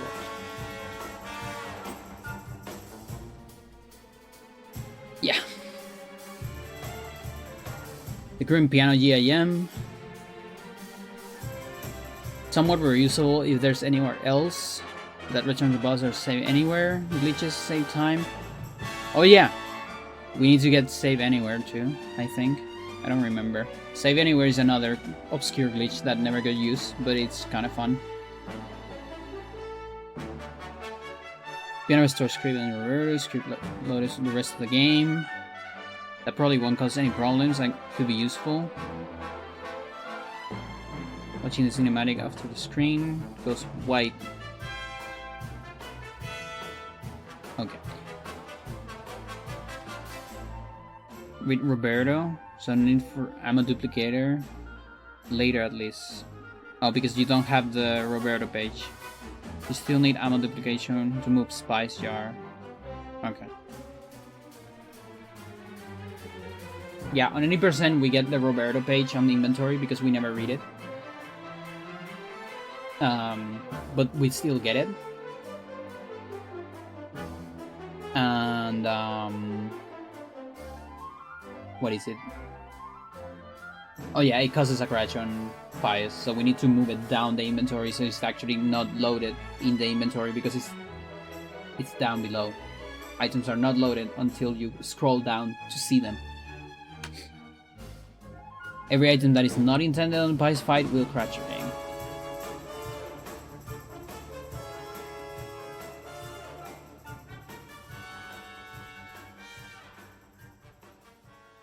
Okay, so here's... You can skip... Okay, look at this. Look at this. You can skip Michael using 3 return to pause glitches. Remember, all of those are 5-frame window for input. We already listened to this. Give me another song. Thanks. So, just for Michael, you need to do 3. So, plus the other 3, that's 6 times. You have to do this trick in a run. And the 1-frame pause on the final script advance. I have no idea when that happens. Also, if you do the 1-frame pause before persistent restore and start the Michael cutscene, the scripts can be restored inside the cutscene about it without the Michael script. After Michael cutscene end, you can skip the next cinematic plays. Yeah, of course. I don't know what any of that means. How perfect return to proceed? It would probably save time to get a save right before the spice jar text box. And let you know. Yeah, of course. Trick ended up being pretty cancerous. Not sure how many minutes you'll like have to spend just saving and loading. Yep. There's a lot of save and load. Getting 5-frame ticks, running around the mansion. Exactly. One of the things we gotta do is very funny. You need to find a way to move. What was it? Like there's something we called like Trapper Adventure or something like that. um, where we use a trapper to move through rooms because I think door triggers stop existing or something like that, and so you kind of have to summon a trapper everywhere to move on each room. I don't remember. There was something like something adventure, and we kind of joke about, oh yeah, and then we're gonna reverse that adventure because it's, I don't know, we had to go upstairs then. I don't remember. It was fun. All of these streams are documented, by the way. So that's the cool thing. We actually watch the videos when I watch them on those streams. So that's the cool thing. You just gotta find them. They're on my archive channel. If we were to further restrict the no CS category, we will have to ban the return to pause glitch instead of restores. Yeah, exactly. If we ban restores, I'm pretty sure there would be a way to get return to pause glitch using script overloads or combining a delayed enchant and puzzle control activation to get a second textbook storage in the short time before the load activates, of course. That would be much more cancerous. But let's not be too hasty in banning the return to pause glitch and the no CS bug limit category. Till we know more about the Paul Michael skips. Michael skips so weird. We can do an action that normally displays Alex's name. Michael's names will do displayed instead. So even after doing it, we'll display Michael in the save file, and loading it will crash. Feel pretty sure you can beat the game after doing it. Not normally, then by reading a chapter afterward, such as using GIM to get Michael early. After skipping Michael, puzzle controls don't show up. But puzzle, yeah. Finishing a chapter after crashes the game, just finishing the game directly doesn't. The only problem I found is that the light puzzle is invisible, but you have to do it, so you have to do it blind. I remember that, yeah. You cannot see the light, but you still have to do the puzzle.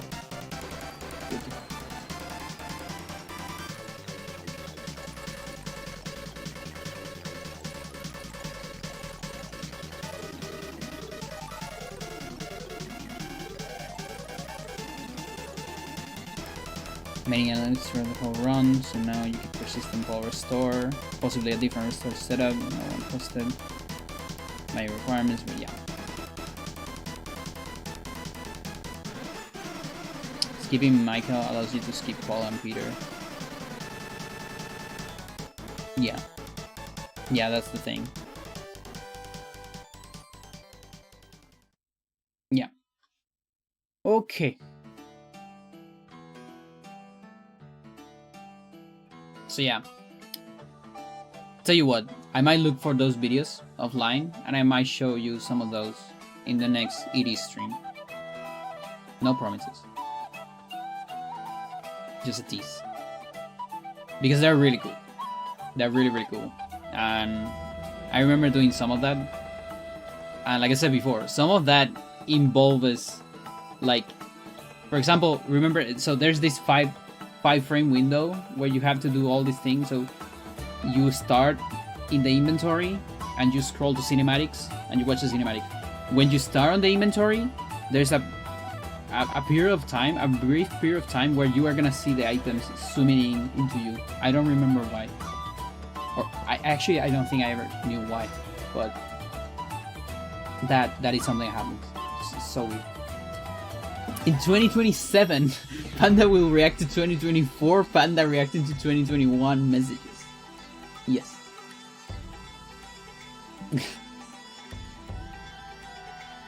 No joke, that might happen.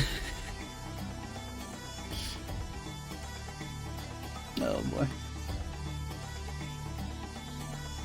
This is the thing about preservation. There is a point where you start getting meta preservation. You know, because this stream is also gonna get preserved. You know, it's gonna be on my archive because I like to preserve stuff.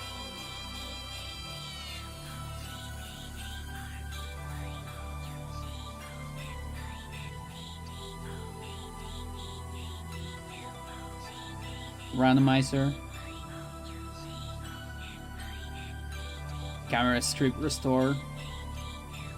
Yeah, this is something I never looked too much into it. Restoring a service script from... Oh, yeah. So this is stuff that could have been useful for true 100%.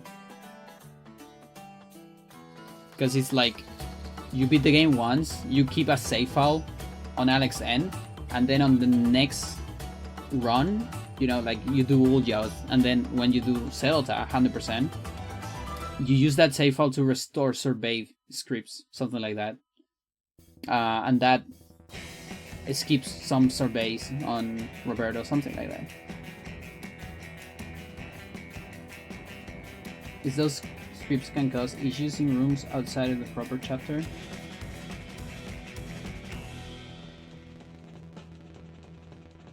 Yeah, I don't remember. But yeah, there's stuff. There's things like that. There's also like avoiding some flags on Paul using this same camera script restore, avoiding some of the pages on later runs. Once Joe extracted. Oh, I see. Yeah. Oh, decompressing this, maybe? Yeah, Job did a lot of like there's the script disassembly. If anyone like wants to look into that and understand it, thank you so much. But I don't get any of it. But it's like we actually have some disassembly of this game. It exists, and that's great.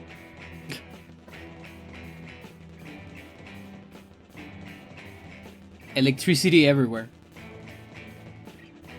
Of course.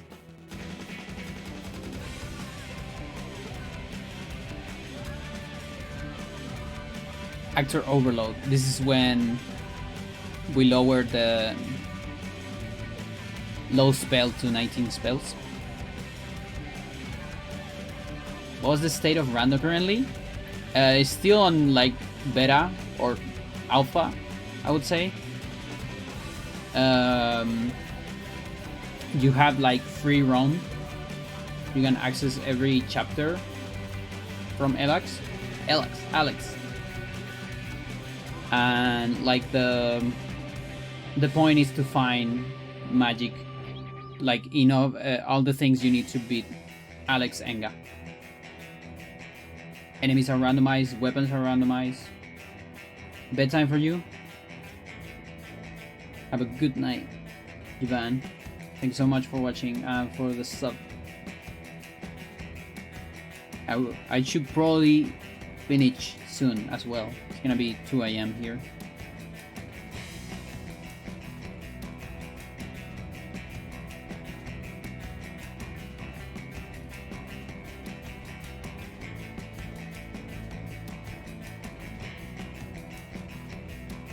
Heavy documentation, and this is the last thing. Chopper clip and summon warp. That's insanity warp.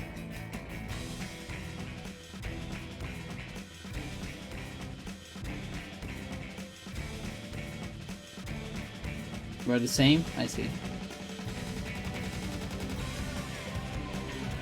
For all of 0.1 seconds I thought about advertising the rando to get more activity in Discord, but I'd rather it stays nice and clean like it is now.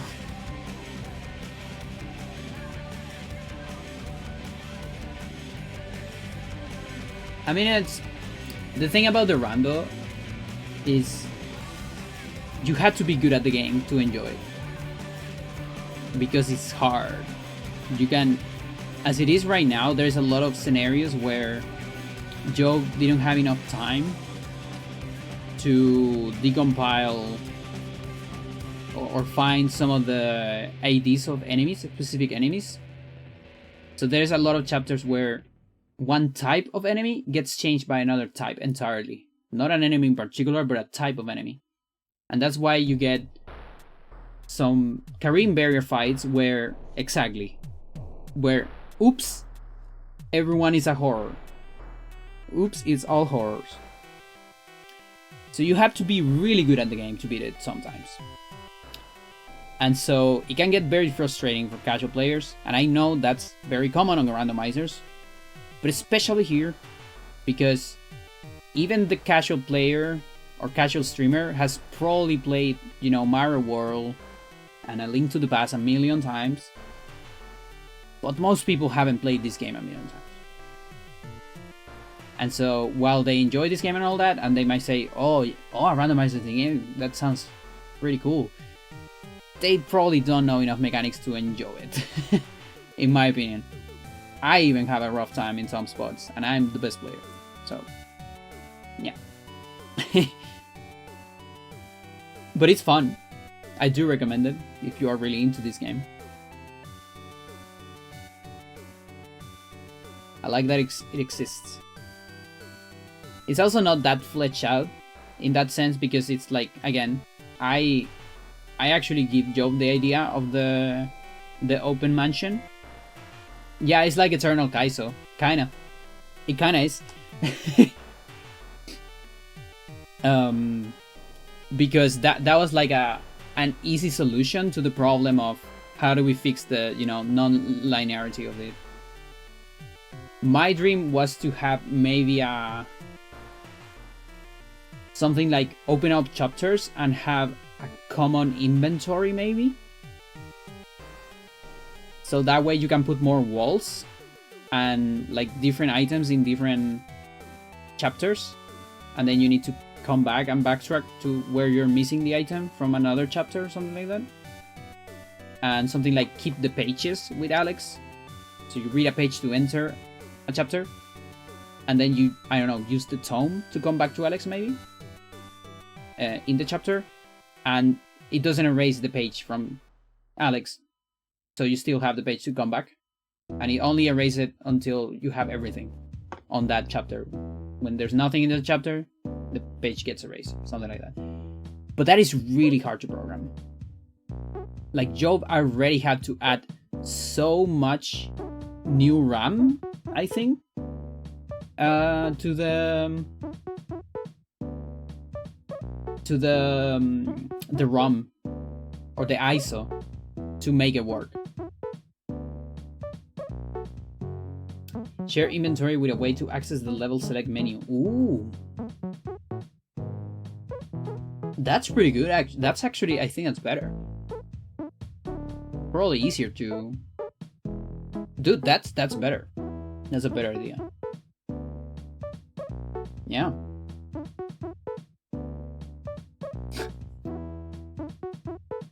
And like probably something like get rid of trash items as well. You know, like items that really are not useful for progression. Either take them out or give you the option of get rid of them, because otherwise the menu is way too much.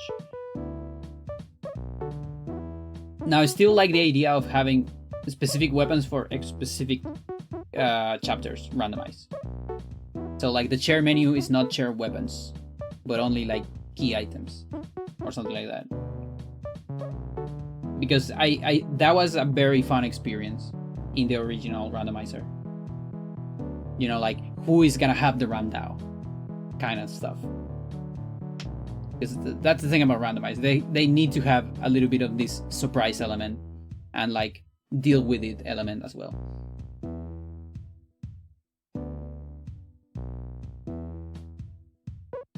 Chat, I'm done. I need to go to the bathroom and sleep at some point, and maybe I'm even like a tiny bit hungry.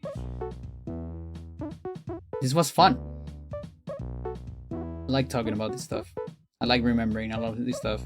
I even miss some of this because I've been with so much work lately. And so I didn't have a lot of space in my brain to think about speedrunning. Since the last, you know, season. That was Advance Wars 2.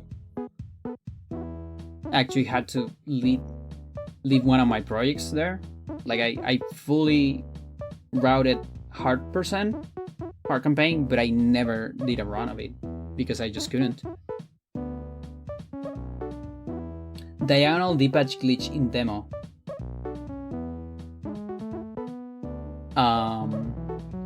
Where's that?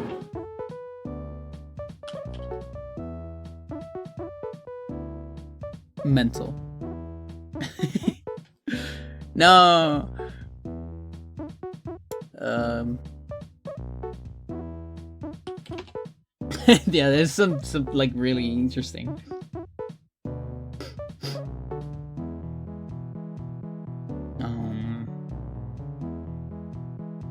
The demo has a glitch with diagonal D-pad scrolls in this. Oh, but the videos. Different summon tutorial. Oh, I think I remember this. Yeah, so diagonal D-pad means it means this. So before I go, just to show it quickly. These are diagonal D-pad. It's funny because the free cam works always. So sometimes I type something while I'm, you know, the game is paused, and then my free cam moves everything. So diagonal D-pad is this.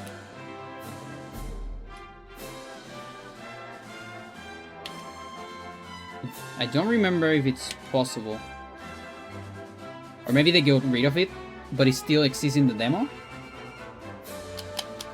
Maybe it is here. Does it always? I think it always spends at least one frame in one of them.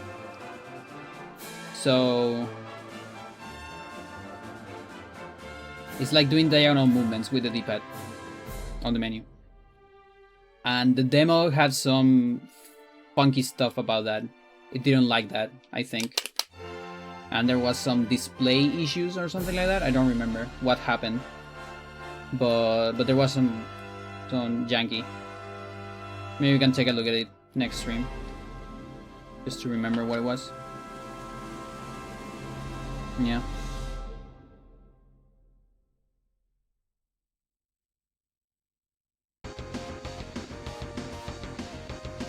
Oh look, Naragat getting a good time.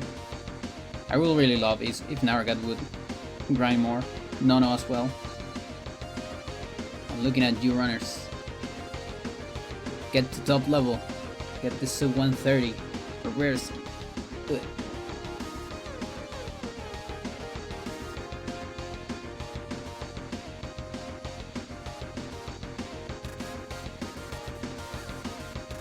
Eye of Panda. It's funny because this song is when you fight the queen on Deltarune, and the palace of the queen, it's called the Pandora Palace, or at least the song of the palace.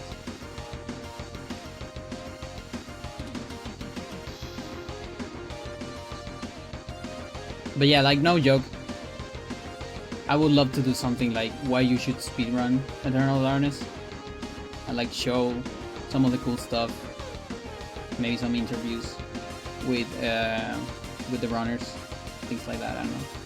It would be cool. Chat, I am tired. I gotta go. Anyone streaming? Shut up, Pandora. Kai is streaming. She is doing Phantasy Star Online. She's doing what I attempt to do at some point, which is speedrunning with Funny World. That is my worst speedrun ever. Never watch it. It's like last place on a leaderboard. I am not proud of it. She does it well. She knows how to do it. Give her a follow. She's great. Bye. Have a good one, chat.